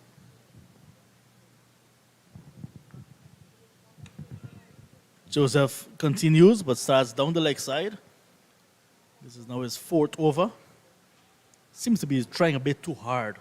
Shamar Joseph played the first 2 games of the season, and after the break, was left out of the 11 as part of the 13 to Trinidad and Tobago when the Harp Eagles took on the Red Force. Missed out last week against the Scorpions as well, right here at Providence. But now back into the team. There's no runs for beaten.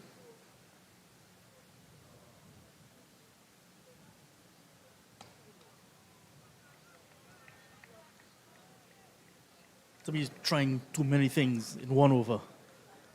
Need to try to work out the batsman, try to be consistent. Who can play the mind game better? Has an opportunity now with this new ball, now into his 4th over.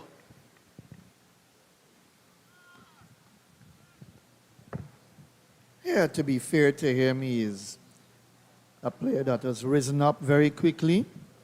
Coming from humble beginnings, 9 wickets on this belt so far. In his very short career so far, this is his 3rd game.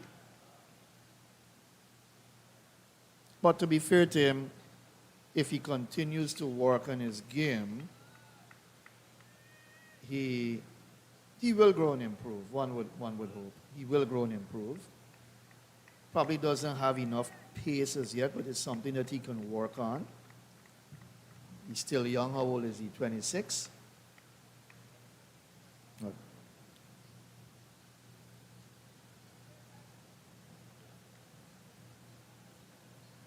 Good delivery into the hip area of Casey Carty. But he's someone that he has to think about his cricket a lot, and you get the impression that he's trying to put a lot into his game. Personally, you've got to do that. When you start the way his career has started, burst onto the scene, you know, probably didn't play youth cricket and all of that, and you're a fast bowler, and you're considered one of the leading fast bowlers in this year's tournament, bowling alongside Beaton and others, and Niall Smith. He's got a lot of work to do, and if he's willing to work on, you get the impression from what we've learned about him, going through a bit of his life and where he came from, he's a young man willing to work hard on his game. Did not play for his country at a youth level.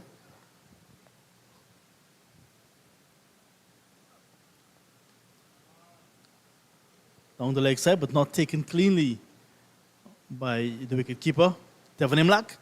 That's the end of the over. 8 gone, 17 for 1. Leeward Islands Hurricanes in their first innings replying to 122 all out made by the Guyana Harp Eagles.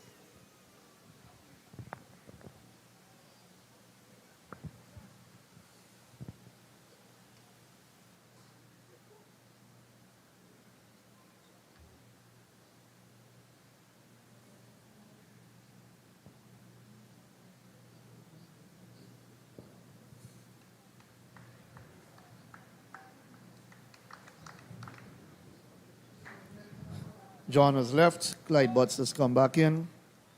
Good afternoon, Clyde. 17 for 1. Not the best day as yet for the Harpy Eagles after being dismissed to 122. They've picked up that wicket. Now Smith, they'll need a few more very quickly to put themselves back in this game after being skittled out for 122. Good afternoon. Good afternoon to you too. Aries. I think what they have to do is start settling on the lengths and line that they need to bowl. I think the bowling has been a little bit too iffy. They haven't been consistent with their lengths and lines. And yes, runs is not flowing, but when you've got a new ball in your hands, and as we've seen over the past couple of games, the new ball plays a big part in dismissing size in this venue. So you want to ensure that you get it right. Get your length, get your line right. Make the batsman play. You've got a new ball in your hand. Try and get some inroads, then your spinners could come and work for you. You've got an experienced spinner in Cornwall who is probably going to be the man to go to sooner rather than later. And maybe we'll see the seamers bowl from one end and Cornwall from the other. And you've got a young man in Anthony Adams making his debut. And you've got Sinclair as well. Well, his second game, sorry. And you've got Sinclair, who over the years has done the job for you. But you would love to see your fast bowlers really be consistent and bowl in good areas.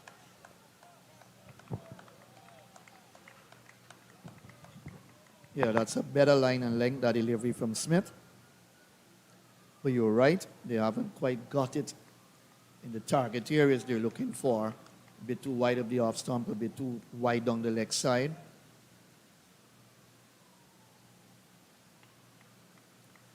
But you look at these two batters out here in the middle now, they can build a big partnership if they get going and they settle, because Powell has a lot of experience and Casey Carty is a good young cricketer as well.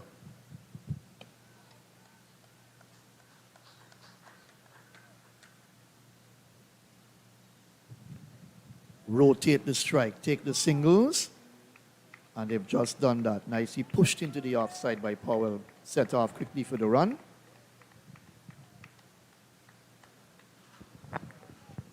I agree. What the batting side obviously would be looking to just keep rotation going, keep scoring, keep putting on the pressure.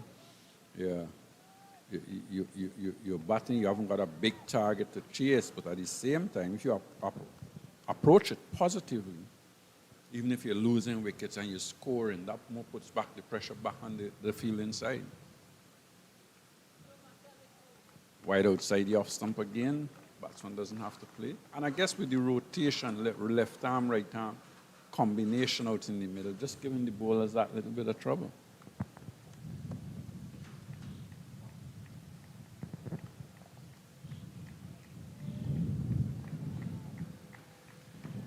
A good pressure total from the Leewards could be what? Just over 300 plus? Give them over 150 lead? More or less? If you bowl out a side for 122 in the first innings, you would be thinking that you need at least a lead of 150.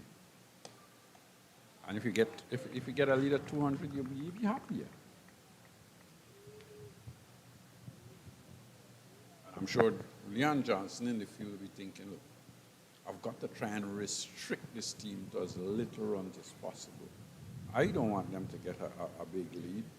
And maybe because of that, you'll see him try and use his spinners a little earlier than normal to put some pressure because you haven't got a big score. 18 for 1 at the end of the over.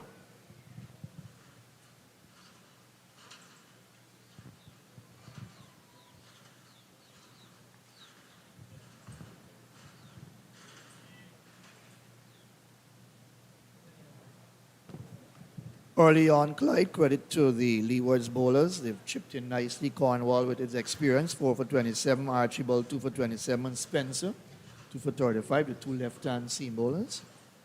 And Louis, 1 for 25. Good all-round performance from the bowling department of the Leewards to put themselves in this position on day one.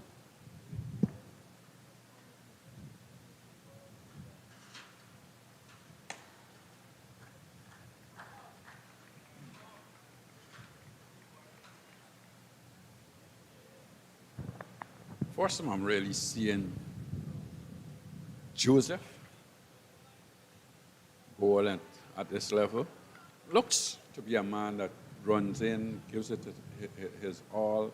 As we saw in that last delivery, the umpire just having a word with him, running down the pitch, going into the danger area, and probably just saying, just keep off, as he's come around the wicket to the left-hander.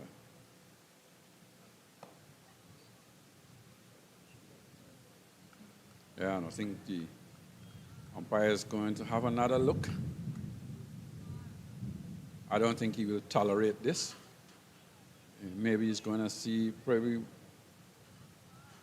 he's onto his walkie-talkie immediately, so maybe he's not going to allow him to get away with that much longer.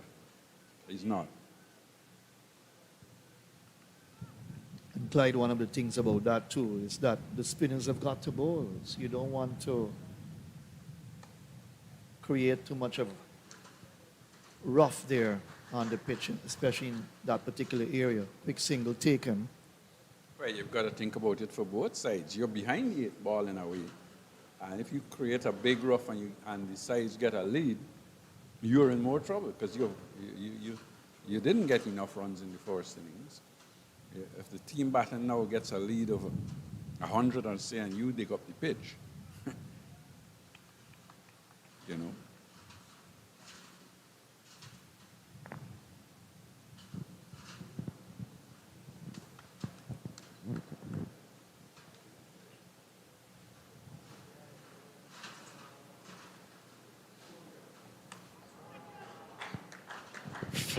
Flashing outside the off stump, outside edge, found, flew over the slips, into the boundary, 4 runs. That's what they say. And you flash hard.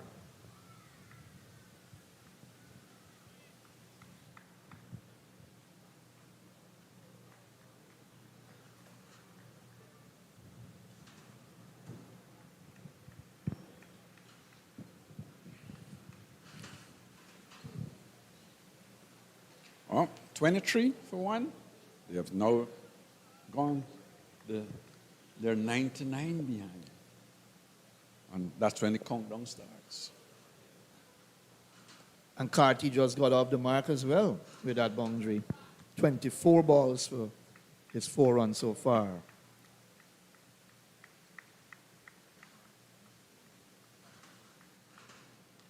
Yeah, I think the umpires always have to ensure that they're large and in charge of that game out there, because there are times when you watch at a bowler and it's followed through, and he's unable to get off that square, that danger area.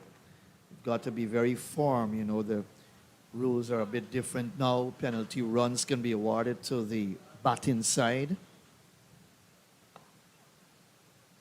And when the penalty runs are awarded, they're awarded in 5s. 5 penalty runs. Over comes to an end. 10 gone, 23 for 1.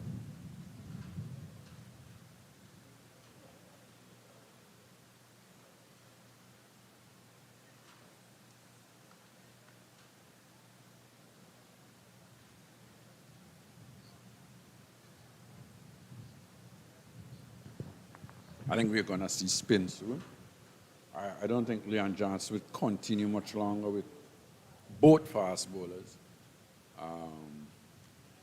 When you put on a small target on the board, yes, your seamers have done well for you, but at the end of the day, you've got Cornwall on the field, who has done wonders for Guyana over the years. You've got Sinclair, who has come on and has bowled well as well. So I think you're going to see those two sooner rather than later. And then maybe later on, we'll see the left-arm spin of Adams.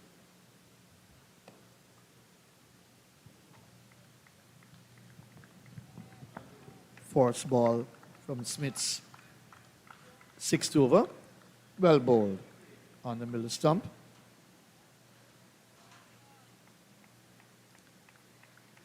So the Eagles are under pressure, no doubt. They're under pressure, first of all, a small total, and now they've got to work hard with ball in hand.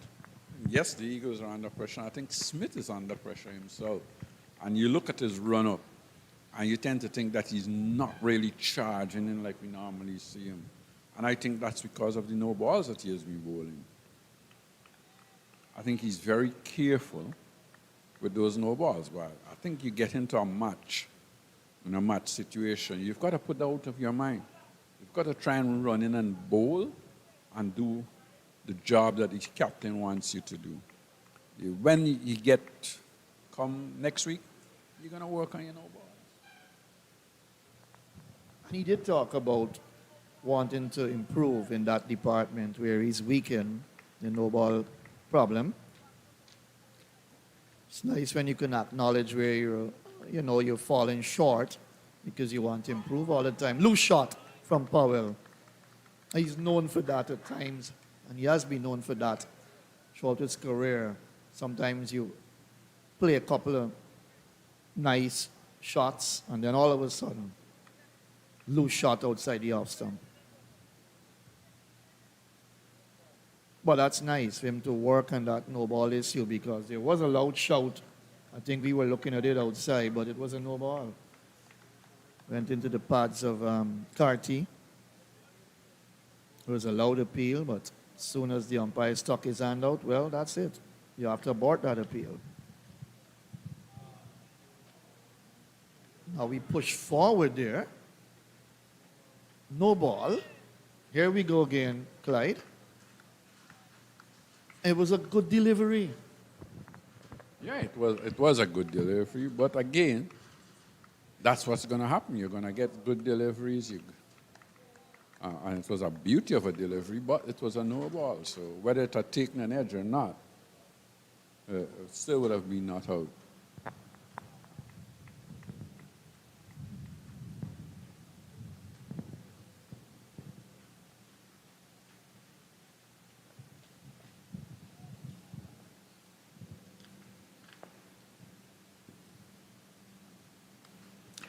In his opening spell against Jamaica, where he bowled 6 overs, he picked up 4 wickets. It's different. Now, it's a different kettle of fish, but you've still got to bowl tight. Just remember that game and how you bowl and try. Well, I think he's trying. There's no doubt he's trying. But he had the no ball problem then as well. But when things are working for you, he's getting wickets, you're going to forget about those no balls and you're going to run in and bowl. Sometimes when things are not going your way, you're not getting wickets, you tend to have all of these things at the back of your mind. What happens if I get a wicket with a no ball and all of these things?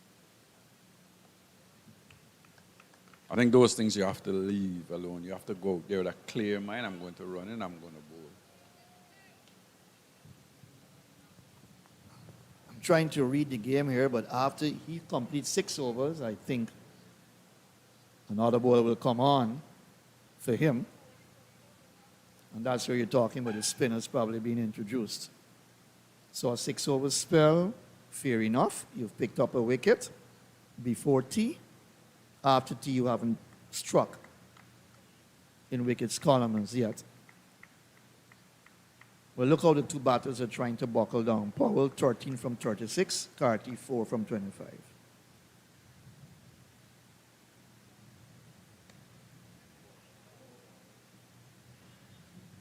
Not a no ball. Powell jamming down on that. Bounced very close to the off stump and went behind it. But no ball.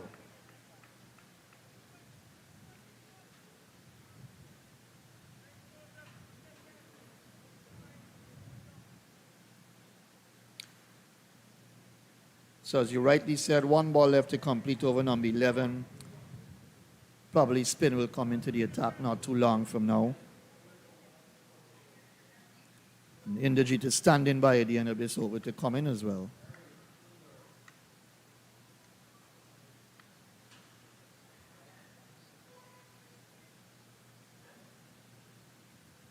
Not a no ball. He changed his angle, bowling around the wicket, and still didn't get it right in terms of his rhythm there. He's struggling. He is struggling. I think the thing is that he's running, he's bowling, and he's getting the ball to leave the left-hander here. And his captain must be saying, well, come on, just get it right, get the delivery right, because you're getting some movement, you're getting the ball to leave the left-hander, just get me one wicket and then I could take you off. Just get me Powell out.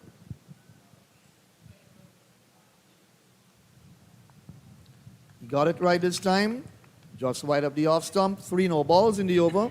Finally, his over comes to an end. 26 for the loss of 1. 11 overs gone. More from Clyde than it will be in the Jeet.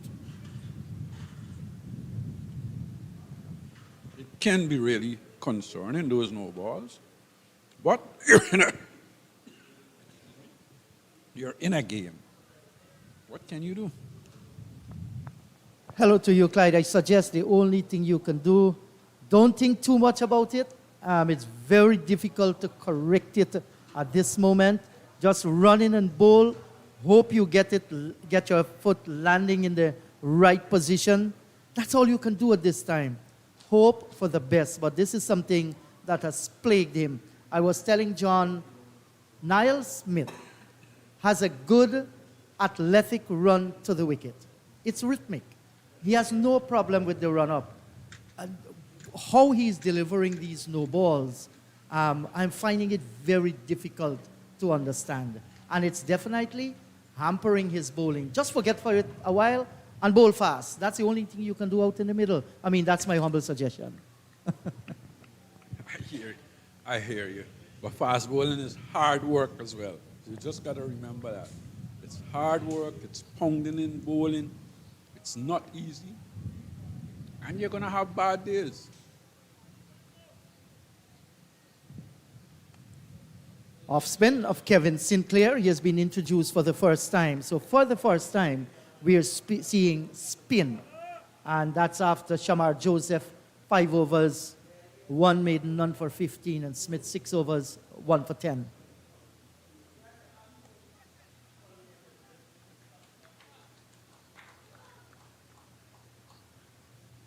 And we can't compare Kevin Sinclair with Rakeem Cornwall.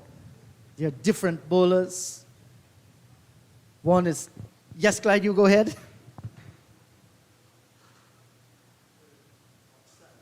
Both of them are off spinners, by the way. Both of them are off spinners. Rakeem taller, gets a little bit more bounce than Sinclair. I think he gives the ball a little bit more tweak as well than Sinclair, and does get a little bit more bounce. He's got more experience as well at this level. Sinclair, I think, has improved a lot over the years. I think he's bowling much slower these days. He's getting the ball to turn a little bit more and changes his flight a lot. And I like the way he is improving. He's still got some work to do, but certainly he has improved over the past year or so. Absolutely correct. The signs are good, and he's beginning to take wickets more frequently too. Well, big shout for leg before, but that was clearly going down the leg side, attempting the big sweep shot there, Kieran Powell. But this is going to be the strength of Kevin Sinclair. Measured bowling, tight on the off-stump line, good length, a little bit of turn. Taking on the pad again. Was that one going down the leg side as well, Clyde? Wow, you get the impression that it was. I don't think that appeal was as boisterous as the first one. And maybe just going down the leg side, pitching outside leg stump. And it angle he's bowling from as well. Maybe just sliding it down the leg side. But I think Powell would be advised to try and look to work those balls into the gaps on the leg side, pick up singles, pick up twos, rather than look to hit at everything down in that area. Yes, so a very good start by Kevin Sinclair. Just 1 run coming in that over. So the Harpy Eagles are doing it their way at the moment. Very, very tight. They're not allowing too many loose deliveries. They aren't leaking runs. The first inning total is a small one, 122. They'll be hoping for 1 more wicket here and see if they can get into that middle. And no doubt the man they'll be setting their eyes on foremost is Kieran Powell. Mind you, Casey Carty is still a very, very good right-handed batsman.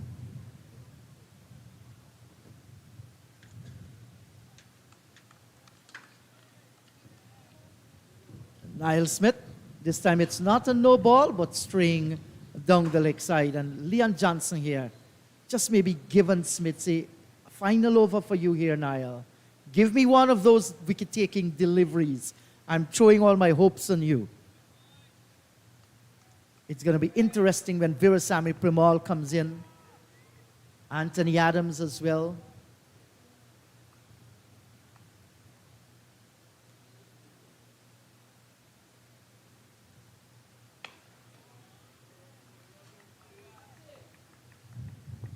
That's a better line. Nice stride out from Casey Carty looking to drive through the offside. Not able to beat the field. But I like the idea about ensuring that you give your bowler that chance to recoup or to keep going, not to take him out, not to make you feel that he's losing confidence, the captain is losing confidence in him. So the captain is showing good faith in his bowler. That's good to see. Yes, and you're correct, because you do not want Niall Smith at this time in his career, or this innings, to say that, you know what, I've lost everything. His skipper showing great faith in him simply means that he has confidence in Niall Smith in getting this breakthrough. And he can be a trump card for Leon Johnson, you never know. Because when he picks up a wicket, he tends to go with 1 and 2, just not 1 alone. Casey Carty has faced 30 deliveries for his 5 runs. And Powell, 43 balls for his 13. So it's not been smooth sailing for the Leewards Hurricanes.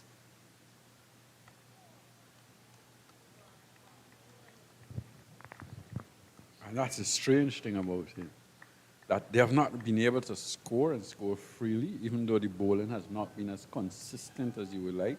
I think they've bowled quite a few deliveries down the leg side, wide of off stump, but the batsman has been unable to cash in.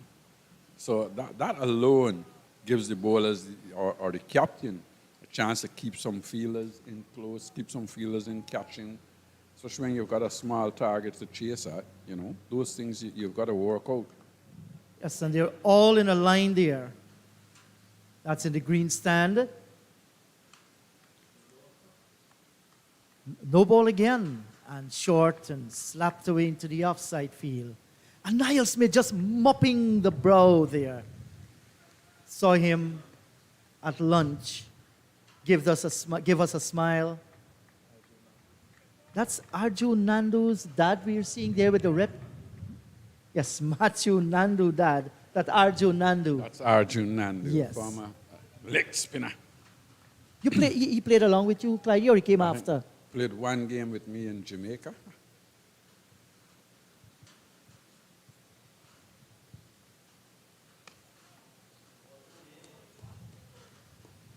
Now, this is getting even a little bit more worrisome for Niall Smith. No ball after no ball.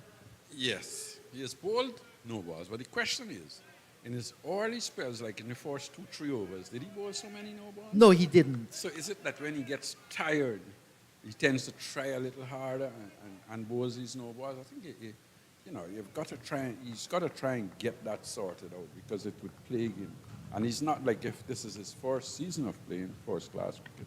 He has been around for a little while. Yeah, so far he has sent down 7 no balls in this inning. And once again, straying down the leg side.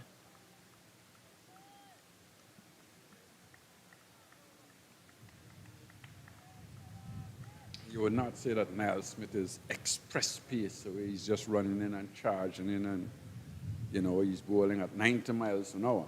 I don't think he does that. So he needs to get it right.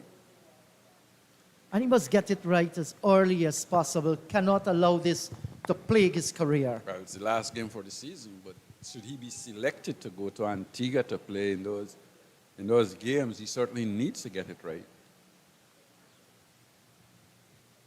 Final delivery in the 13th over. Down the leg side again. 29 for the loss of 1. Yeah, I just think that he's not bowled the way we saw the ball in that last game against Jamaica in his first spell. He's been too inconsistent. Forget about the no ball, but just his general length and length has been too inconsistent in this game. And he started this match being 10th in the wicket taking for top bowlers in this year's tournament with 14 wickets, 5 wickets all. So he has taken wickets, but this continues to be a concern as Kevin Sinclair comes into the bowling. Of course, Rakim Cornwall is leading that table, 27 before this. He has gone on to 31 now. Versami Premal second with 22. Brian Charles from Trinidad and Tobago, 19. Shim Holder, 18 wickets as well from Barbados. Runsford beaten, no other part, 18 wickets. So Niall Smith making his way off the field. And certainly you will have a relook. Down the track, it's gone. Was a little bit in the air. Didn't got it the way he wanted it, but deceived by the off spinner. Yeah, well, I think Powell is deciding, look, I've been out here long enough to start scoring, to start make sure I can rotate the strike. The spinners have come on, and I don't think he wants them to settle. I don't think he wants the spinner to settle into that good length, good line, and put the pressure on him. I think he wants to put the pressure back on the bowlers. Yes, so there's a forward short leg. And Kevin Sinclair, he has been a smart bowler. He relishes this kind of challenge. And this time he beats the first slip. He's going to run close towards the boundary. Premal gives chase. Will he stop it? Yes, he did. And they will complete 3. I get the feeling here that Powell was actually going to look to sweep that ball. So probably chink it down the leg side, realizing the length wasn't there, then he went back, adjusted well, and played it back where a gully position would have been, and was able to get 3 runs. Well, nicely adjusted. But he's just got to be careful. There's lots of time in this game where they want to force things. Yes, he did make the adjustment well. That was never the shot he was looking for at the inception.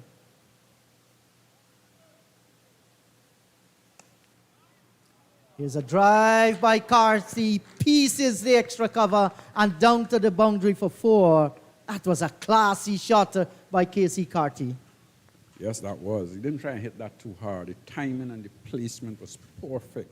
Left foot coming out nicely to the pitch of the delivery, and played it lovely, through extra cover, 4 runs. That's a little check drive. And that's what happens when you play the waiting game. You're going to get deliveries if you're good enough that you can score off of.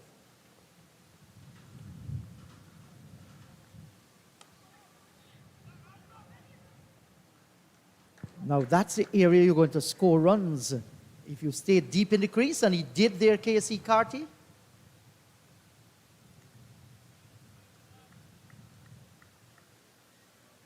He has gone into double figures. He has now gotten to 10.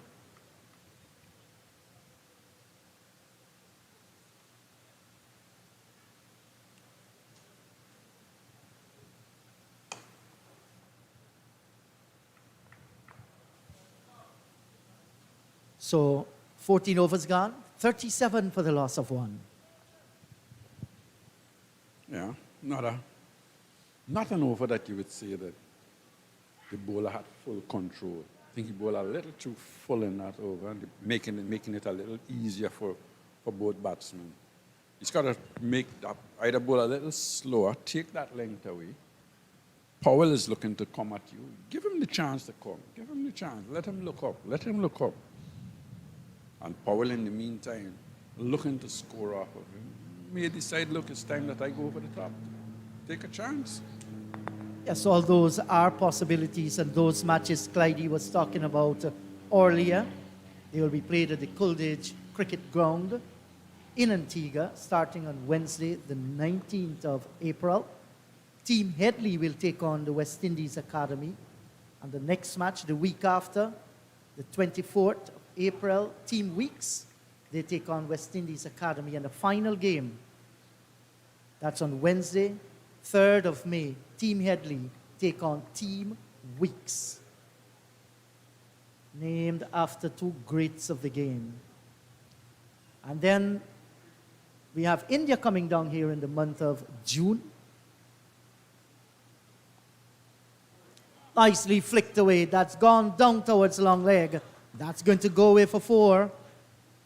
Joseph straying down the leg side and paid the penalty. A little surprised that Leon Johnson was actually brought in from the top end, but from the northern end, that one going down leg side, because he wasn't consistent with his length and line before.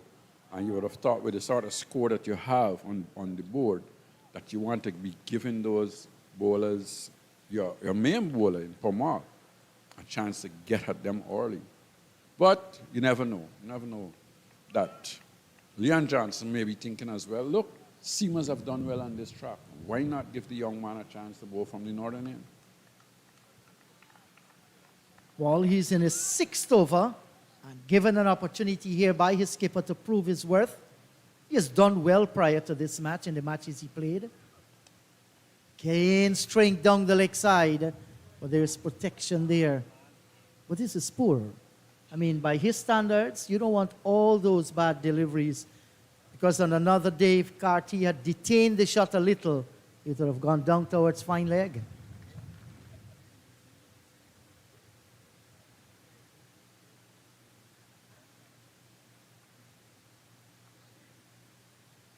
Mind you, there is no Moti in this Harpy Eagles team. And one expects that Anthony Adams at some time will have some bowling to do. But the Leewards Hurricanes, they're looking much more comfortable in this part of the play. They've been able to pick up a few boundaries. Remind of Casey Carty's drive through the offside. One tickle down towards the long leg for 4.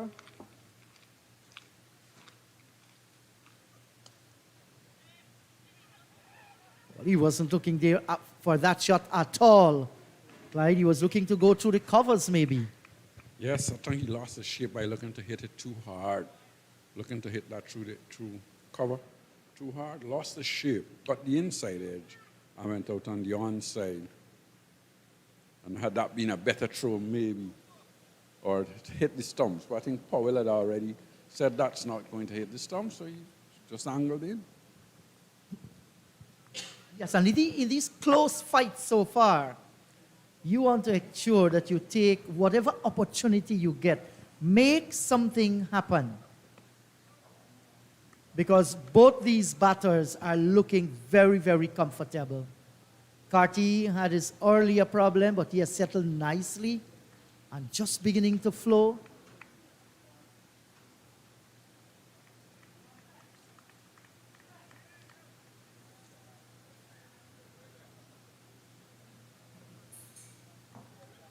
Lovely conditions for cricket.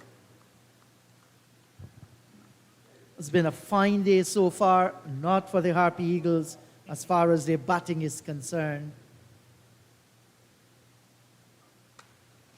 Short off the back foot, cut away, beat point, out towards the boundary, and will get there for 4. It was there asking to be hit, and Casey Carty wouldn't miss out. Hello to you, John. Welcome with that shot. Hello once again, Inderjeet and everyone. Loose delivery again from Shamar Joseph. Very wide of the mark, and Carty just waited on it. Cut hard. There was a half stop by the fielder, but it was not enough. This ball is now in its 15th over and has taken a beating already. Powell, 1 boundary so far, but Carty 4. Leewards Hurricanes approaching their first 50. Looking very comfortable. Come back over from Joseph, very expensive in the context of the game. 10 runs from it, 47 for the loss of 1.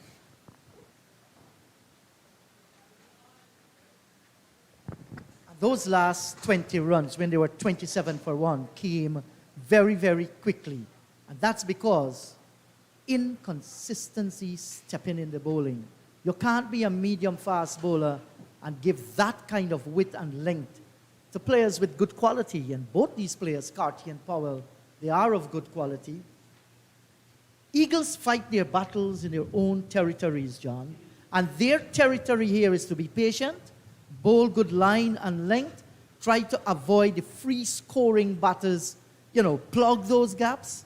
They have done that in a part, but they have not been able to continue. And I'm afraid this partnership is looking real good for the Leewards Hurricanes. 4-3 runs so far for the second wicket.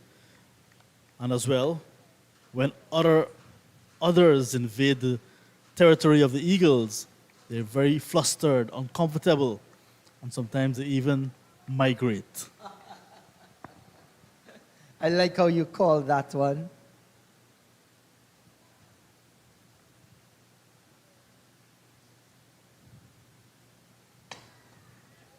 Comes down the track. Good use of the feet on driving and getting the single. He knows that Kevin Sinclair wants to get him to play forward. And there was always the forward short leg. And he knows there's a scoring opportunity. Well played, Kieran Powell. Sinclair into his third over now. We saw him in the last game just starting too quick. Just want to allow the ball to turn, allow it to bounce. Still a relatively new ball. But if you look down the batting order of the Hurricanes, there's Cornwall, Devon Thomas, Kareem Gore, Kofi James, and of course Captain Hamilton still to come. All very capable with the bat and have runs this season to show as well. Down the order, Jeremiah Louis is no rabbit. So Guyana Harp Eagles have the work cut out here. Yes, they do, John. Kofi James scored 100 in the last game that they played, so he's in good form. Jamar Hamilton got a half century. And Karima Gore looks the part too. That's the boy from the Bronx in New York. Plays one-day international for the United States of America. So he has brought an American blend.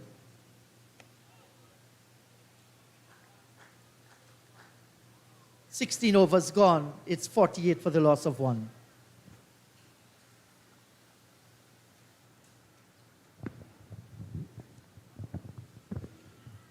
Playing multiple days cricket in the Jeet. After winning the toss and batting for us, 122 all out. Their first innings, not a good start to the game. And in any 4-day, maybe 5-day as well, if you do not get a 300, 350 plus in your first innings, you're already on the back foot. And the Guyana Harp Eagles on the back foot, 122 all out, halfway through session number 2. Not a good effort from them at home. So now they have to come from behind to get back into this game.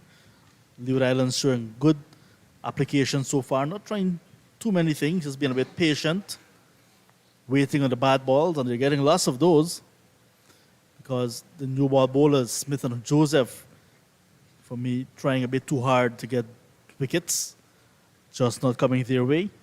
Now we're seeing Veerasamy Permaul coming into the attack. Second in terms of wicket taker, behind Rakeem Cornwall. Leading wicket taker in the region now, the legend himself. Yes, exactly. Veerasamy Permaul, and he ensures that he gets the fielders in the positions that are so vital. So he's going to start off with that forward short leg, and in consultation with his skipper, Leon Johnson, seems to be satisfied with the field placement. Well, he is the vice captain as well, Permaul. And I saw him looking at the pitch this morning before the start of play, very closely. Himself and head coach Ryan Hercules, maybe looking for the good areas, looking for some areas that may be problematic. Here he is now, looking to get a breakthrough for his side. 44-run partnership, threatening them at the moment. Very threatening indeed. Can Veerasamy Permaul be the little magician here that Leon Johnson is looking for? We have seen him do it year in, year out. Can he rise to the occasion? The first one, a lot of bounce from it.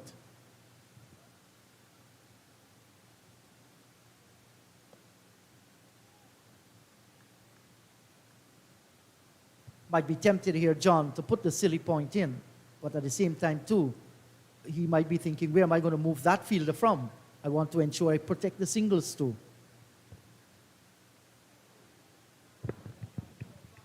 I think the forward short leg is going to work for now because with his natural trajectory, bringing the ball from outside off into the left-handed Powell.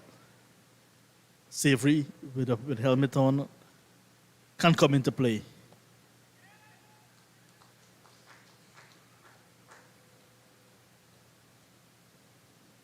Good play here by Kieran Powell. Knows there is a single played with very soft hands. Came out and reached the delivery nicely. Pramal didn't get any spin whatsoever, but he reached it at length and got a single into the offside.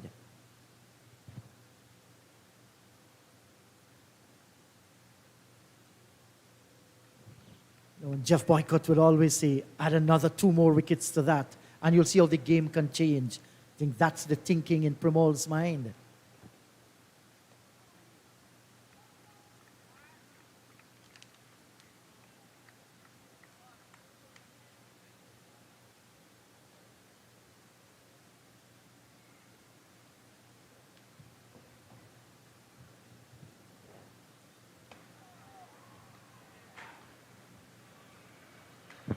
Single from Pramal's first over.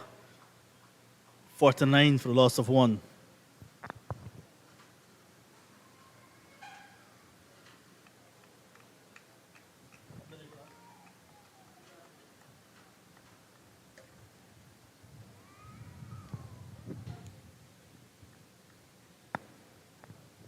Still some 26 overs to go in the day's play. Just about 1 hour of the scheduled time. So we might be doing some overtime here in the JIT. Something that we have grown accustomed to.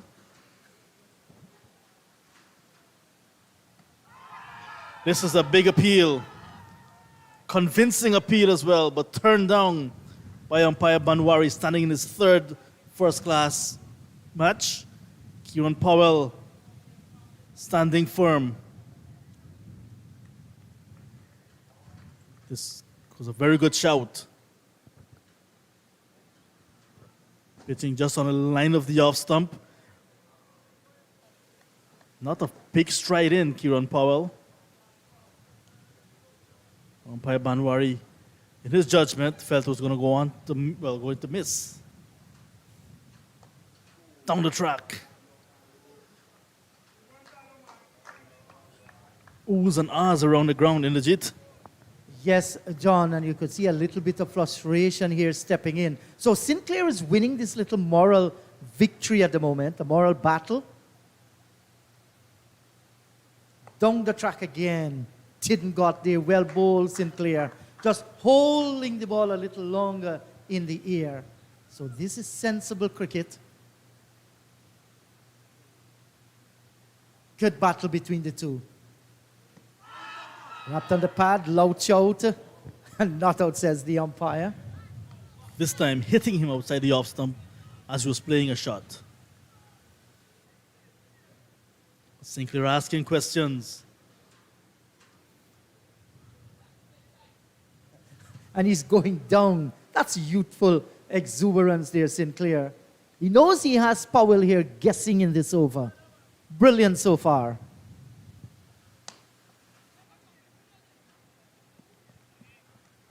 Good sliding save from Chandapal. So you can see Powell, a little bit of lapse in concentration. Generally concentrates well, plays spin well, generally. But this time a little bit uncomfortable, a little bit flustered to the right arm off spinner. Sinclair. Nice free-flowing extra cover drive, but just a dot ball. 50 is on the board for the Leeward Islands Hurricanes in their first innings, replying to 122 all out made by the Harpy Eagles.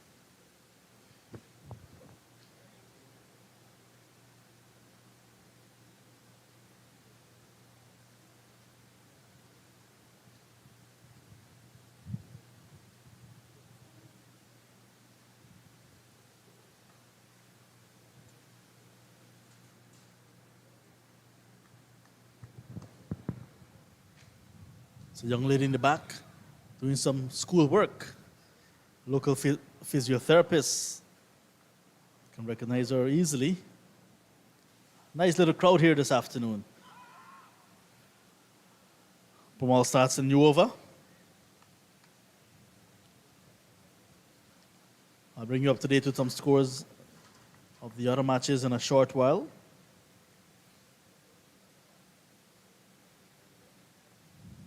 Reverse sweeping this time. Getting good contact, finding the gap. 4 runs to Powell, 4 runs to the Hurricanes as we welcome back Matthew Kisoon. Thank you, John. Good afternoon again to everyone, all viewers across the world, especially in the Caribbean region. 50 partnership coming up, 102 balls. So these two have stuck to the task. Nice reverse sweep. I don't like to see that shot in 4-day cricket, really, but if the gaps are there and you can play the shot, nothing's wrong with that. Powell read it well.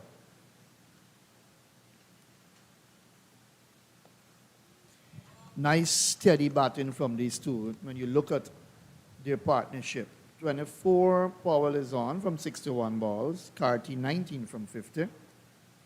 So they've already faced together 111 balls. Big shot. To the offside, finds the gap, 4 runs. Lovely shot from Kieran Powell. And that's the class of this player. When he burst onto the scene in international cricket, there are many that said, he looks the part, he'll be a good opener for the West Indies, did a bit of work, and the placement was excellent. Between extra cover and mid-off, I think he played a shot from the north end like that as well. Or it was Carty who played that boundary, beating Nandu and Chandra Paul. Not a good shot here. And that'll be another boundary as well. Consecutive boundaries to Powell, so the runs are coming, and it's coming off of Veersamy Permaul. Once again beating Chandra Paul and Nandu in the outfield. Timing was very good. Look at the placement as well in the gap. A big gap between the field at deep cover and Nandu, who's at mid-off. And it ran away nicely. Nandu's actually in the regulation cover position.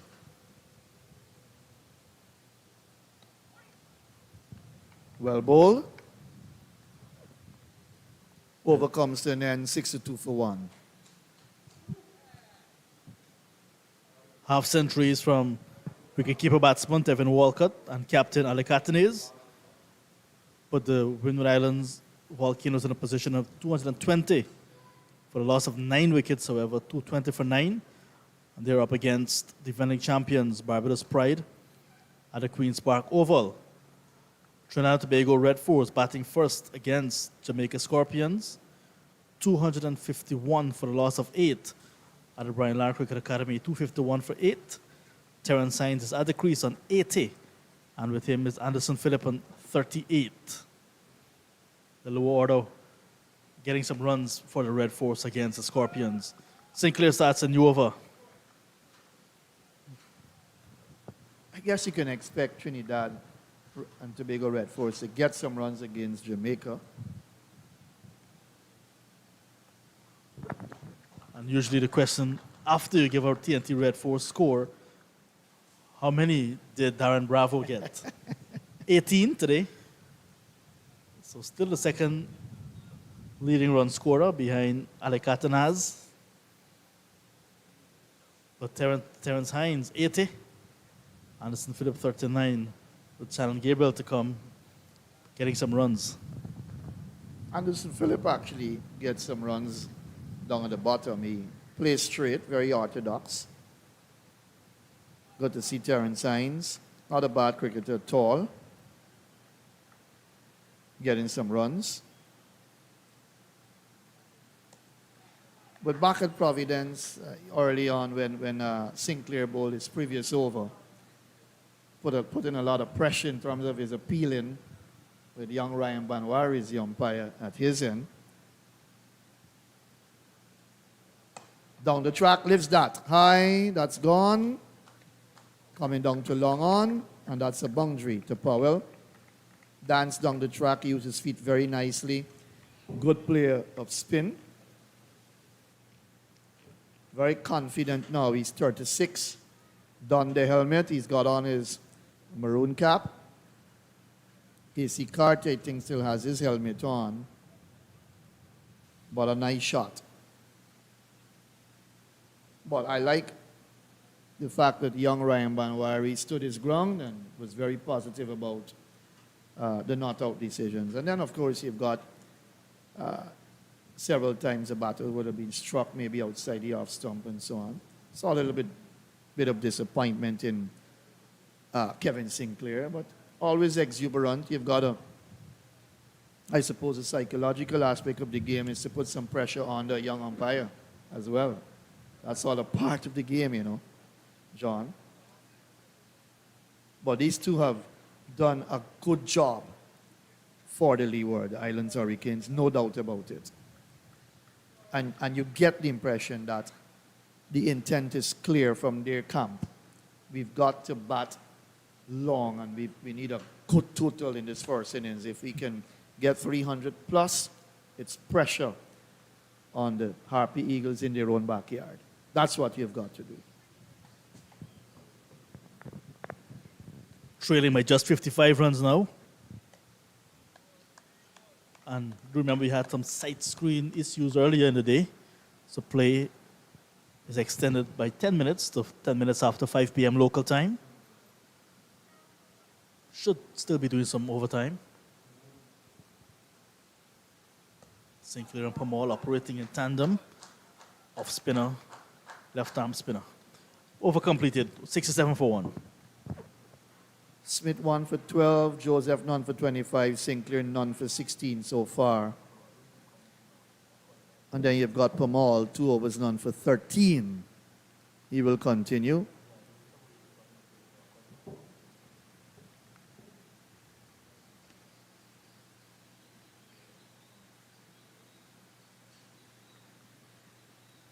But if they've not been under too much pressure in this year's season of cricket so far, this is pressure time for the Harpy Eagles. 122 was their lowest innings total so far in the year's tournament, and you got that in your final game. Did they slacken a bit? Maybe mentally, psychologically? You're leading the tables, and sometimes you tend to feel, well, we've got it here. But not when you have an ambitious Windward Islands side who has done well this year and could have beaten the RP Eagles in Trinidad. Thanks to 7-7 from, in Grenada. Thanks to 7-7 from in the air. That one popped on him a bit. Good bowling from Pamal. Stubborn 7-7 not out from Sinclair, and 25 ball, 1 run from Runsford beaten.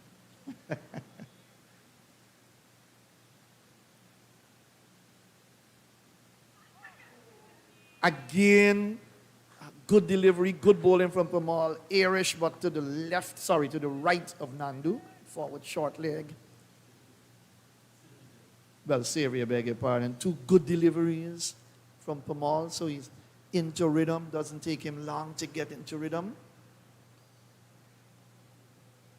On the back foot, inside the stump, strap there, just push the bat at it, inside edge. They're going to get, 2 here? Anthony Adams is out there in the deep, 2 to Powell. So they're ticking the runs over and rotating the strike. You need to do that. You don't need one batsman to be under tremendous pressure to a bowler. Leaked 3 boundaries in the last over. Powell took control of him. Now he's coming back nicely, Pamal. Much better over. 70 for the loss of 1. Trailing by some 52 runs now on first innings.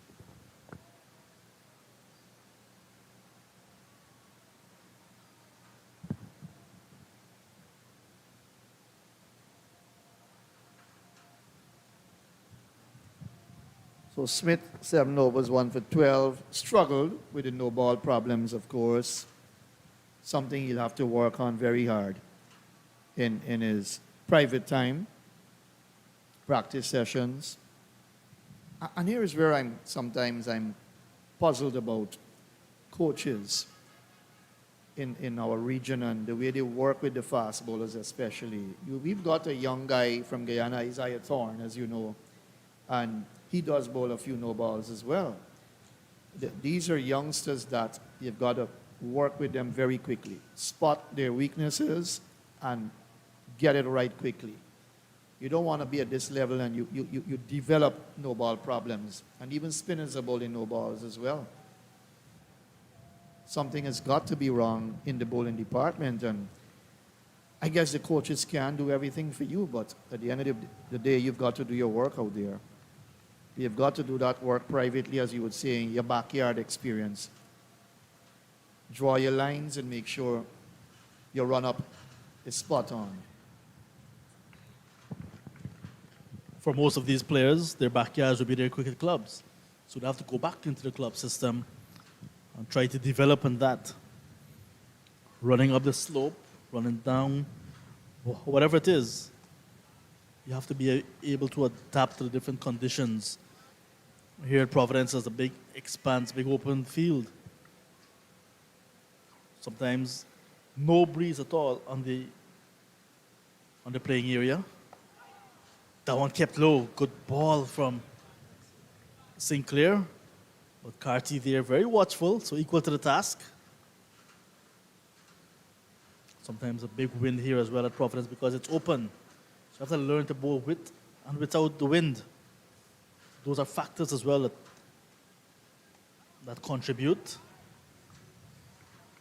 We saw Savory taking a very reflexive catch in the last game.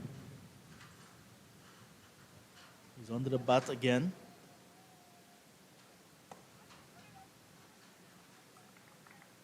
Ahmed Nova sent down in quick time from Sinclair. And the score remains 70 for a loss of 1.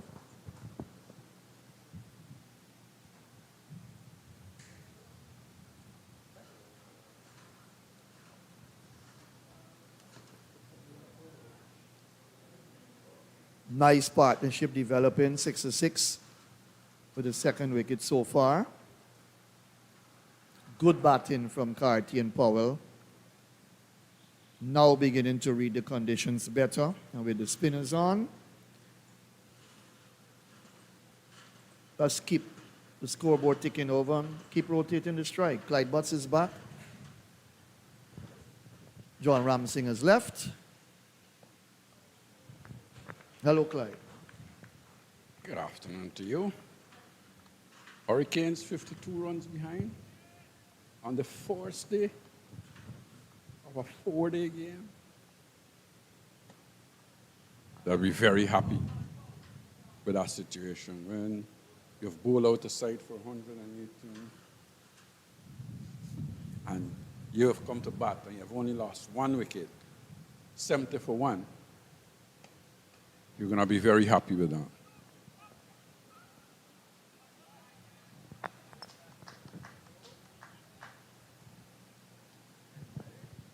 What I find it has done with the score of 122 to defend, they have made the spinners bowl a lot quicker than they normally do because they're looking to contain rather than look to apply the pressure. As over the years they've done, they're looking to bowl a little quicker. That was a nice delivery. That was slower, inviting the right-hander to look to run it down past slip. But you've got to be able to slow it up. Even if you have to push back the field a little or just defend for a few overs, you must be able to put back the pressure on the batsman. You don't want the batsman to have a say over you, even though they have in terms when you look at the scores.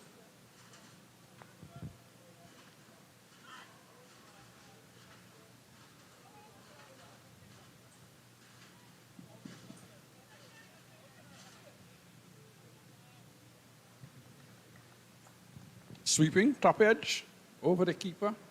2 more runs. Every run counts now. That's the end of the over, 73 for 1.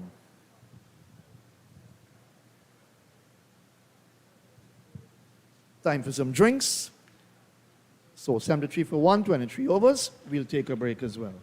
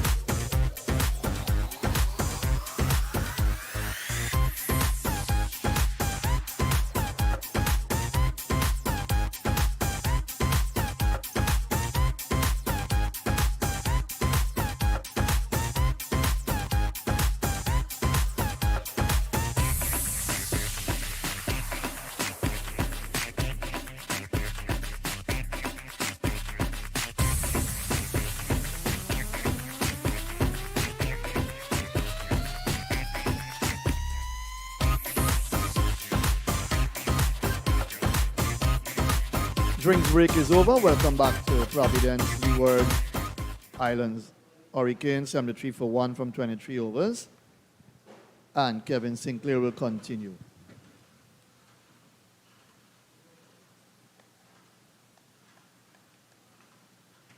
Two spinners on. Casey Carty still has his helmet on. Very interesting. Generally, when the spinners come on, they tend to take their helmets off. A lot of batsmen don't like to take the helmets off. On and off, on and off, no. Out caught. Tate Chandrapal takes the catch. And Kieran Powell's innings comes to an end. 39 he is gone for. 5 fours in that knock. Good breakthrough for the Harpy Eagles. 73 for the loss of 2. Kieran Paul will being Kyron Powell, came down the track looking to hit over the top of mid-on. Didn't get hold of it as he would have liked. And hit it straight to Tane Strandrapal, who took a very fairly straightforward catch.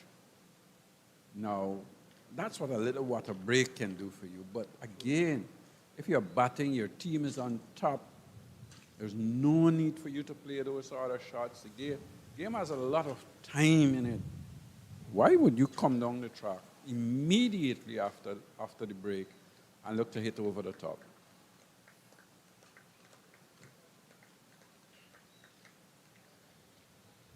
Devon Thomas now comes out. He'll be joining Casey Carty.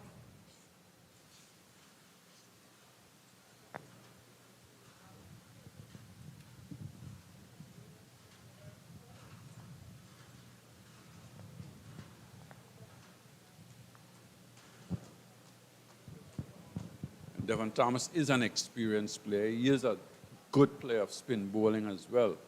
So I think he would come out. He loves to score. He loves to push the ball off. He loves to go looking to score all the time. So this could be interesting here for us. 10, 15 minutes of his innings could be very interesting. So 2 right-handers at the crease now. Thomas in his 105th match, first-class match. 700s and 28 50s on this belt. So good experience as well.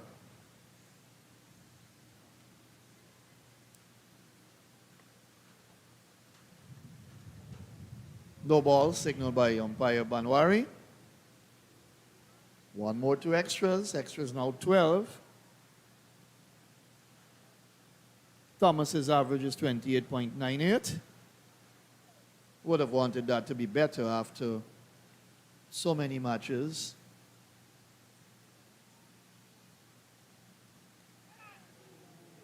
Off the inside edge, reaching for that outside the off stump. Just to the left of Savory at forward short leg.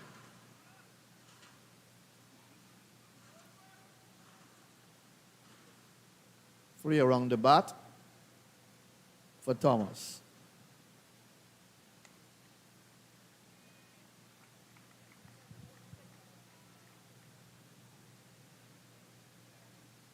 Good handy all-rounder.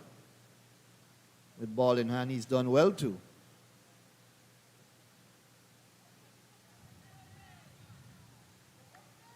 Outside the leg stump off the pad. So his highest score is 172. So good experience for Devon Thomas, but it's another game. And even though the stats are there that presents itself, you've got to come out and start from 0.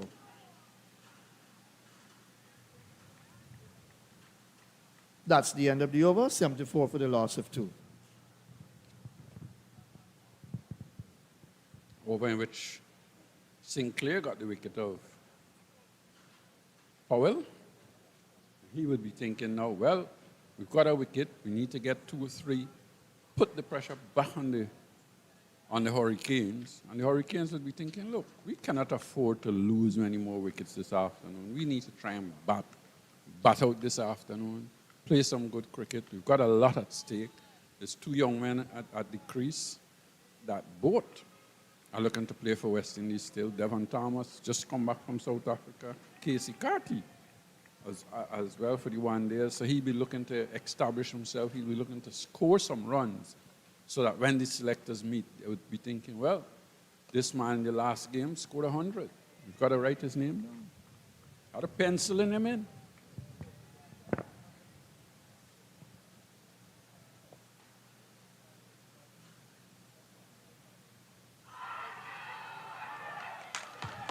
That's out, leg B4. Hit plumb in front. Beautiful delivery from Kamal. And Carty didn't do too much there, even though the left pad was there, planted, but in line with the stumps. And a very easy decision from umpire Nigel Duguid. 3rd wicket going down. Kamal into the thick of things now. Looking to come forward and the ball skidded on. I think he played a little late as well. The bat seems to have come across a little late. And that's what happens in cricket. You get one, you get two. That's why they say keep things tight and things are going to happen for you. Don't lose. Don't give it away. Just keep it tight. Keep bowling. Keep plugging away. Keep bowling in good areas. And when it happens, you can cash in. When you get one, you get two.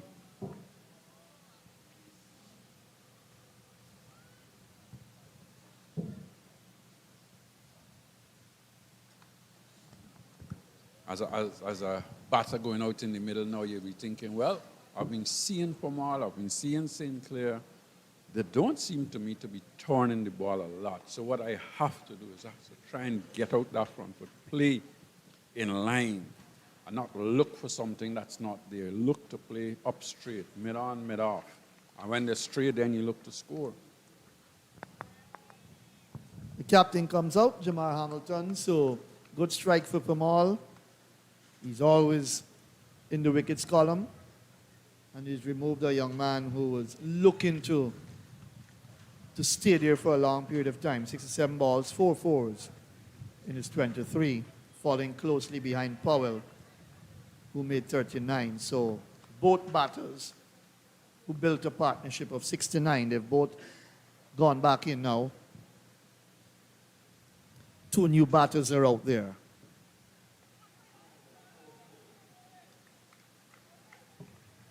Pressure on the captain a bit here now, 74 for 3. Things have changed a bit now.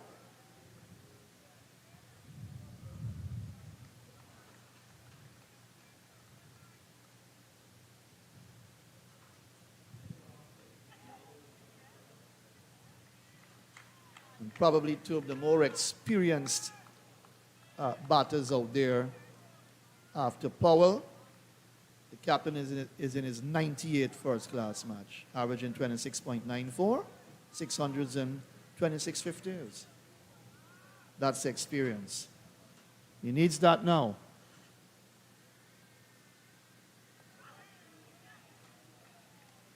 Needs to show why he's such a good player, very consistent down through the years. Hamilton.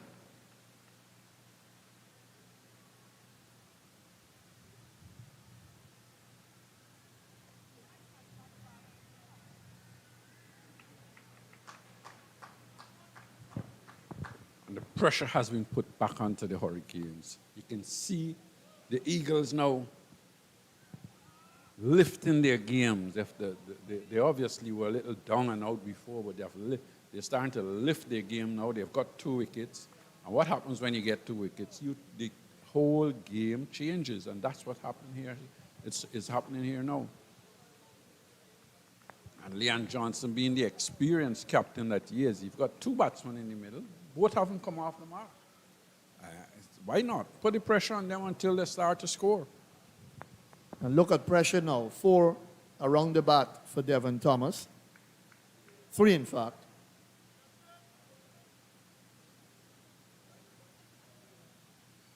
As Sinclair continues.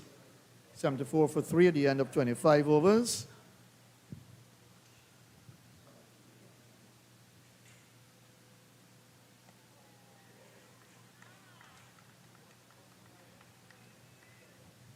Two of your most experienced cricketers in this side now. And it's left up to them to show that they can fight their way back into a position of strength.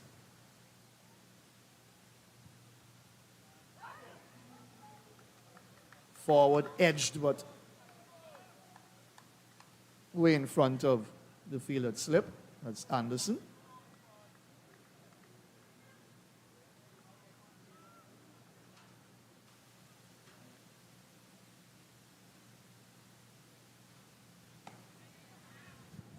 Gets his first run. Sometimes that's the problem with a Devon Thomas as well. Scratches his way around early part of his innings. I guess most batsmen, especially when you're under a lot of pressure.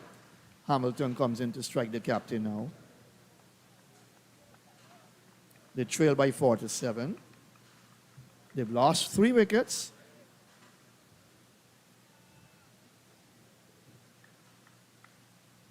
Cornwall to come next. Then you've got Karima Gore, Colin Archibald, Jeremiah Louis, Kofi James, Javier Spencer, gets off the mark. The captain, he'll be very relieved. That's heading out towards the boundary. A chase for Anderson. They get 2. So he's off the mark with 2. 23 boundaries in the match so far. No 6 been hit as yet.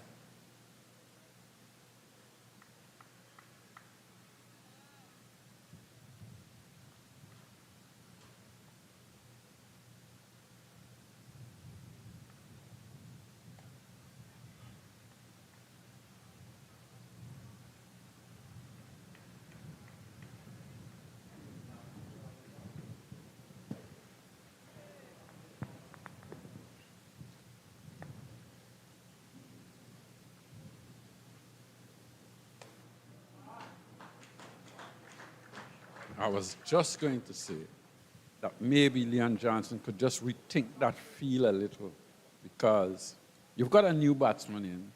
Obviously, the bowler would want to attack him a little bit more. And so maybe with that leg slip, that just puts a little too much pressure on Sinclair of not giving the ball air outside the off stump. This time he did, and it was punished through the covers, 4 runs. Over completed, 81 for 3 from 26. More from Clyde, and then it will be Inderjeet.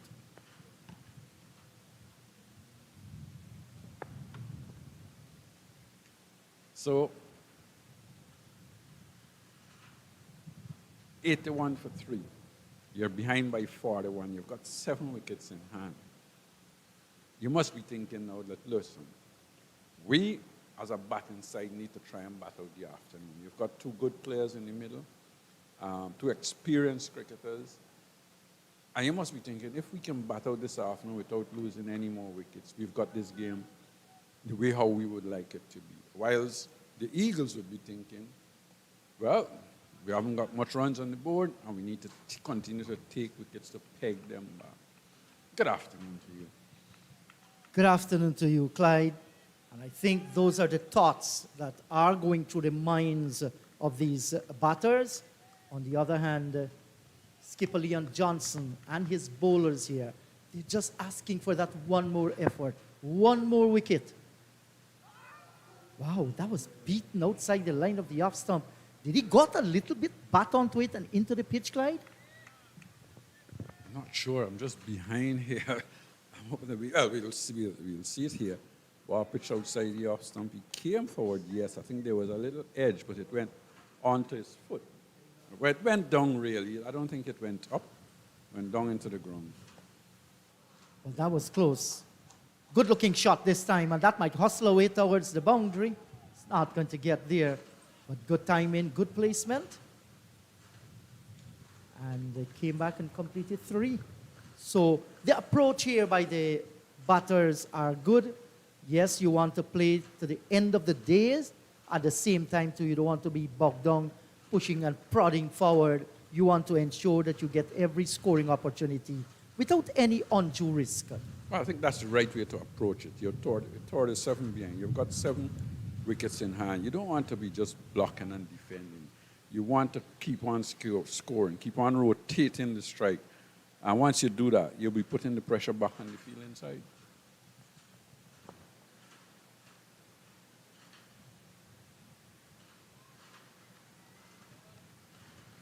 This time, Thomas ensures that he had it covered.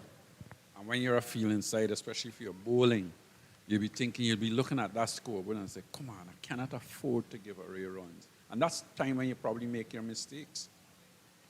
Yes, those are all possibilities that can happen. And we've seen this game so much. We have seen so many things happen. Forward short leg and silly point. And Devon Thomas is going to be mindful of those 2 men. And now Johnson is going to move his point. A little bit squarer.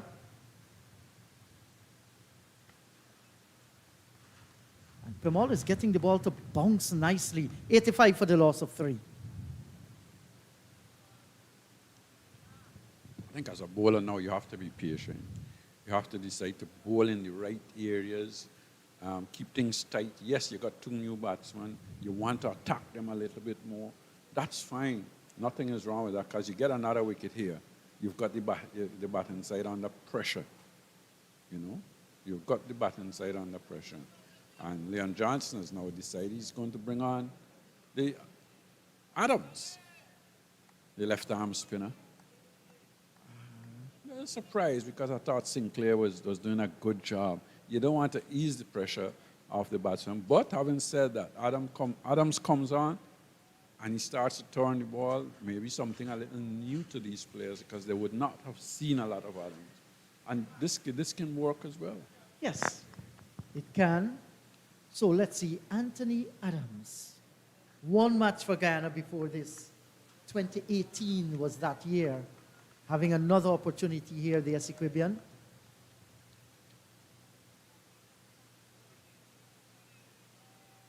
So there are two Essequibian in this team. Anthony Adams, along with Kimal Savory. Here is his first ball after a long time.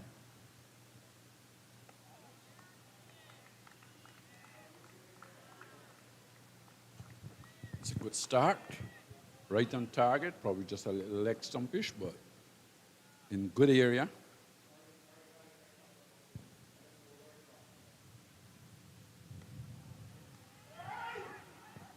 Has to be careful here. The return comes in, bail's taken off, but there was hesitation between the two. Well, where was Hamilton going? There was never a single on there. Devon Thomas would have been run out up halfway down the pitch, so he's just got to be careful here. No, Jamal Hamilton is a little bit of what we used to call speedy. He loves to run between the wicket. You know.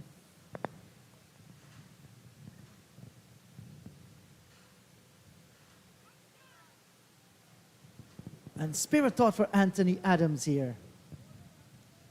Last played in 2018. First match here, your team bowled out for 122. Your skipper wants a wicket. That can be added pressure. Let's see how he's going to handle this pressure. He's handling it well so far. That was a nice delivery, giving him a little bit more flight, bringing the batsman on the front foot.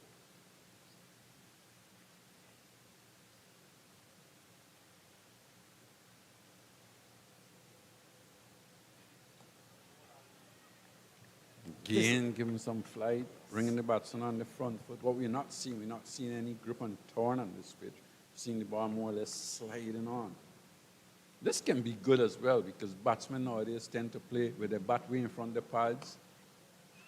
Yes, and starts with the maiden. 28 gone, 85 for the loss of 3. Yeah, good over from the young man, holding in good area, making the batsman play. That is very, very essential. You do not want them to be leaving balls. You do not want any width whatsoever, especially with the game at this stage. 85 for the loss of 3. And look at that Guyana Harpy Eagles, 122. They will feel even if the Leewards Hurricanes go past that 122, that the lead is not a huge one, so they can bat themselves back in this game.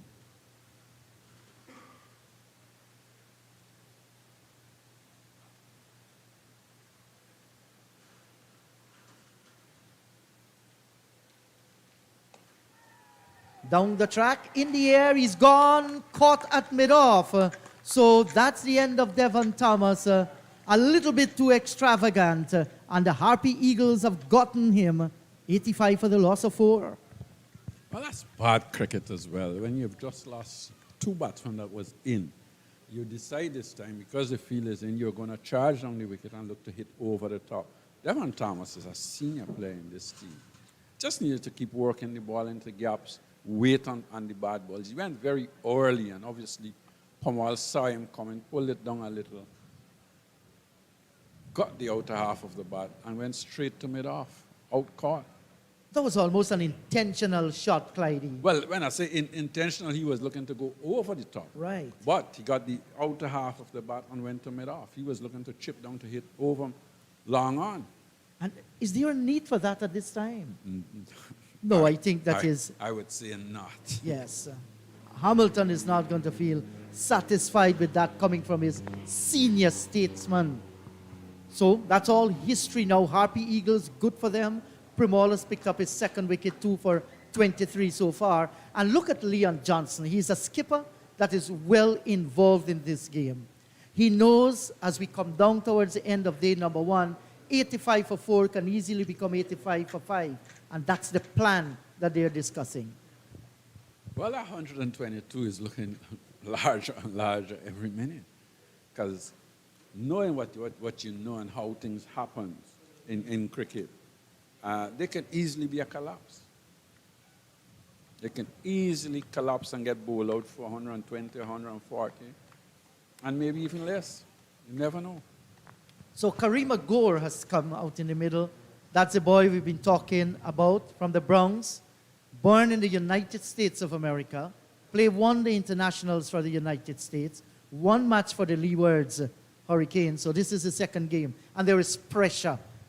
There's a slip, silly point, forward short leg, and a leg gully.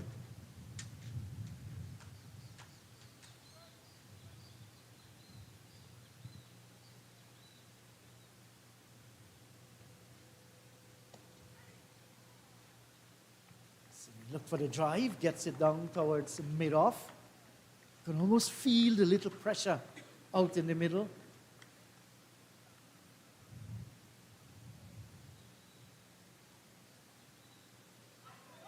Well, he left that so close to the line of the off stump. His judgment is impeccable.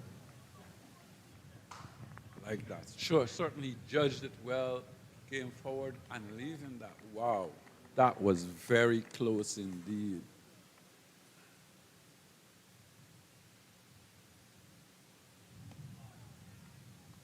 This time he had everything behind of it. Just stretching half forward, gathers composure, plays with the box. That's a soft spot that every man will want to protect there.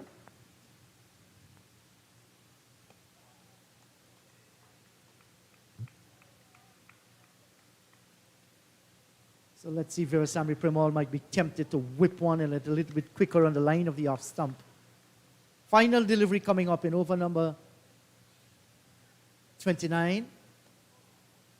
29 gone, 85 for 4. He survives, Gore. Yeah, and I think Primall here just attacking the batsman, deciding, I'm not going to give him anything. He's a new man in this cricket. It's the first time he's playing against us. I'll work on him. I'm not going to give him anything to score at or to play shots. Make him play at every delivery.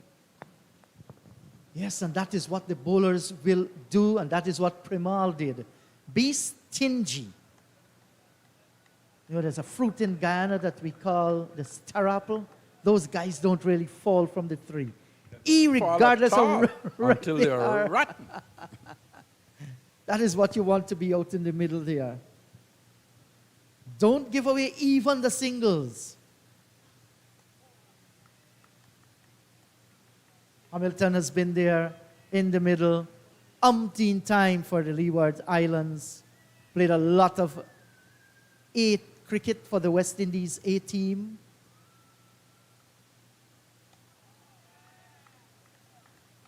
And Adams is doing a fine job here. He isn't giving away anything whatsoever. And there's a feeling, if you can frustrate these batters, you can get them to come into your corridor, play the shots that you want to see them play. There's an appeal, a loud appeal for a catch of the wicket. And umpire Banwari saying, no, he just taps the left leg. It came off the tie pad. I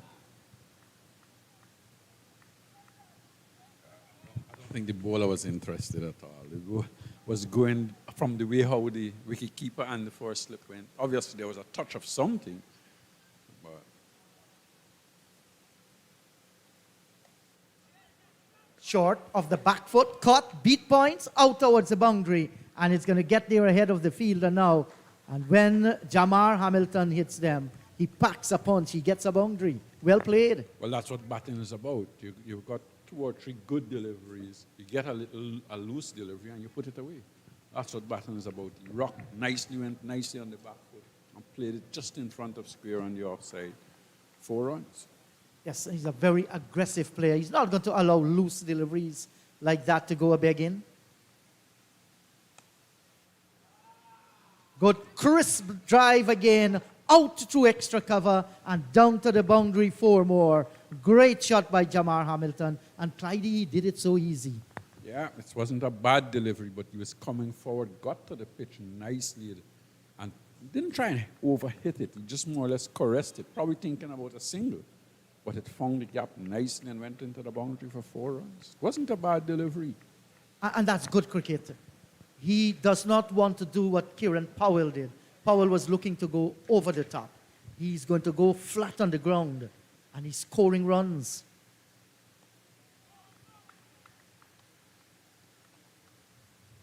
So 30 overs gone, 93 for the loss of 4. Yeah. And Leewards just loosened the shackles a little bit there with those 2 boundaries. Hamilton coming forward, stroking the ball nicely. And then that one back cut past cover point, 4 more runs. Certainly, with Pomal bowling the way he is, I think Pomal would be happy to bowl to the new batsman in Gore. He would want to be keeping things fairly tight at Gore, and he would be saying, give me a chance at it. I want 1 over at him. So he has to content, though, with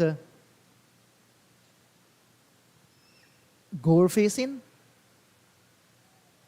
Good delivery.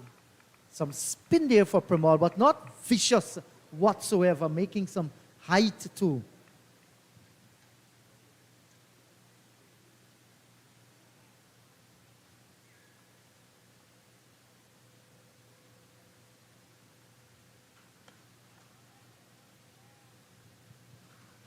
Looking for the drive, he did. Not with any power whatsoever. Premal won't mind his man coming out to reach him. That is what he wants.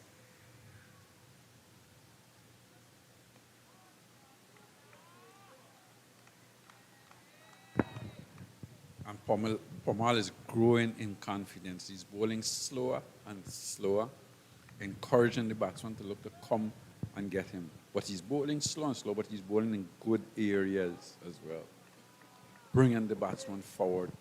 4 deliveries, bringing him on the front foot. Not probably getting this sort of bounce and turn that he would like, but certainly keeping him on the front foot. Yes, and 2 gentlemen and 2 bicycles have joined the spectatorship in the stand. Tossed up a little bit further and driven away down towards mid-off. So the final delivery in this 8th over, bowled by Veerasammy Premal. Let's see what's going to happen here. Silly mid-off. That one rushed onto him off the back foot. Nice fielding. Return comes in. But they're home.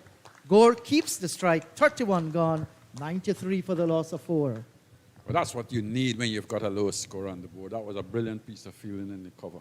Diving away to his right, picking up and throwing, but couldn't stop the single. So Gore is off the mark. And good to see him getting off the mark there. 94 for 4. So we're talking about 28 runs away to level with the Guyana Harpy Eagles.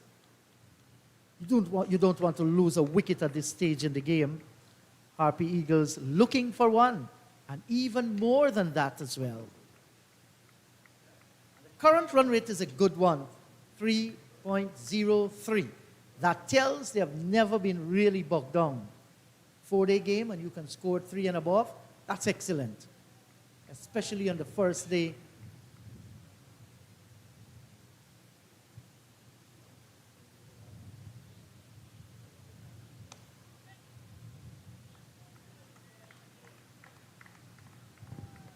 You can see Hamilton growing in confidence, coming forward, stroking it nicely, unable to get a run. That's Gore, sorry. That's Gore. And it's good, Clydie, to see Hamilton calling the youngster down, offering some words of advice. Sometimes you need that communication. He's probably saying to him, just be careful. It's coming back in with the arm rather than, it's not turning big. So just be careful. Don't get too overconfident. Stroking it again in the same area.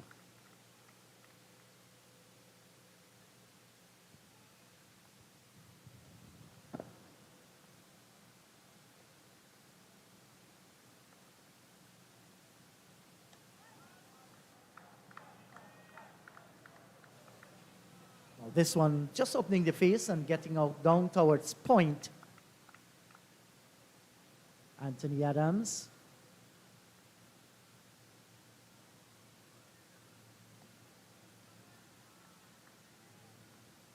And Karima Gore looks very competent so far.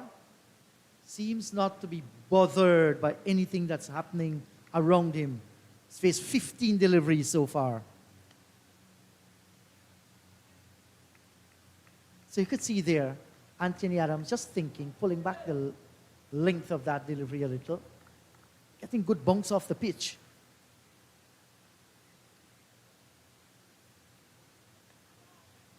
Gore looks good. He survives the over. A maiden, 32 gone, 94 for 4.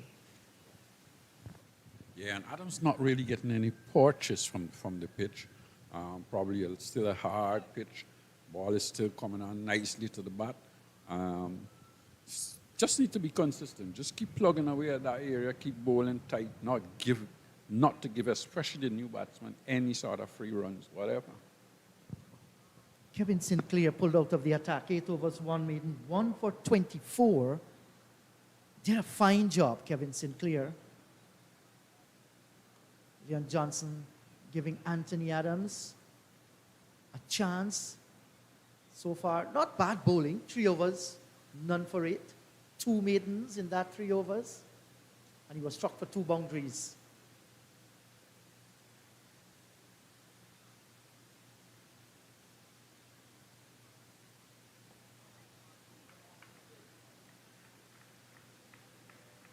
Tamar Hamilton. Powerful muscles, not a tall guy.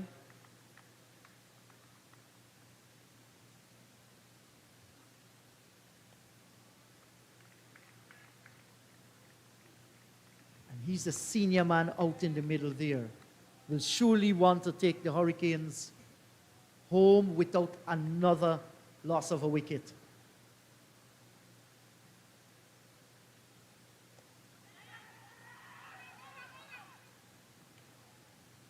And this time they get the single.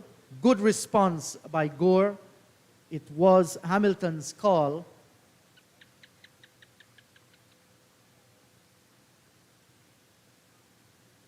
Now, Pemal knows that he has a chance here at Gore.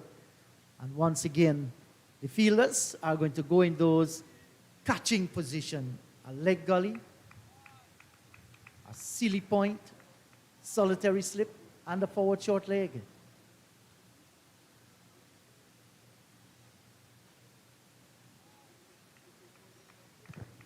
There's that one. That's bounced and turns just outside the off stump. Just wondering to know if Primal can just pull back the length a little and ensure the bounce gets to the batsman, other than having it bounce when it passes him.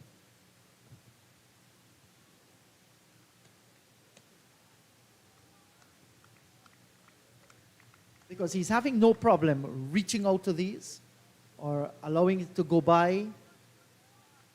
If you can get one to bounce maybe into his body, bounce on the line of the off stump.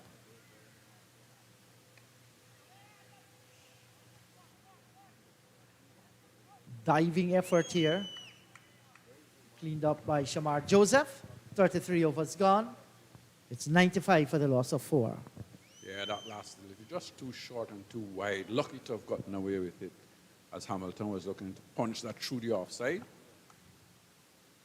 And Jamar Hamilton now would be thinking, well, I've got the 18. There's still a lot of overs in the game today. And play more than likely go on to 5:30.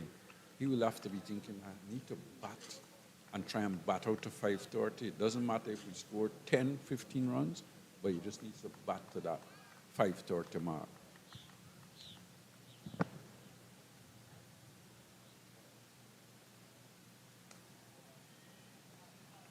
Good, much better delivery here by Hamilton, not offering the width.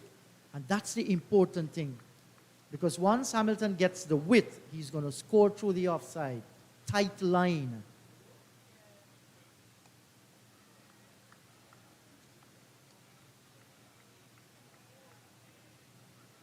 Karima Gore, 22 balls for his 2. Occupation of the crease is what the moment demands.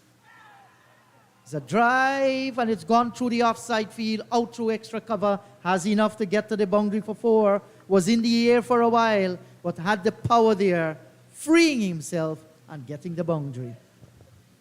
Yeah, I think just a little too full there, Anthony Adams. He came forward, drove it in the air. So I wouldn't think Anthony Adams would mind that. He would be thinking, well, I'm going to go back there with the next delivery as well. If he can hit me again for 4 more through that area, why not? Yes.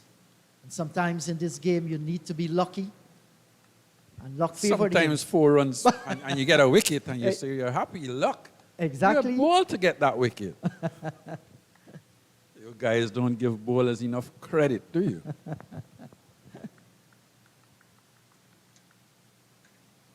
Adams tries once again. Driving again out through the offside field. That's going to go away for 4. So the youngster is up to the challenge there, Karima Gore, spanking a boundary, and this time was in total control. And that's the 100 up, 104 for the loss of 4.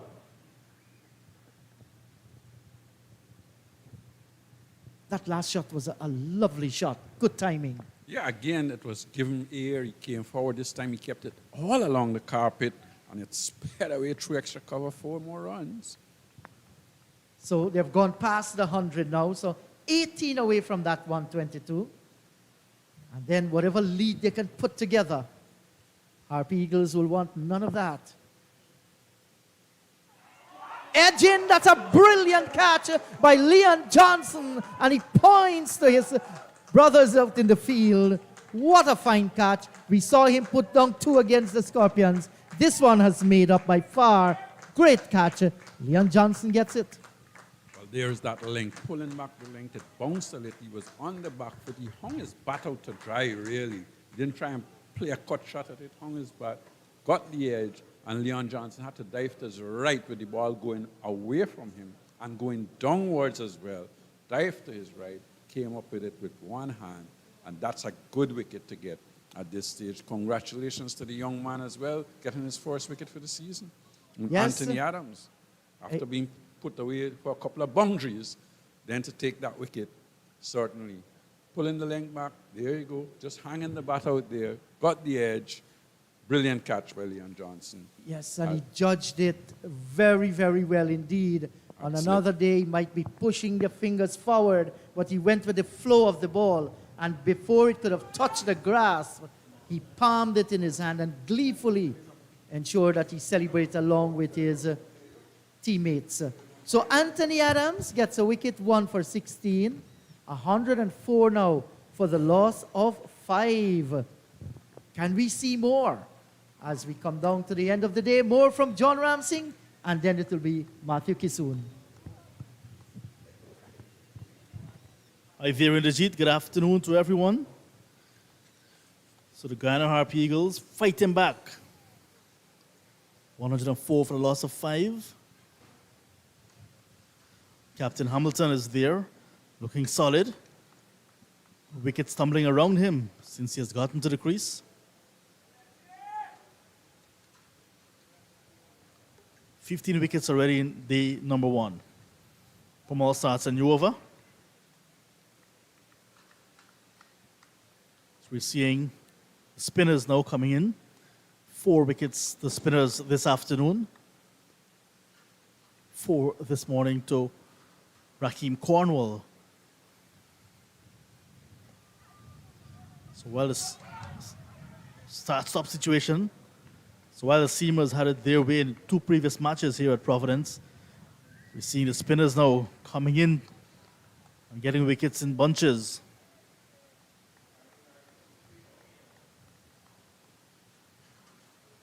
So the game, low scoring but very intense. High intensity game so far. Welcome back, Matthew Kisoon. Good afternoon. Yes, John. Good afternoon to you, everyone around the region and the world at large. Yes, The Harp Eagles are fighting hard here. They've picked up half of the Hurricanes' batters. Good shot driven through the offside by Jamar Hamilton, who's looked good, especially through the offside, plays some lovely cover drives. James comes in to strike in his sixth first-class match, averaging 26.5.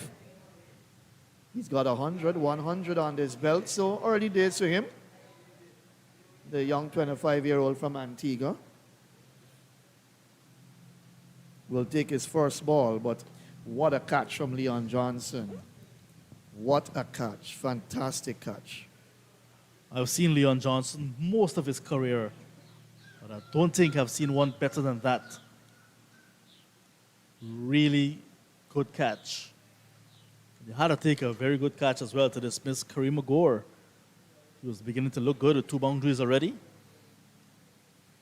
I saw when he looked around in disbelief. He couldn't believe that Johnson had taken that.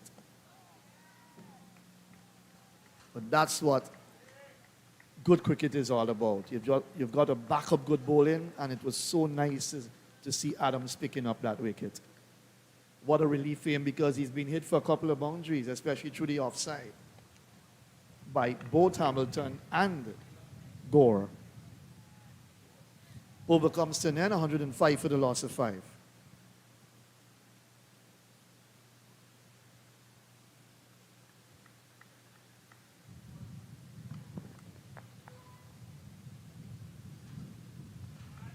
Adams now coming for his 5th over.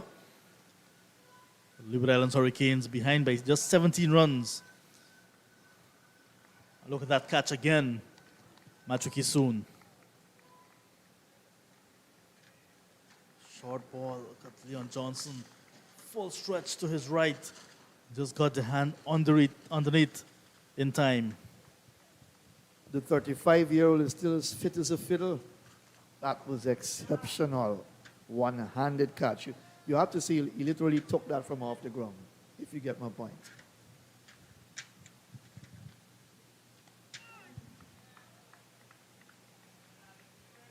But good wicket for Adams. Good wicket for the SC Caribbean. He's been knocking on the door for a while. He's got his chance in the final game of this tournament. Impress, he'll remain in the team for the next year. That's another one, but that went a little bit to the right of Johnson on this occasion. Couldn't get that because that was cut away very quickly, but in the air and down to the boundary for 4. That's Hamilton for you. He's 23 now from 30 balls. Just went back into his crease. And the ball got big on him, but he went hard at it. So it flew off very quickly, and even a quick Kevlin Anderson couldn't catch it. This outfield remains very quick.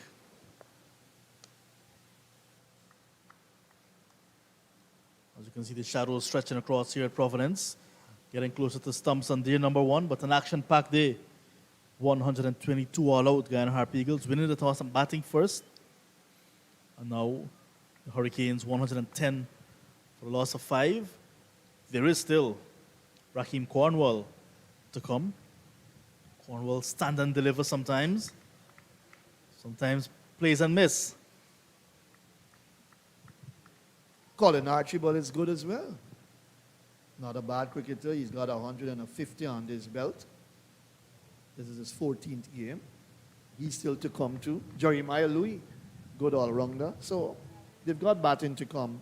It's all about if they want to stay there long and put the Harpy Eagles under pressure in terms of a lead, giving them a lead. 15 wickets have fallen today for 232 runs. That's a lot of action on day 1.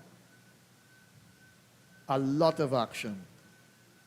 Pressure moments. First of all, the Harpy Eagles being skittled out for 122. Thanks to Hurricane Cornwall. And 2 wickets apiece for the left-hand seamers. Spencer and Archibald, 1 for Louis, and then now, they themselves, the Leeward Islands Hurricanes, find themselves under a bit of pressure as well. 122 looks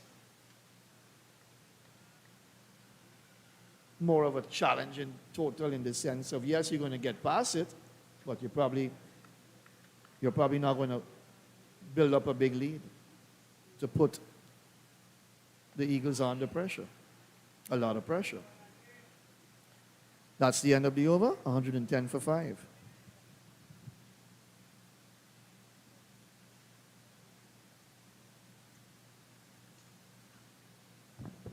Seamers have been disappointing for me. Smith, 7 overs. Joseph, 6 overs. Lots of no balls between the two. 10 overall. So they did not give the Guyana Harp Eagles a start with the ball that they were looking for. Granted, Larry O'Dane early in his career gone without scoring. But there's a consolidation period between Powell and Carty that kept the Harp Eagles out. Cornwall starts a new over. And while Powell and Carty were grafting, Smith and Joseph were all over the place. Joseph in particular conceding 4 boundaries, while Smith was guilty of overstepping too often and starting to put pressure on his own side. The thing in all of this, though, is the captaincy of Leon Johnson, which has been one of the main features of his cricket, playing through the years for the Harpy Eagles. It's good to focus on him a bit because this is his last match. He has signaled his intention to step down. After that, he's done that publicly. But Spirit thought for his leadership skills and ability down through his career playing for the Guyana side and captaining the side as well.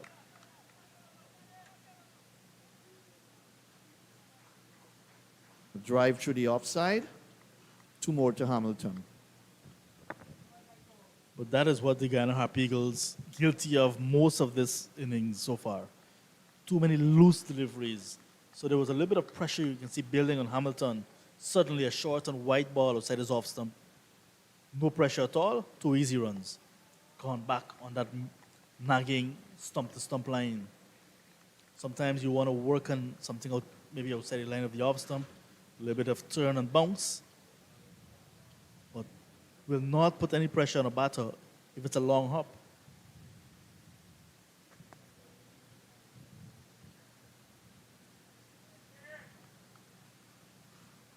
And leadership skills have a way of also lifting the team effort, team performance. If your captain is putting in the hard work like that catch he took, that should have lifted the spirits of the side. He overcomes to an end 112 for 5 after 37 in the Hurricanes innings.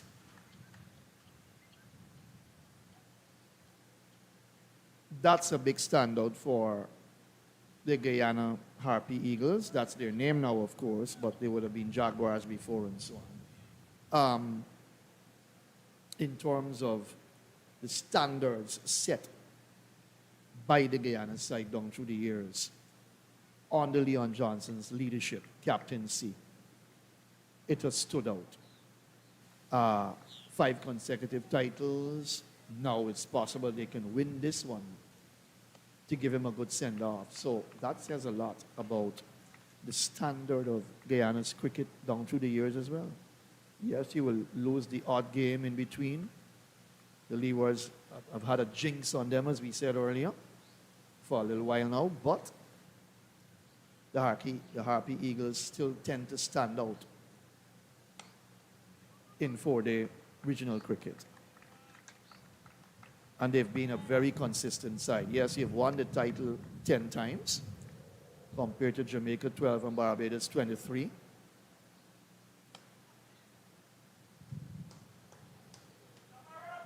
Nice shot. They'll pick up what? 2. Return comes in quickly. But a lot of them stepping up. The Guyana side stepping up a bit more in terms of quality and value and performance came through the influence of Leon Johnson in that side.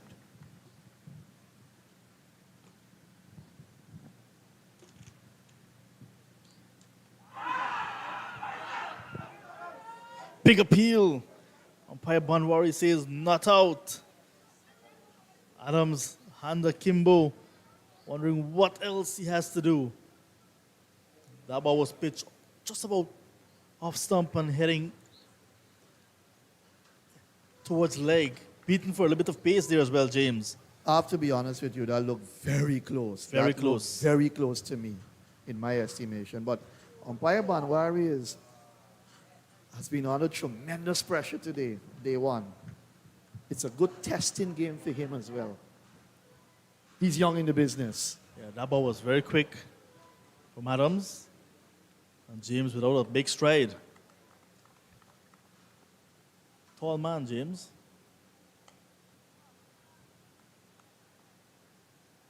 Just 2 runs in the over. Hurricanes 114 for the loss of 5.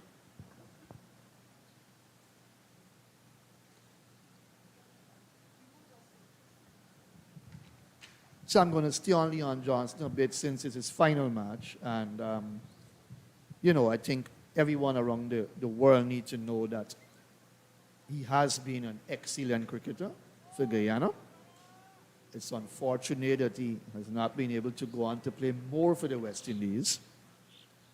But at regional level, first-class cricket, he has been good enough as an overall cricketer.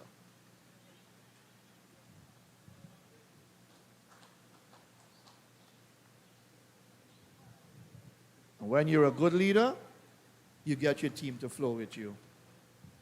Very important. Leadership is something that has been lacking in our cricket.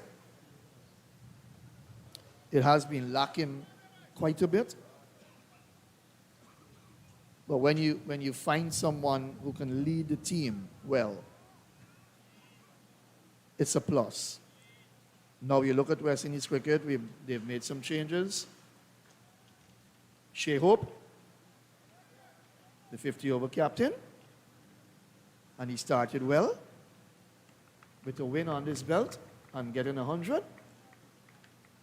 Robman Powell, the T20 captain. So you've got to make the changes along the way. Craig Brathwaite is the West Indies test captain.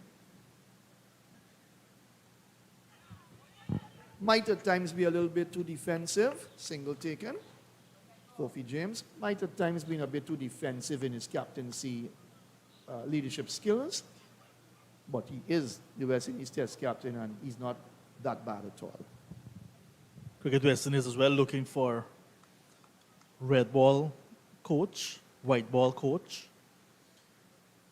But we must say congratulations to Dr. Kishore Shallow ascending to the top post of Cricket West Indies as ambassador at vice president.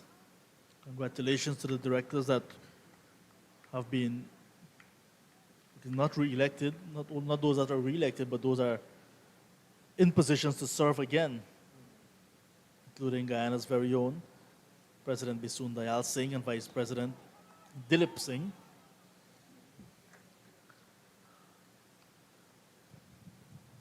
Shallow is a young man, and he's got a good level head on his shoulders, and I think he will give his best, give up his best. He understands leadership, he understands his role.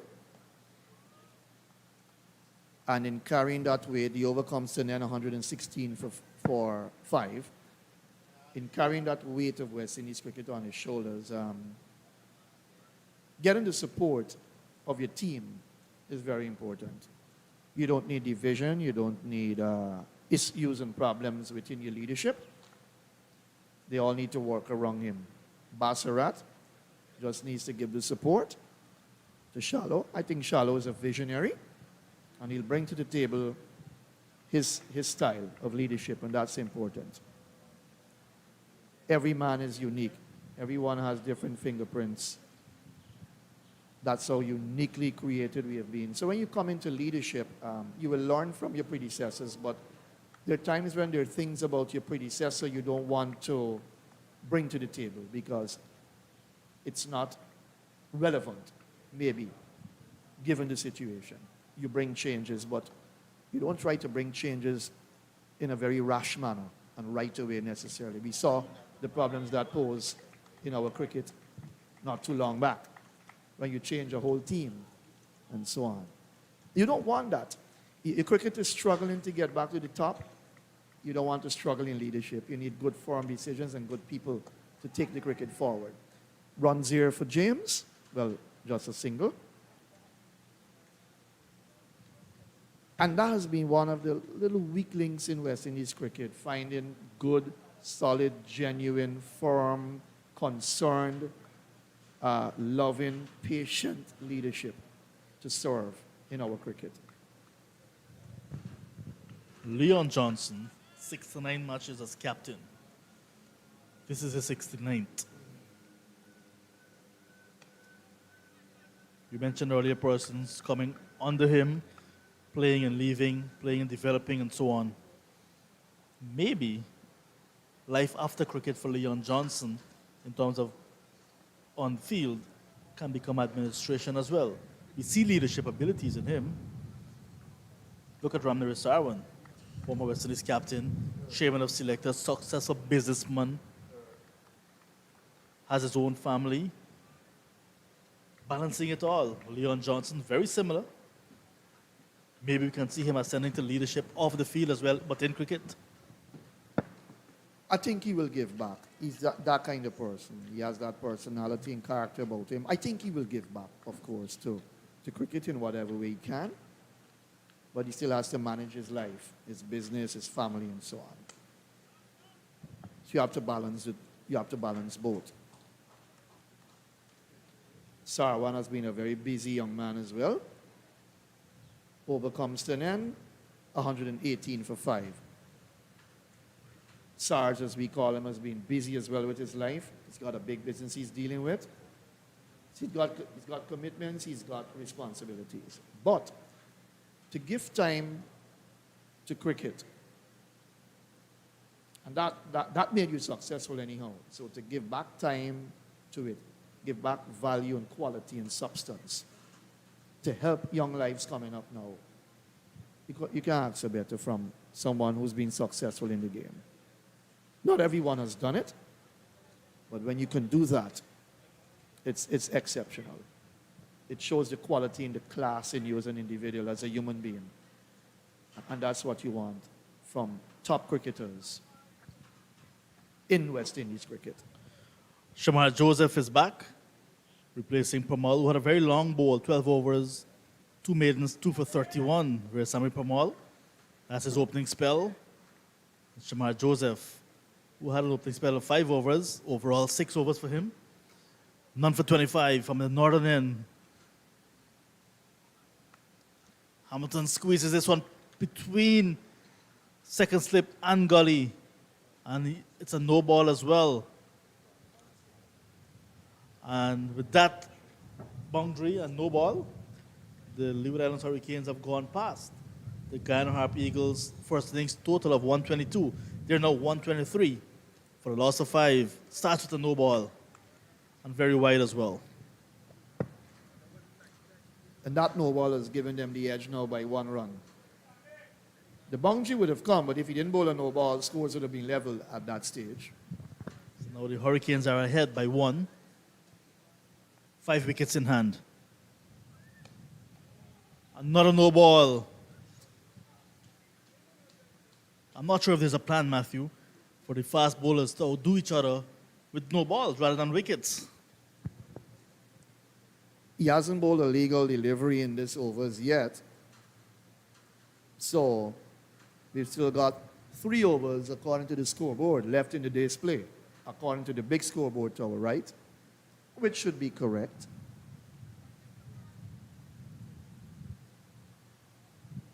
Yeah, with that kind of bowling attitude, let's call it that, can bring frustration to the field inside, already defending a small total in first innings, 122. And now, the fast bowler coming back, releasing whatever pressures they're heading towards stumps. Kofi James, 15, 16 deliveries now for him. Still anxious moments early in his innings. Hamilton is looking solid at the other end. So we'd like to see a bowler coming and maintaining that pressure.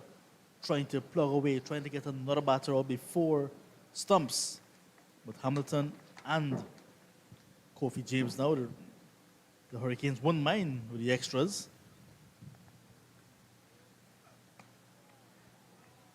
Well bowled on the off stump. Had to come down quickly on that, got it off the inner portion of the bat, bounced away into the leg side. The two batters come down to have a little chat in the middle. They're saying, well, we've got, if you look at the scoreboard, you'll see it's 2.4 overs remaining in the day's play. Let's bat it out. We can come back tomorrow morning and give it our best shot to ensure that we put the Eagles under pressure.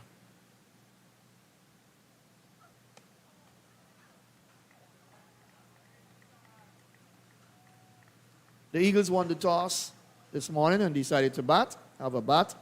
It didn't pay off for them. They were dismissed for 122 in 44.1 overs with a top score of 22 from Nandu and followed by extras 22 as well. 16 from Anderson. And that was basically a 12 from Chandra Paul and 12 from Sinclair as well. Short lift and delivery, but wide of the off stump. Cornwall, 4 for 27. Archibald, 2 for 27. Spencer, 2 for 35. And Louis, 1 for 25. The bowlers still have picked up wickets. There was one run out. In reply to Leewards, they've lost 5 wickets for 125. So the lead is 3 now on first innings, and we're in the 41st over their innings. Larry Odin went for a duck. It was 9 for 1 at T.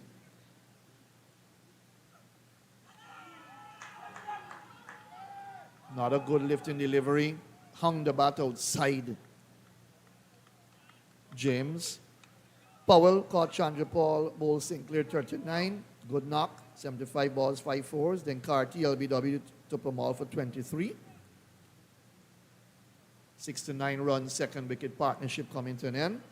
Thomas caught Dimitri Cameron, the substitute of the bowler from all for 2. Gore caught Johnson at slip, a brilliant catch, magnificent catch, bowled Adams for 10. 104 for 5 when that wicket went down. Just trying to capsule what has transpired so far today. Kofi James on 4. Hamilton, the captain, on 33. That's wide of the off stump. Doesn't make the batter play. No pressure on him at all. 125 for the loss of 5 at the end of the over.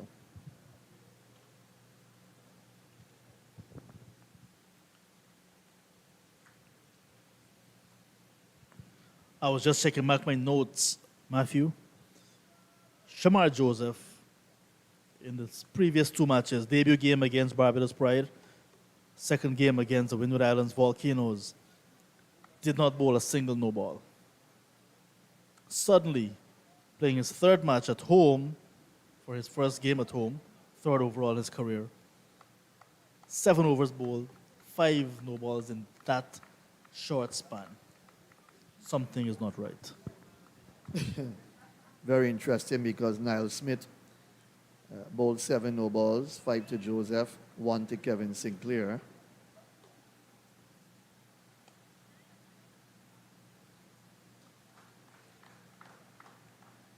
Adams continuing, 1 for 25. He hasn't bowled that badly. A couple of boundaries hit off of him, but when you look at his economy rate, 3.63, not bad at all. 1 over on 5 balls should be what's left in the bowling department for today, and then we come back tomorrow. 9 hours 55, you can join us on day 2. Really good day of cricket. Enthralling battle between these two sides.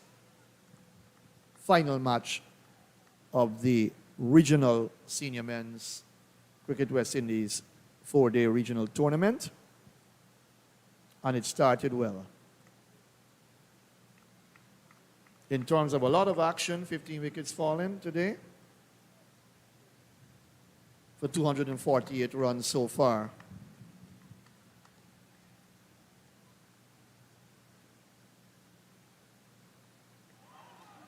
James on the back foot, that kept low. That was cannoning into middle stump. Got the inner portion of the bat onto it. And it came down towards backward square. He got a single. Very fortuitous on that occasion to get a little bat onto that. 30 boundaries in the match so far today. But in terms of the Guyana bowling, 1 wicket to Niall Smith, 1 for 12. Joseph not yet in the wickets column, none for 32. Not a single taken, so they rotate in the strike. 1 for 24 for Sinclair and 2 for 31 for Pamal. And Adams 1 for 27. That's summing it up for you as we come down to the end of day 1. Partnership worth 24 from 49 balls. But John, an action-packed day. Not quite the day that the Eagles would have wanted. Probably would have wanted to get around 250, given the pressure that they created for themselves initially, but good bowling, nevertheless. 1 over left in the day's play. We make it 128 for 5.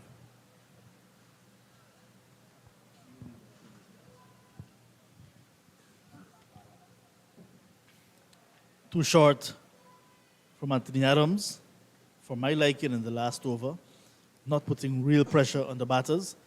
But Kofi James opting to play on the back foot to the spinners, not the best thing to do here at Providence. Do not jump back to the spinners at all. So we're down to the final over on day number 1. West Indies Championship final round match.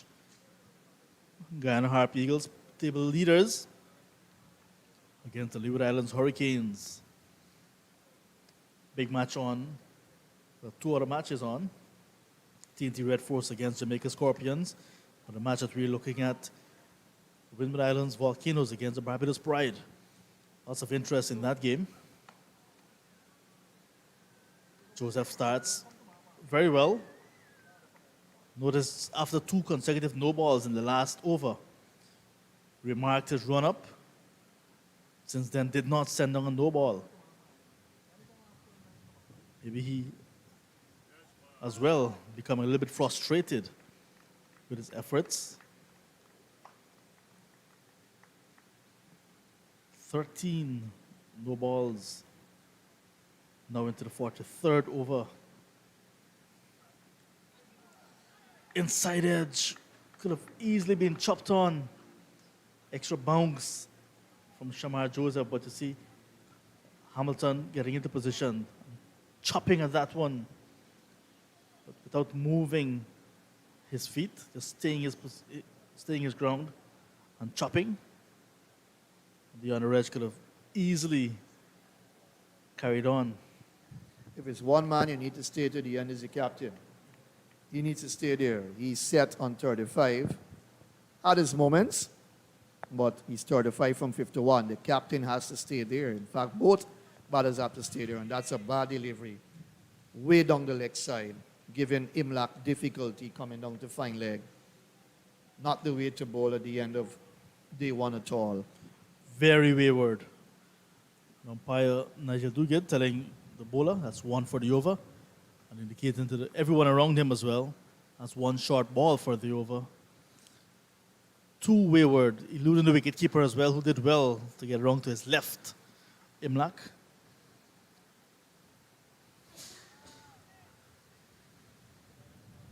Bramble suffered an injury while playing round number 3 at the Brian Lara Cricket Academy. Ball from Runsford Beaton burst through the gloves and into his face. This one is punched in nicely. Another boundary as we get towards the end of the day's play. That's as easy as they come And Kofi James wouldn't mind at all. It was a short ball. There he was, using the depth of his crease nicely and punching it through the covers for 4. Extending the lead now into double figures, 11. With a few deliveries to go to stumps. Played it on the up nicely. Nice shot. Eased into the shot and punched it through the covers. Well played on the back foot. Steered it down to backward point.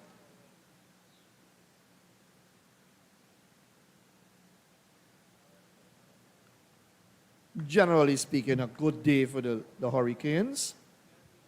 Day 1 has been their day. The Eagles are fighting back. They've picked up half of their wickets. Just a slim lead right now, 11. They've picked up 5 wickets. So they fought back. But if you sum it up, it's been a Hurricanes day for sure.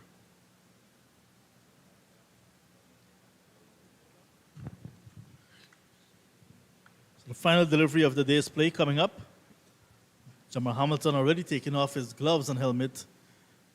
We won't need the artificial lights today, but looking very magnificent. That's a very good shot.